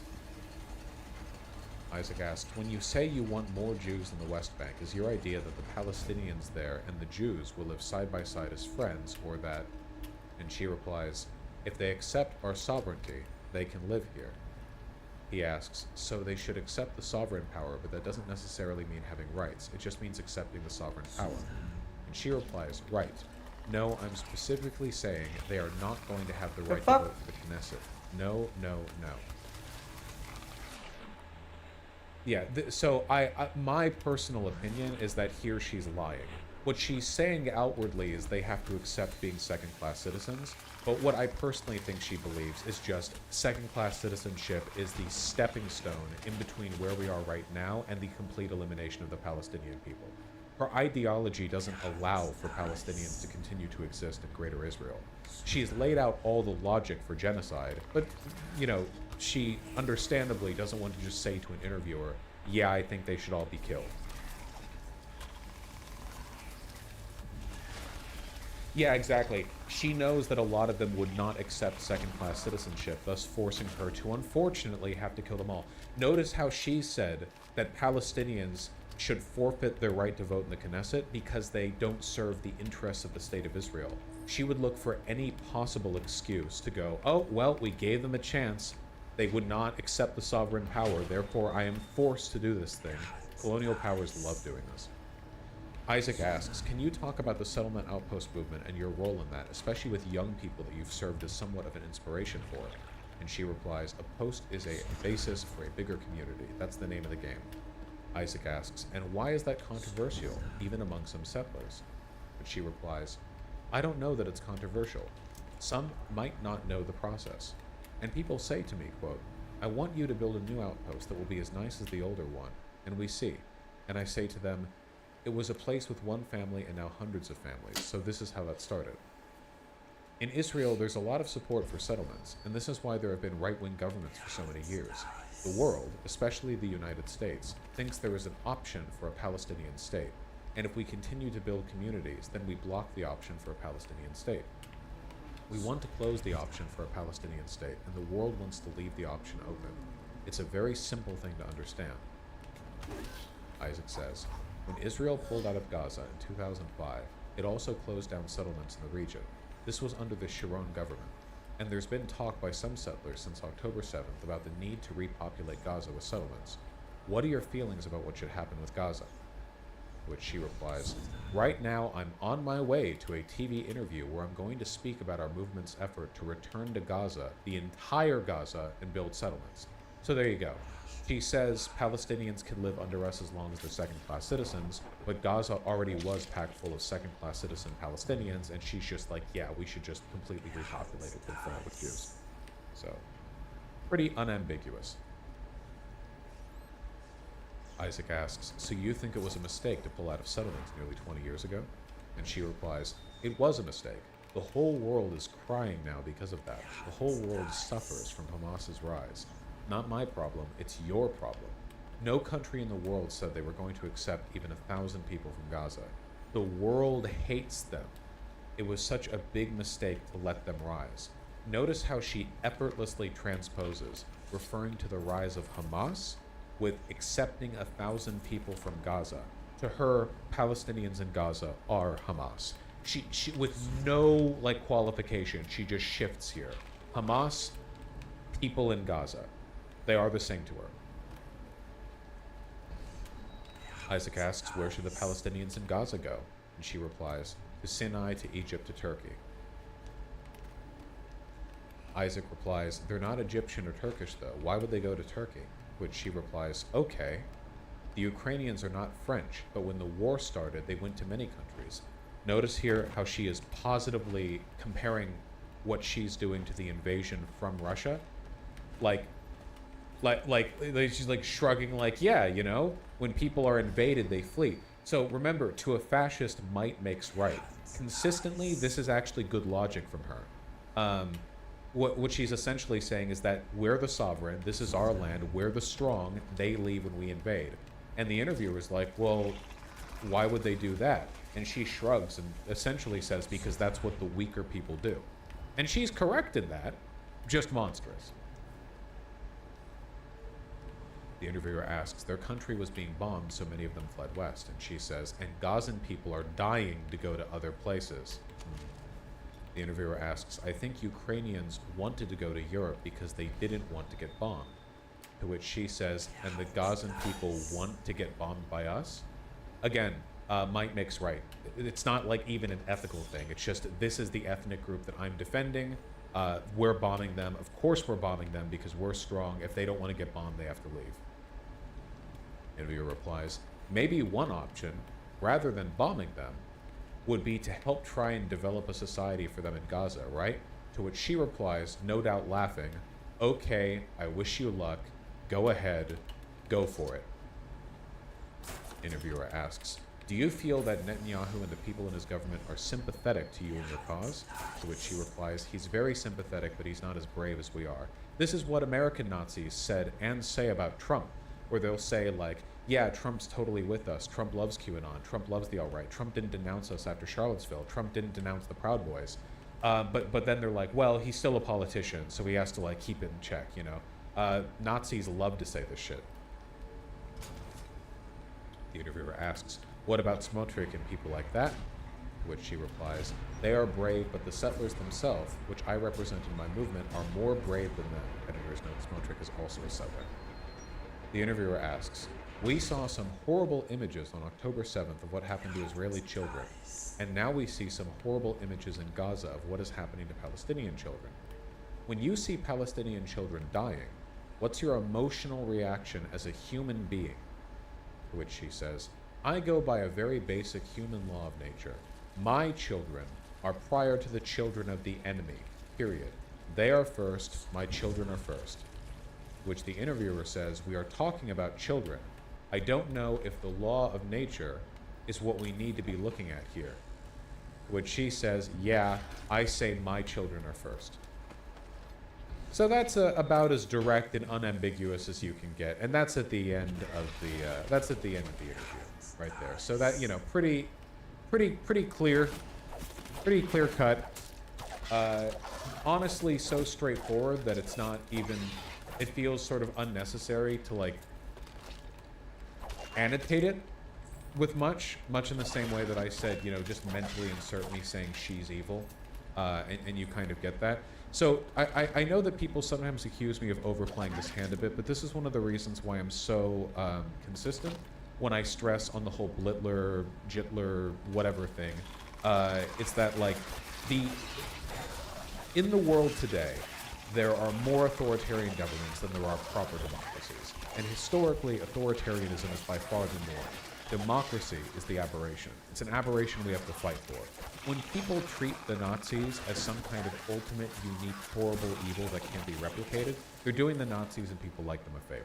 In reality, the underlying logic of fascism, which almost necessarily builds itself on ethnic replacement or genocide, it's infinitely replicable. Everything about the Nazis, every single element was meaningfully influential in leading up to the Holocaust or World War II, can be replicated by any country, of any people, any ethnicity, any religion, any reason.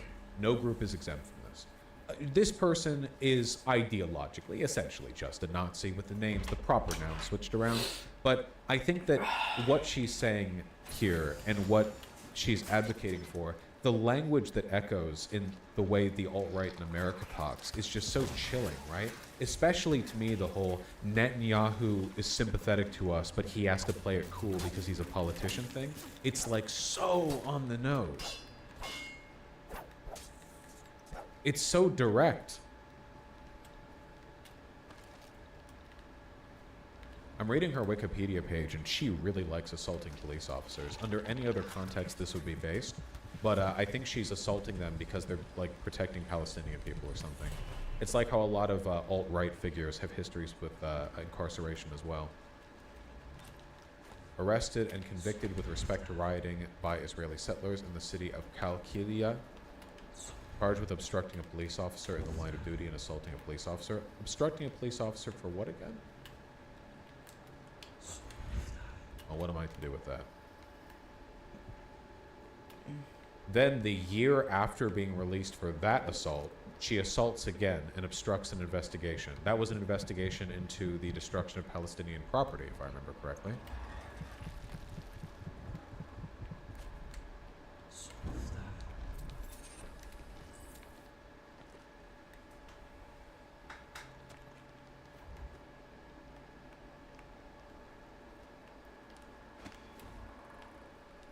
Wow, she got a whole 2 days under house arrest. Would you believe me if I told you that settlers get preferential treatment in the by Israeli police and in the courts as compared to the Palestinians they murder? Would you believe such a thing? Anyway, I hope you all enjoyed staring into the heart of darkness for a little bit. Jesus. You know what I think we should do? I think we should fucking read donos. I think that'd be a great idea.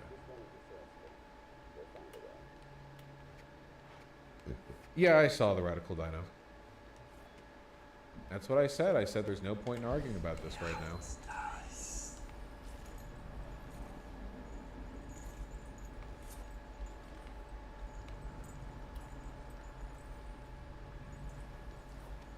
As the lover of two trans women, I simply cannot fathom how many leftists, even American ones, simply don't understand the consequences of Republican victory. Not true. Oh, H-Bomb's in the comments. He says, only two? True! You've loved only two trans women? That's pretty transphobic. Money button? Ah, you're right. I love money. Click.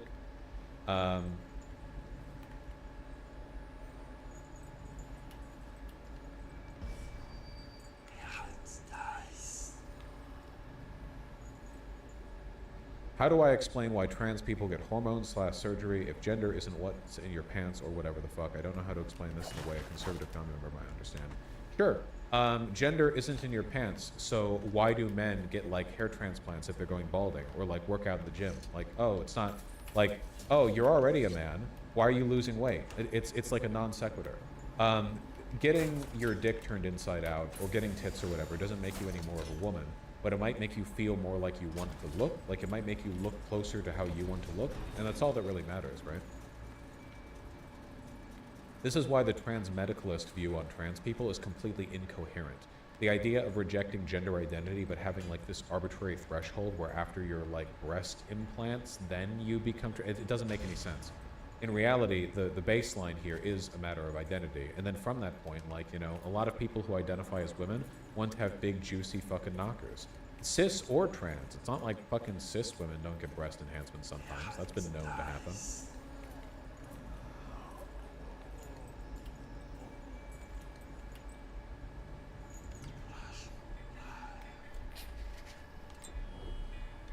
I know, am I cognizant? Thank you, Mythalda. We'll go over it at some point. Am I cognizant? Okay. Naomi Chance and Fortnite, thank you for the tier 1 subs both. I really appreciate that. Fake Alec Kyle Partner, thank you for the 15 bucks and the tier 2 sub. How would Attack on Titan change if you were the one who made it? I don't want to like spoil the ending. I don't really want to talk about it extensively, but I think there are lots of things you could do to improve the ending. Like a lot of things. I kind of described one to an extent, I think, you know? And you're no longer a white man. Soko Tronco and TV Fathers and Factually ADHD, thank you for the tier 1 subs all. I really appreciate that. Fun ADHD fact, the American Navy once shot 300 rounds at what they thought was a Japanese plane. It was the planet Venus. That's pretty funny. Sometimes, you know, it can be pretty bright up there, you know? You mentioning it got me back into Factorio. Dangerous game it is.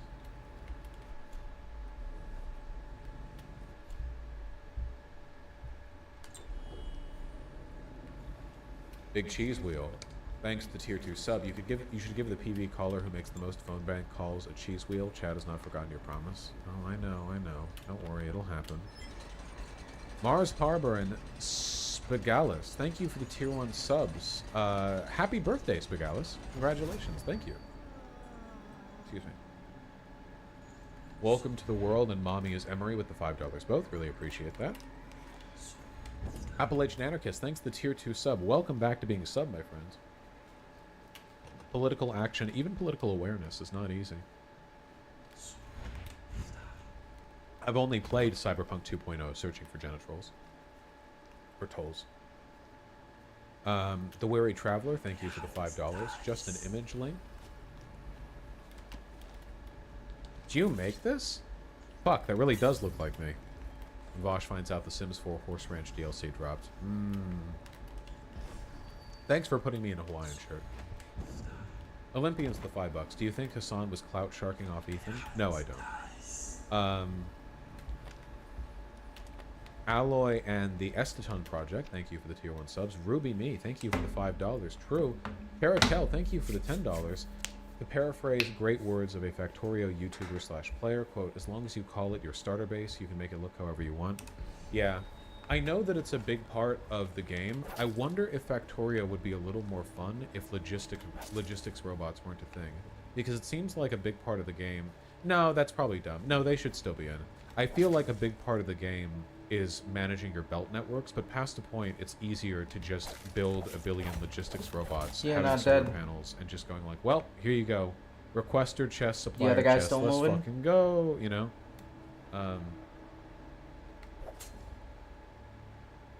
Dyson Fear program. I really wish they would release that fucking game. Have you tried any of the Factorio mods? I don't play mods.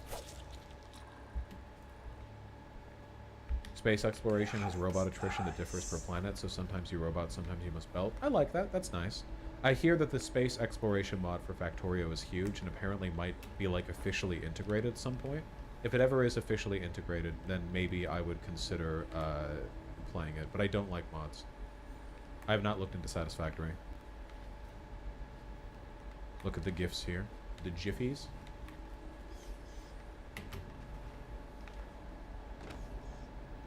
Oh, I saw this. I saw this from a video that I watched last night. That one YouTuber built like a train network with bouncy trains and unloading stuff by ramming into stuff.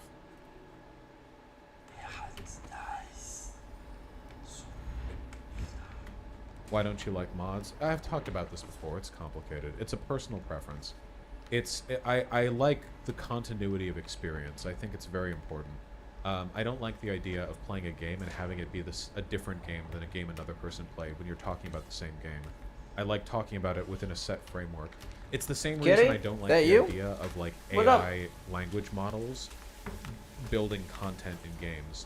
Not just because I think humans should be in charge of it, but also because I don't like the idea of going like, hey, I had a really cool quest line, and someone else going, oh, did you? I literally didn't have that quest line. Like not only did I not like luck into it or whatever, have a different experience, but it does not exist in my version of the game. How about mods that make the games work? If they're mods that are about functionality, I think that's fine. At that point, you're not like changing the game experience. You're just making the game playable, right? So that's different. Again, I'm not judging mods. People always get this in their head that I'm saying like you're bad if you use mods. There's nothing bad about using mods at all. And I watch plenty of YouTubers who like using mods in their games when they do playthroughs, and that's all fine and good. That's all Fish totally statue. fine. You know, I'll I take it. personally just don't like it.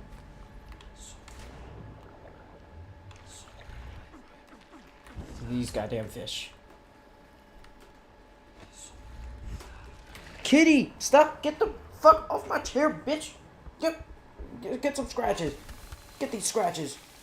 Get these rubs. Ever played Cave Story? Yeah, Cave Story is like literally the What the fuck? first indie game.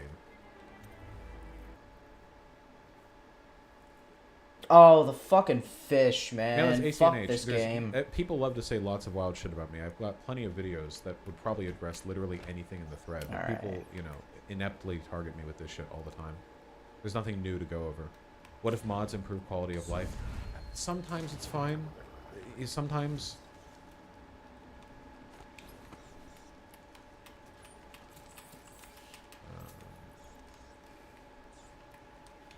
Pyrel and Conciliator, thank you for the tier 2 subs, really appreciate that. XLR and Cosmic Lulu, thank you for the tier 1 subs, very kind of you. Likewise, send your Locon and yes, fuck? local God libraries damn have it! lots of cool shit in them. Lots of cool shit. Ashi, Semi-Locon, and NG Jules, God, thank you fuck, for the tier 1 man. subs all. Likewise, Semi-Locon again, and Dense Pixel, thank you all very much. Lover Worm, Asian Piano Man, and Van Animal, thank you for the $5 all, really appreciate that. Demons for Dessert, thank you for the tier 2 sub, and Lopalot, thank you likewise, very kind of you. Rice Shard and the Echelon Project, or Eschaton Project for the $5 and $6. Oh my god. Welcome back into the Navy, Rice Shard. Welcome, welcome. Bro. I have done that, Brightsea. Mythaldu, I think this might be a current God, issue fuck. because I noticed that for last stream too. It seemed like about half the chat was caught up and about half Oh the chat my was god, responding these to stuff fucking about 10 seconds grenades. before. XLR, the One King 23, Semi-Locon, and Moose Watcher, thank you for the tier 1 subs all. Really appreciate that.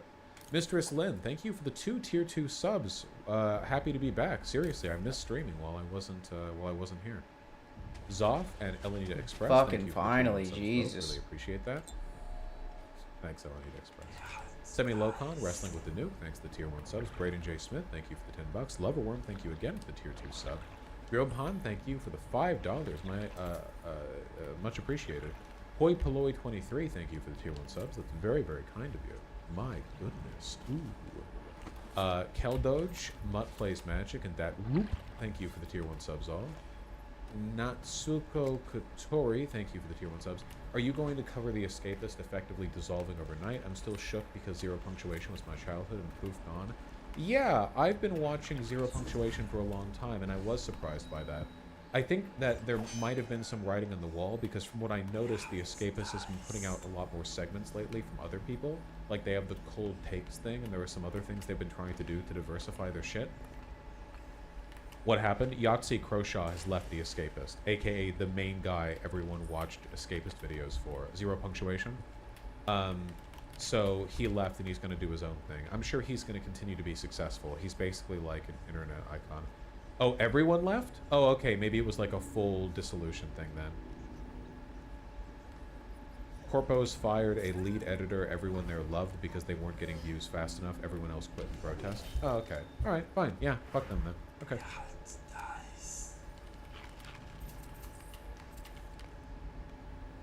Yahtzee is too cynical for my taste, kind of annoying. Yeah, I was getting tired of his bits as well, but then he did his extra punctuation side series where he would talk about a concept for like 7 minutes.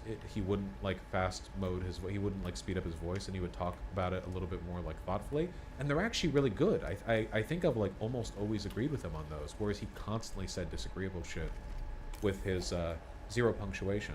So I think that I think he's good at what he does. Like, I think he's got a good mind for it. You know, it's just a format thing.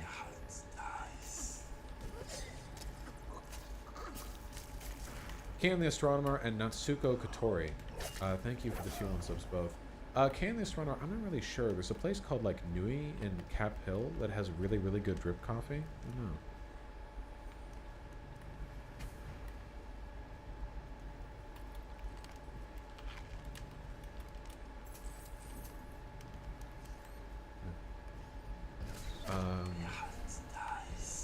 Raquel, thank you for the 10. The Ethan 220 fuck? with the $10. Great stream. This is a quick 30-second video of my main bus in Factorio. Well, look, first of all, thanks. Well, Did I get looking caught? at this make me feel inadequate. What the fuck? Bro, what?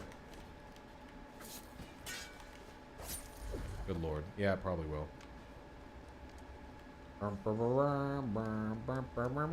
Okay.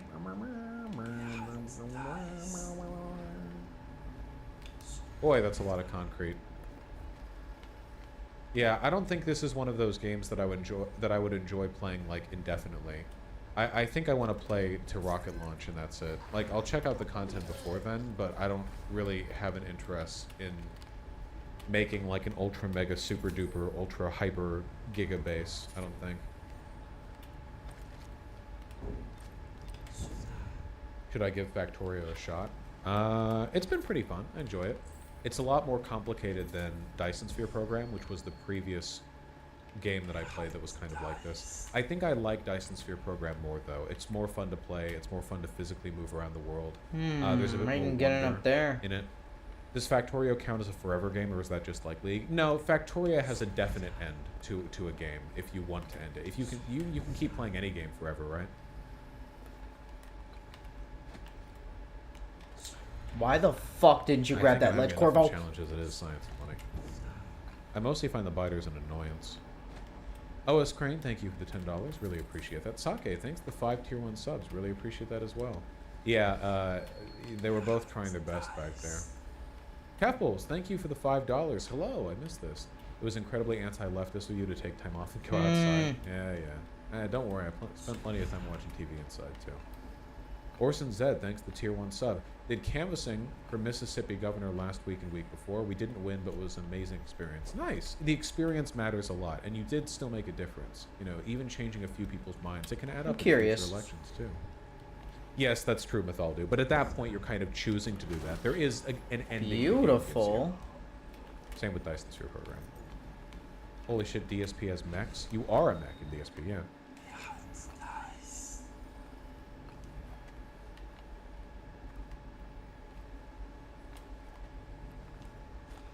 No, I'm not gonna make it. You know what I wish they had? I in did. Factorio? Holy shit. I know that it would probably like have to be an end game item because it would simplify a lot of stuff. But I wish they had like a single lane belt item sorter, so you could make it so that on a single belt, items are spread from one side to both sides of it, or you could move all the items on it to one side or another. You can do that with a bit of like moving around with you know, inserters or belts, or there's a lot of ways to do that. Mods? No, I know mods can do that. I'm talking about the main game. I know that mods can do that. I mean in the main game. Holy shit. I have not played Talismans. Methusela, thank you for the tier 1 sub, really appreciate that. Son of Peasant, thank you for the 2 $5 donos. Hey, I'm really happy to hear that. Glad you're an anarchist now. Hopefully things improve in Israel soon. A nice coat, thank you for the $5. Speaking of big juicy fucking knockers, I should be getting an appointment for pre-surgery consult soon, and I can donate as it's covered here. Hell yes, nice! I hope you have a good time getting giant titties. That's awesome. New Flesh, thanks to the tier 2 You sub. fucking asshole. Will from PA, thank you for the tier 4 sub. Read in Zizek voice, please. Okay. Bauschites are okay, but 99% of them are boring idiots. The 1% are on okay, buddy. There we go. That was my best. That was my best effort. I'm a bit congested, so I feel like my schniffs aren't like fully up to the task right now, but I tried my best.